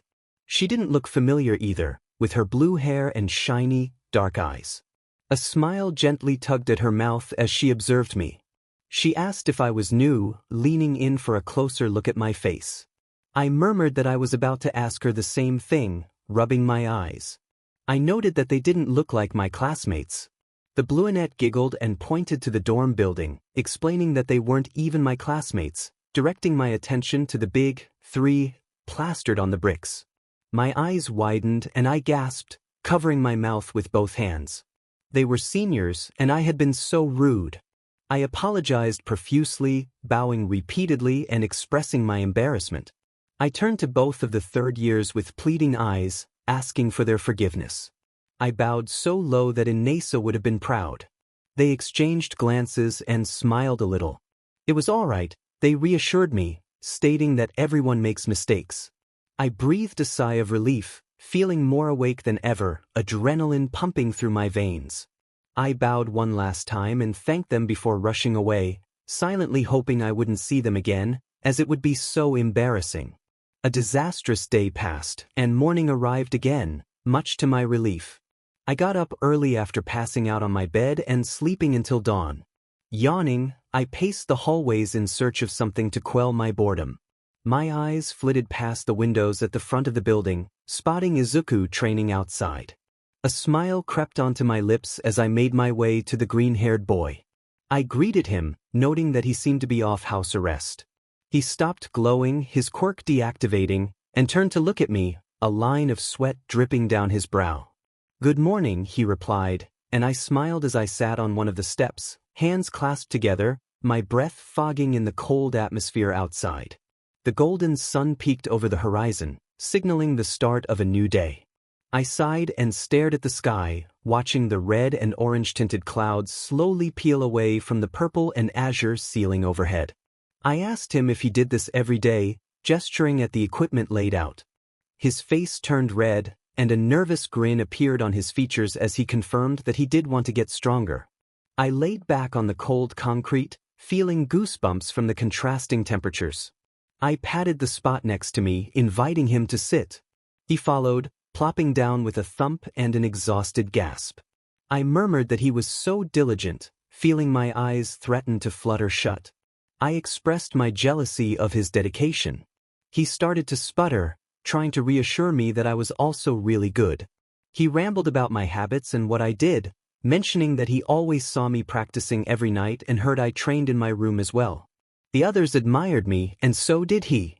I laughed, amused by his worried state. I told him he didn't need to provide praise for me, and he fell silent. We continued like this for a few more minutes, letting the breeze comb through our hair and slide over our skin. I whispered, asking if I could ask him something. He agreed, and I took a deep breath, letting it out slowly as I watched the vapor disappear into the air. I asked how he was so good at what he did. He laughed and raised his head, directing his eyes toward the blooming sun.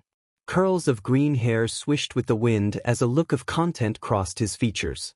He expressed gratitude for the support of many people he cherished, acknowledging that it was their encouragement that brought him to this moment. He then glanced at Ryan, a curious glint in his eyes, sensing their anxiety. Ryan's heart raced, feeling a flutter in their stomach. It was nothing, just a desire to know more about him, especially since he was one of the top students. After taking a deep breath to regain composure, Ryan managed a grin, attributing their nerves to not having trained the previous day. Midoriya chuckled, returning his gaze to the sky. He complimented Ryan, acknowledging their remarkable journey despite being quirkless. He paused, seemingly lost in thought, reflecting on their hard work and determination. Midoriya highlighted how Ryan inspired others, including himself, in ways that were difficult to articulate. He admired YN's humility despite the challenges faced and the disbelief from others.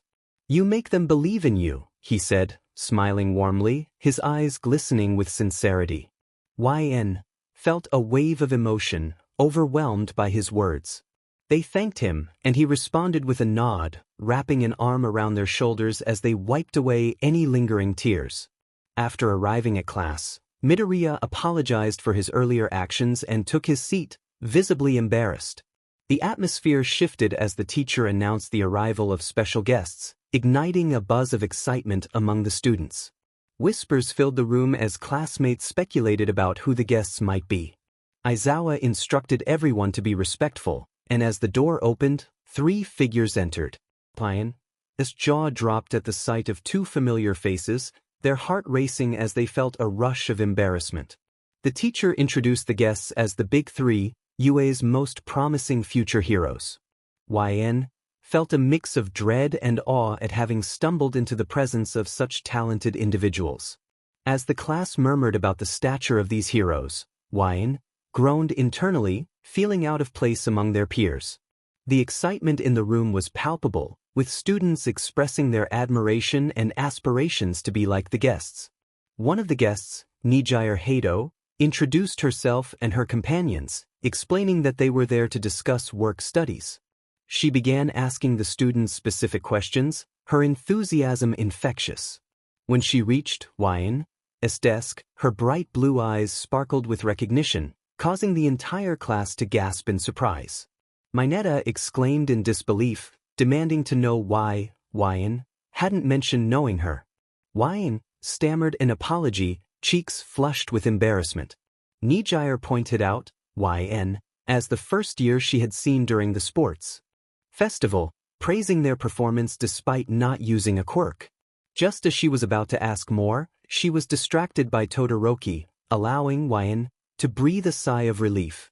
Nijire's charm and excitement shifted the class's perception of her, with students commenting on her adorableness. As she returned to the front, Tamaki Amajiki finally turned to face the class, his intense gaze causing a shiver to run down YN's spine. The room fell silent, captivated by the presence of these remarkable heroes. Even he, the usually cool and collected figure, stood frozen, eyes wide and fear etched into his expression. Soon, Amajiki, who was at the front, began to tremble. The intensity in the room was almost palpable. Was this his quirk? He hoped not. Suddenly, Amajiki whirled around and spoke with a shaky voice, expressing a desire to go home. The atmosphere shifted dramatically, transforming from one of pressure to confusion. It seemed Amajiki was too shy to handle the situation.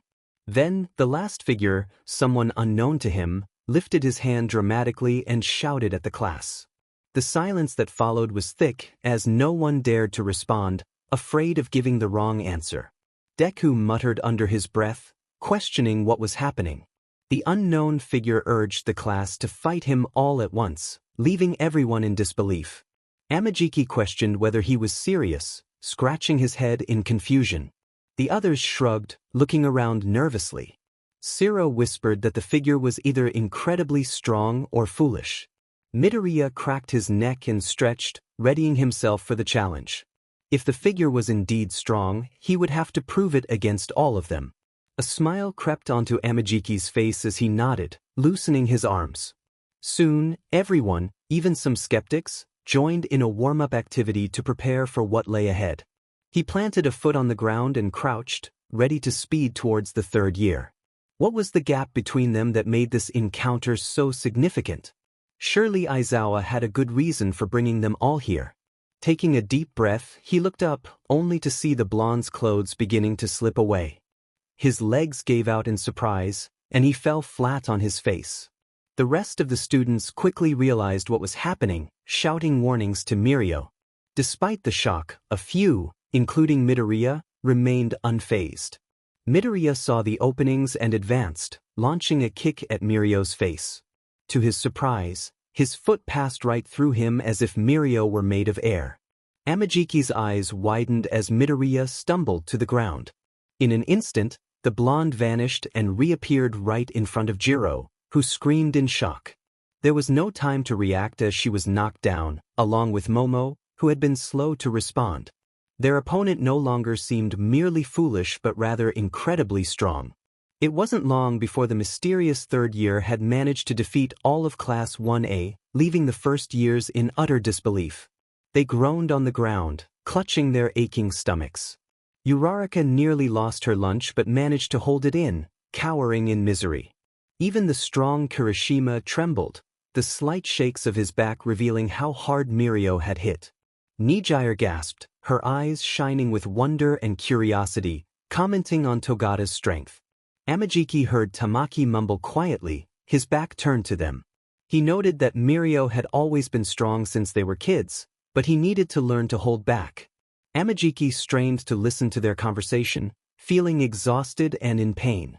Breathing heavily, he managed to regain his composure and pushed himself up from the ground, noticing others doing the same. Scanning the arena, he saw Todoroki's face displaying shock. The powerful Todoroki Shoto, who had trained with professional heroes since childhood, was astonished by a third year's abilities.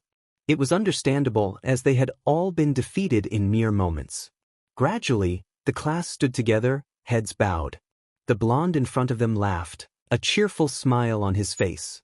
He apologized for the unexpected situation, nervously scratching his head and addressing the girls. Amajiki heard Ochako sneeze in the back, followed by a groan from her aching stomach. Mirio continued, hands behind his back, asking if they understood what had just happened. Amajiki would have scoffed if he could, but the pain in his body was too overwhelming. They had all been caught off guard, and Amajiki lamented the experience, feeling the coldness creeping into his fingers. Mirio laughed, hands on his hips, and asked if they thought his quirk was strong. Siro, finding his voice, protested that it was too strong, while Hagakure chimed in, expressing her frustration. Mina, fists clenched in anger, questioned why Mirio was so powerful. Mirio responded with a light-hearted laugh, clarifying that he had only one quirk. Amajiki raised an eyebrow, intrigued. If he had only one quirk, it must be incredibly powerful. Who knew what Mirio was capable of? He might even be the next All Might. I hummed to myself, pondering the topic as Midoriya delved deeper into the discussion. Suddenly, Nijire appeared, raising her arm and grinning, her blue hair bouncing with her energetic movements. She exclaimed that she knew Mirio's quirk and eagerly asked if she could share it. Togata looked in her direction, and she could hardly contain her excitement. "It's permeation," she announced. Tamaki, still facing away from the group, grumbled that it was Mirio's turn. Togata quickly intervened, breaking the brewing tension between his classmates. "That's right," he affirmed with a nod. "My quirk is permeation. What you guys referred to as a warp is a result of that." Hato puffed out her cheeks and tugged at his gym uniform, resembling an angry Pomeranian, clearly wanting to explain everything. "Ah, sorry about that, Hato-kun," Deku interjected, seizing the opportunity to speak. An avalanche of questions spilled from him as he gestured with his hands, taking invisible notes and absorbing every bit of information. "How exactly do you warp?" His eyes widened, irises becoming small dots compared to the whites of his eyes. Togata smiled in amusement, finding the first year's enthusiasm entertaining. "If I activate my quirk through my whole body, I can pass through anything, including the ground," he explained. "Oh!" Uraraka exclaimed, her mouth forming a small circle. "Then does that mean that time you fell underground?" Mirio looked at her with appreciation, nodding in acknowledgement. "Yeah, that's right. I fell into the ground. And when I release my quirk, something strange happens." He shared a brief lesson on physics, noting that two masses cannot occupy the same space.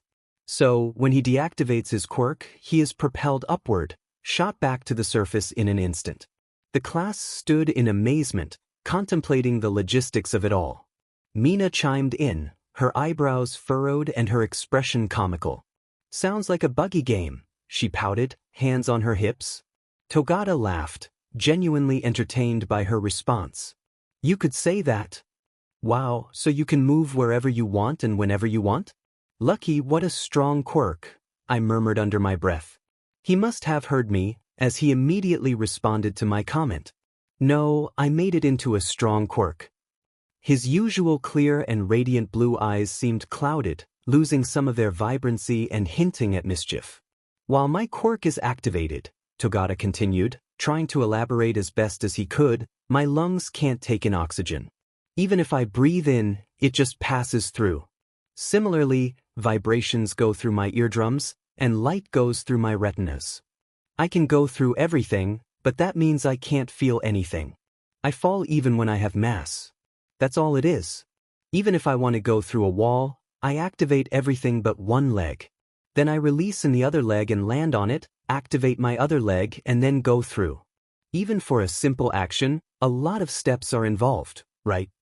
The class murmured among themselves, nervous at the thought of such a nerve-wracking process. If it were me, I'd mess it up in an instant.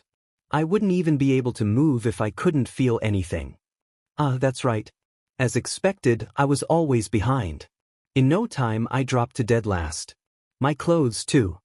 He smiled at his own joke but continued. But in order to get to the top with this quirk, I couldn't just stay behind. Predictions. I had to think faster than those around me. Sometimes I had to be tricky. Above all, I had to predict what was going to happen. And what made those predictions possible was experience. My time ended up being kind of long, but that's why I wanted to fight you all. I wanted to show you through experience rather than words. He pointed to his head with enthusiasm, almost as if he might leave a dent. In our work studies, we're not treated as just students, rather, as sidekicks and pros. It's really scary. The pros sometimes witness people in dire situations. But those pains and traumas are all experiences you go through that you wouldn't encounter at school. I transformed the experience I gained during my work into power and took the top spot. That's why I think it's something you should do, even if you're scared, first years. Unconsciously, I began to clap, my vision blurred by racing thoughts. I held a blank stare at Mirio, my gaze unwavering. We should still do something we're scared of, huh? The mood lightened after his speech, everyone realizing the importance of his words. Their bodies began to move, bustling with excitement and anticipation, now feeling genuinely confident. Wow, he really conveyed something that could have been explained in mere minutes, Momo remarked, her smile appreciative. That's really thoughtful of him. The class nodded, chattering as we returned to class. Meanwhile, I remained lost in thought, my hands resting by my sides as I walked with the small group. My jaw clenched, and I exhaled a frustrated breath. I wanted to chase after the third year, but I knew he had better things to do. It felt selfish, but I just wanted to talk. He had transformed something so ordinary into something meaningful, but how? With his experiences, his spirit, but what else? How could I become that? Groaning to myself, I felt a wave of regret wash over me. Regret for not pushing myself hard enough, for lacking the spirit, and for not exceeding my own limits. If something was wrong with me, I wished an anonymous entity would reveal it so I could fix it. What was I doing wrong? After school had ended, I sat down at my desk, leaning on it. Taking out a pen and a clean piece of paper, I began to write about all my troubles, the things I struggled to understand, the concepts that frustrated me to the point of wanting to scream. I sighed as the black ink flowed smoothly onto the crisp sheet, my hand furiously scribbling a letter, releasing all my frustration onto that single piece of paper. These were the things I wanted to improve on, the areas I wanted to focus on during my time at UA. The desire to overcome personal challenges fueled a determination to look back with pride. With internships approaching, there was an urgent need to improve quickly and make decisions about future paths. There were several areas to focus on. Strength. It was essential to work on personal growth. Spirit. Maintaining a positive mindset was crucial. Without it, there would be little motivation to fight for one's goals. Education. Researching topics, like Momo, would ensure readiness for any challenges ahead. Trust. Believing in oneself and following instincts were important. Confidence was key. Love. Self-love was paramount, and it was vital to never underestimate one's worth. Work ethic. A strong work ethic was necessary for personal improvement. After completing the list, a sense of resolve washed over. The paper was tucked away in the lowest drawer of the dresser, a reminder of the commitment to these goals. As the evening unfolded, thoughts turned to how to spend the time. The sounds of laughter and excitement from other rooms beckoned, but solitude felt more appealing. With a soft sigh, music filled the space as relaxation took over, leading to a deep sleep. Suddenly, awakening in an unfamiliar alleyway, confusion set in. The surroundings were dimly lit, and an inexplicable heaviness weighed down the body. Struggling to move, the urge to seek the light became overwhelming. With considerable effort, the figure emerged into a vibrant scene. A crowd gathered, cheering and showering gifts, particularly flowers. Among them, a bushel of begonias caught attention, their sweet scent reminiscent of rich honey and blooming petals. Joy and pride surged, yet uncertainty lingered about the source of the celebration. A reporter approached, eager for a response. The unexpected attention was met with a smile, even as questions about being a self-made hero filled the air. Just as an answer was about to form, the scene shifted abruptly. Now in a quiet apartment, the lively cheers faded into an eerie silence. The normalcy of the space felt unsettling. Moving cautiously through the rooms, the first door revealed a workroom, adorned with small decorations and a desk. The next room, a kitchen, was messy, remnants of a meal left behind. A sense of sadness crept in, contrasting the earlier excitement. The bathroom was simple, with just a toothbrush and toothpaste. The final door loomed ahead, and with a deep breath, the handle turned. Inside, darkness enveloped the space until a flickering lamp illuminated the walls. Shock and horror gripped the figure as the room revealed itself. Papers covered every inch, connected by red strings that formed a chaotic web. Familiar faces of classmates adorned the walls, now older, and a large map dominated the center, filled with notes in a recognizable handwriting. The details were jarring, each element standing out starkly. Behind, a small bed was surrounded by cut-out articles, all showcasing moments of heroism. Each image depicted smiles, bravery, and camaraderie. Among them, Momo and Kaminari were featured, now part of the same agency. A post-it note caught attention, its message simple yet profound: "What's the difference? Can you see?" The photos were scattered around, and one caught my eye, one of me, and another of Yaoyorozu and Denki. I pulled another sticky slip from the wall, now holding a picture of Todoroki and Deku. Then another, featuring Tsuyu and Ojiro. And yet another, showing some of the old Class 1A students reuniting with Aizawa, who had gray streaks in his hair. On the fourth and final wall, there were 2 single sheets of paper. I gently set the scraps I was holding on my desk and approached them. Taking one off, I recognized it as a handwritten letter, though the writing style was unfamiliar. It was bold, as if someone had pressed down hard while writing. YNLN. I wish you the best in your own journey. It seems like you're fine by yourself. Thank you for being the light of our lives for the time you spent with us. You were everything to us, and you will still be, even though we aren't a part of your life now. Just know that we still love you. In adoration, Mom and Dad.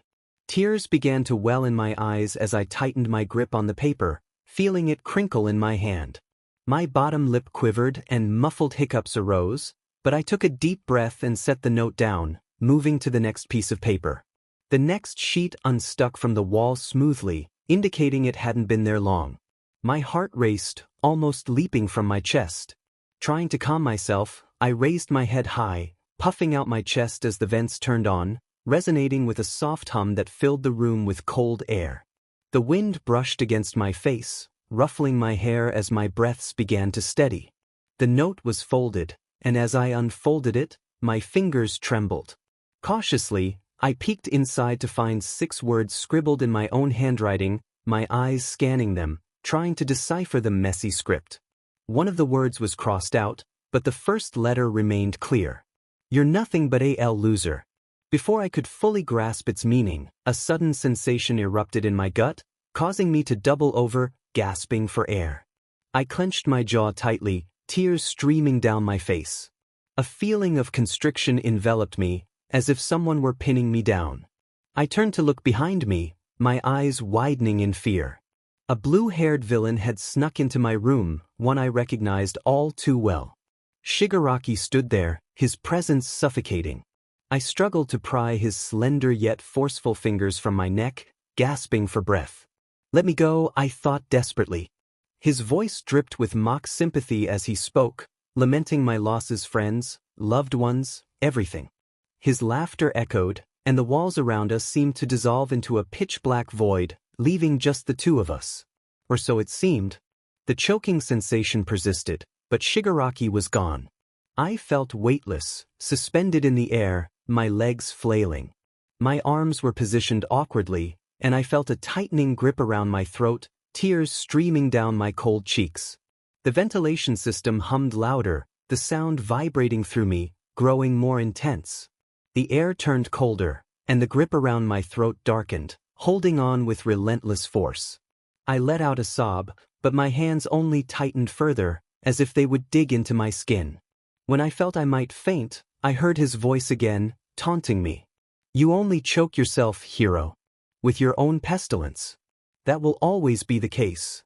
Gasping, I awoke in a cold sweat, remnants of the nightmare staining my face. Above me, the air vents hummed quietly, brushing cold air into my room, chilling my exposed skin. As I reached to turn it off, the sinking feeling in my chest clashed with the punch I had taken from Mirio. My fingers trembled as I flipped the switch, silencing the noise. I sat on my bed, wiping sweat from my face and drying my tears with a tissue. My hands curled around my blanket as I let the tears fall freely. How was I supposed to continue when I still didn't understand what was wrong with me? With anxious hands pulling at the bed covers, the character couldn't stop sweating or feeling nauseous.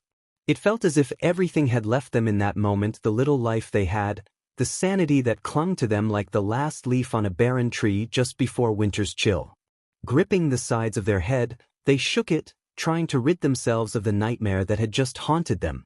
The back of their throat burned as bile rose, their insides churning uncomfortably. Rushing to the washroom, they hastily opened the toilet seat and retched, the sound echoing in the small lavatory. Their body trembled with each heave, struggling to cope with the energy being exerted so quickly.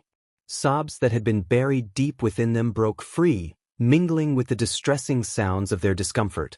Suddenly, a frantic knock echoed from the door, quick and urgent, like the patter of tiny feet on a hardwood floor.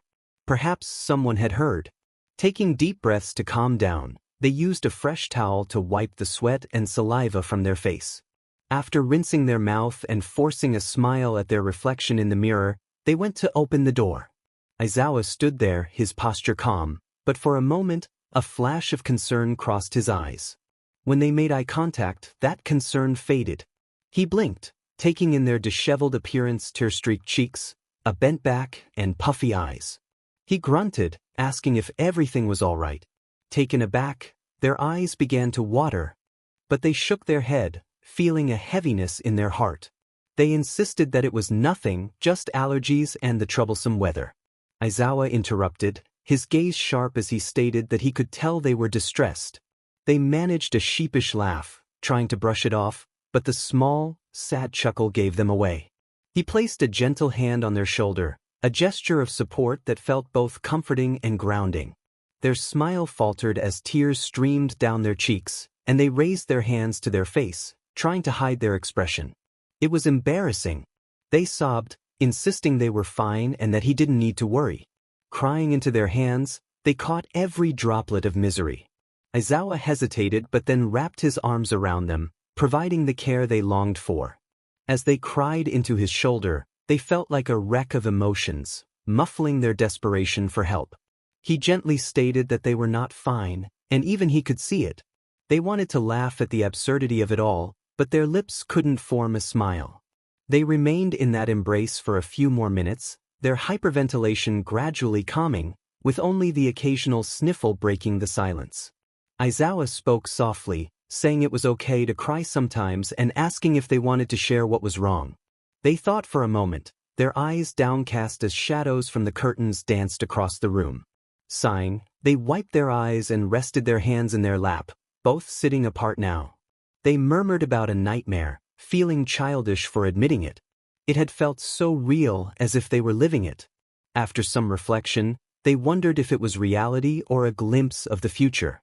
Aizawa reassured them that if explaining was too much, it was all right. They shook their head, determined to share. They described dreaming of being a celebrated pro-hero, adored by all. Reporters and crowds gathered just to see them, and it felt incredible. But then the scene shifted to a quiet, empty apartment that didn't seem fitting for a hero. They found rooms filled with scattered belongings that felt oddly familiar. Near the end, they encountered a closed door, and inside, the walls were covered with papers and news articles, one about them and others about their friends who had also become heroes. On a post-it note, a message read, "What is the difference?" They felt a sense of dread, staring at the pictures without finding an answer. Then they discovered 2 notes, one a letter from their parents. They struggled to hold back tears, whispering that their parents had left or that they had made them leave. The realization hit hard, and they clenched their fists, feeling the weight of their words. Now, they feared losing those they loved and expressed how much they missed their family. Nostalgia washed over them like a tidal wave as they remembered their father's laughter and their mother's comforting meals. They longed for the warmth of their family's embrace, the safety of never feeling alone. They desperately needed something to hold on to, something that would support them without letting them fall.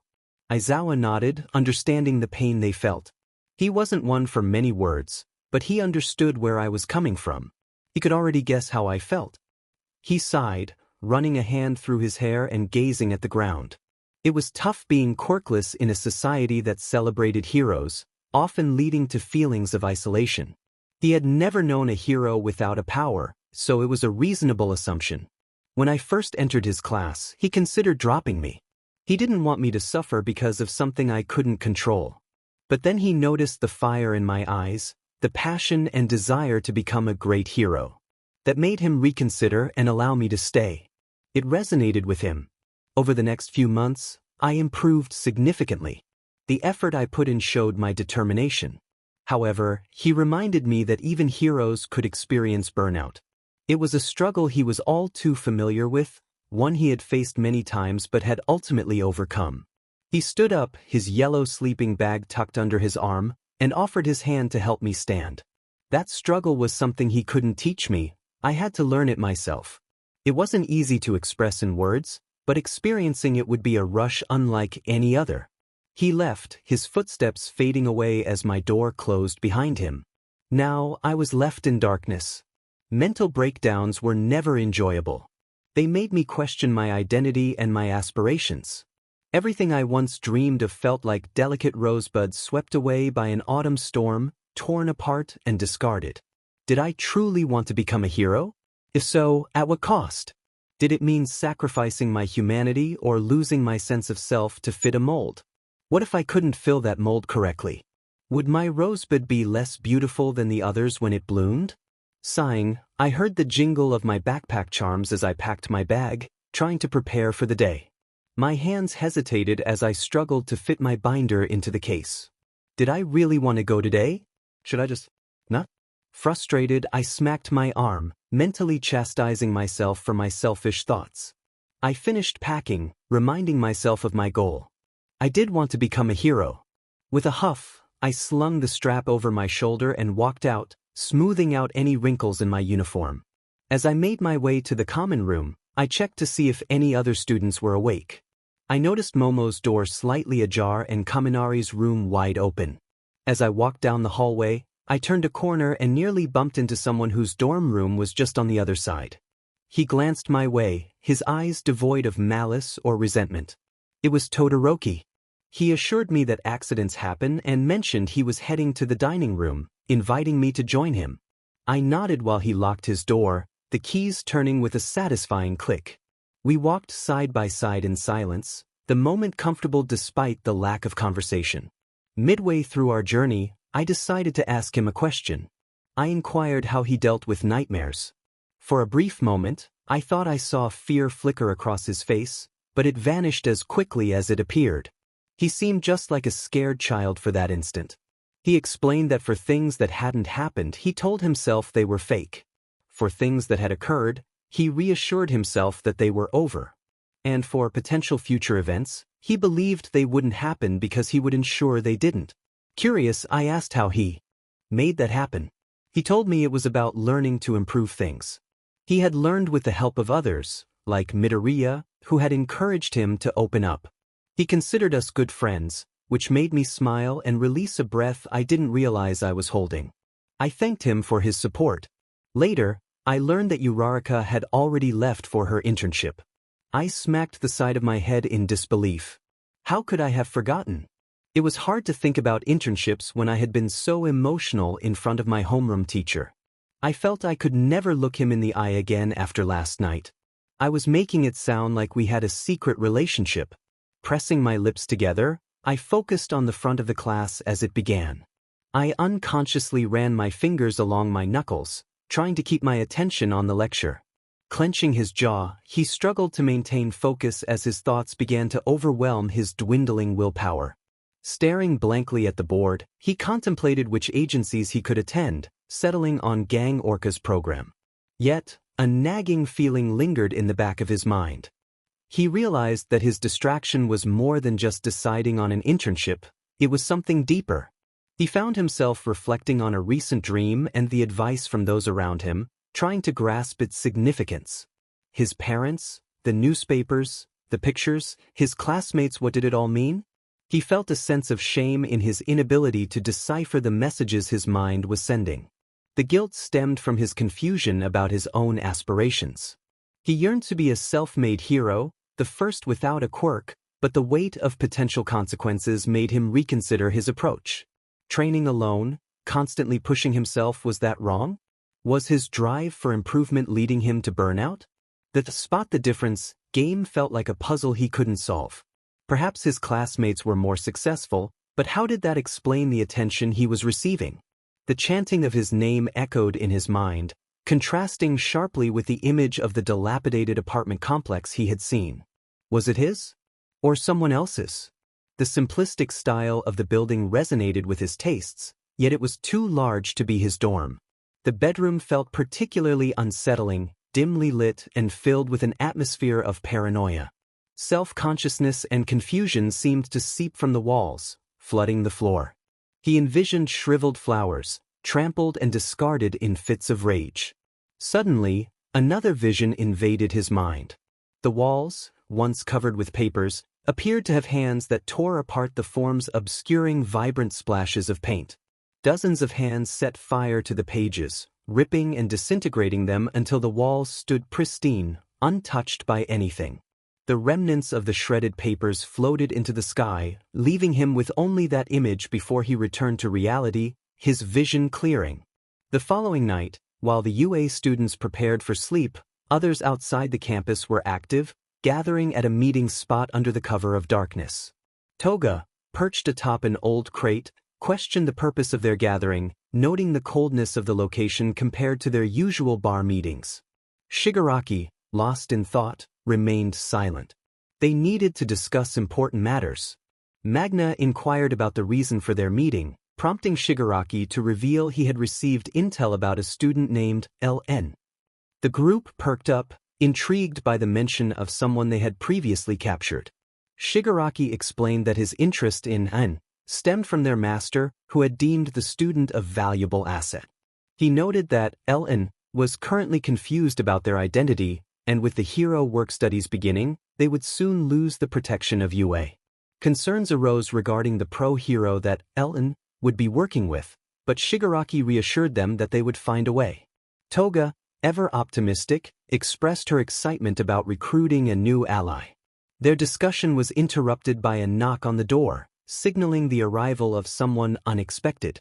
Finally, Friday arrived, bringing a glimmer of hope after a challenging PRD. He was scheduled to meet with Gang Orca and work under him for the weekend. The school day unfolded normally, filled with chatter, Bakugo's loud outbursts, and the complaints of students missing their friends. He felt a twinge of disappointment that Uraraka wasn't there to discuss the latest hero news or gossip about current events.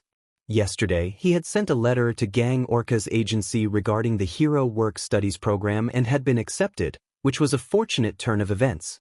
He was excited about the opportunity to work alongside his old friends and colleagues, And with his license, he would be treated as a real sidekick, making his debut in the hero world. When the final bell rang, he quickly packed his belongings and rushed outside, hurrying to the train station.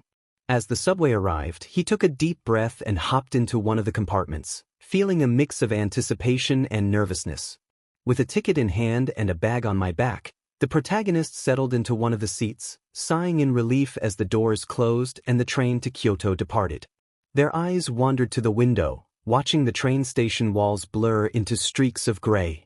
Finally resting their head against the front of the chair, they felt grateful to have made it. A sudden voice broke the silence, startling them. A figure sat across from them, chuckling at the reaction. He wore a well-fitting beige coat, formal dress pants, and a tucked-in light yellow shirt. "Sorry to startle you, I didn't mean to," he said, shifting uncomfortably in his seat. It was just a moment before the protagonist managed a small smile, admitting they were a bit jumpy. They both shared a laugh, his brown eyes crinkling in amusement. After a brief pause, he asked about their reason for traveling to Kyoto, assuming it was related to their studies at the hero school. The protagonist felt a bit annoyed by the question but replied, "Yeah," while trying to shift the conversation. "What about you?" The man beamed, pulling out a packet of cards and producing a hat from seemingly nowhere. "I'm glad you asked. I'm on a magician's task." His lively personality was evident, and the protagonist found it hard to resist engaging. "That's so cool," they said, attempting to compliment him so he would move on. However, he continued to entertain, showcasing tricks with colorful flowers and ribbons that spilled from his sleeve. Being polite, the protagonist clapped and smiled throughout the performance, not wanting to be rude. The act lasted for the entire train ride, and when the train finally stopped, they excused themselves, feeling a mix of relief and exhaustion from the constant smiling. Stepping off the train, they glanced back, half expecting the magician to follow. Once he did not, they felt a weight lift off their chest and confidently strolled to the bus stop, waiting for the designated driver. Adrenaline coursed through them, even while standing still. Their feet felt as if they were vibrating with energy, and an urge to bounce filled them with excitement. Fingers drummed on the straps of their backpack. Finally, the bus arrived, the familiar sign of 7B flashing. A smile spread across their face as the driver from their last trip recognized them, chuckling and encouraging them to board. "Kid, it's you again. It's not that bad in here, don't be shy."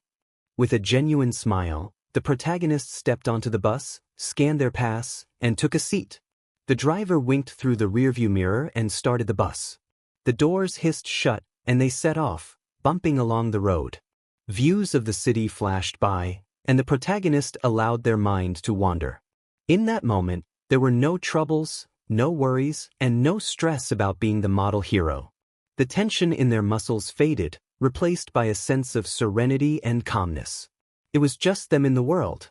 They felt a sense of excitement as they practiced their writing. It was merely a hobby, not a future career aspiration, but it provided a valuable opportunity to enhance their English narrative skills. They believed that expanding vocabulary was essential for descriptive writing, encouraging others to infuse their unique style into their work. Adding personality and humor, even in serious scenarios, was always welcome. Repetition of words could dull the narrative, and he emphasized the importance of variety in language. They illustrated this with an example, transforming a simple observation into a vivid description. Instead of stating the obvious, they painted a picture of the handsome figure before them, highlighting the rich color and effortless curls of his hair. This brought a smile to E's face, their cheeks warming as a flutter of emotions stirred within. As E admired the figure, they felt a pang of jealousy, realizing how their thoughts could shift so quickly. He expressed gratitude to their readers for submitting questions for a recent Q&A, reflecting on the joy of connecting with their audience. They appreciated the support received throughout their journey on Wattpad, wishing everyone good luck in the upcoming year and looking forward to sharing more stories. E mentioned the release of the sequel, version A2, which had been available for some time. They encouraged readers to explore the continuation of the adventures, noting the deeper exploration of the main character's development. He took a moment to express heartfelt thanks to those who had supported them, acknowledging how every comment and message fueled their motivation to write and improve. They felt a sense of joy when readers engaged with the story, attempting to uncover hidden motifs and predict future events. He was genuinely thrilled to have readers accompany them on this creative journey, feeling a wave of emotion as they reflected on the experience. This message served as a check-in, a notification, and a heartfelt thank you to everyone involved. He wished everyone well and encouraged them to take care of themselves, ending with a warm sentiment of appreciation.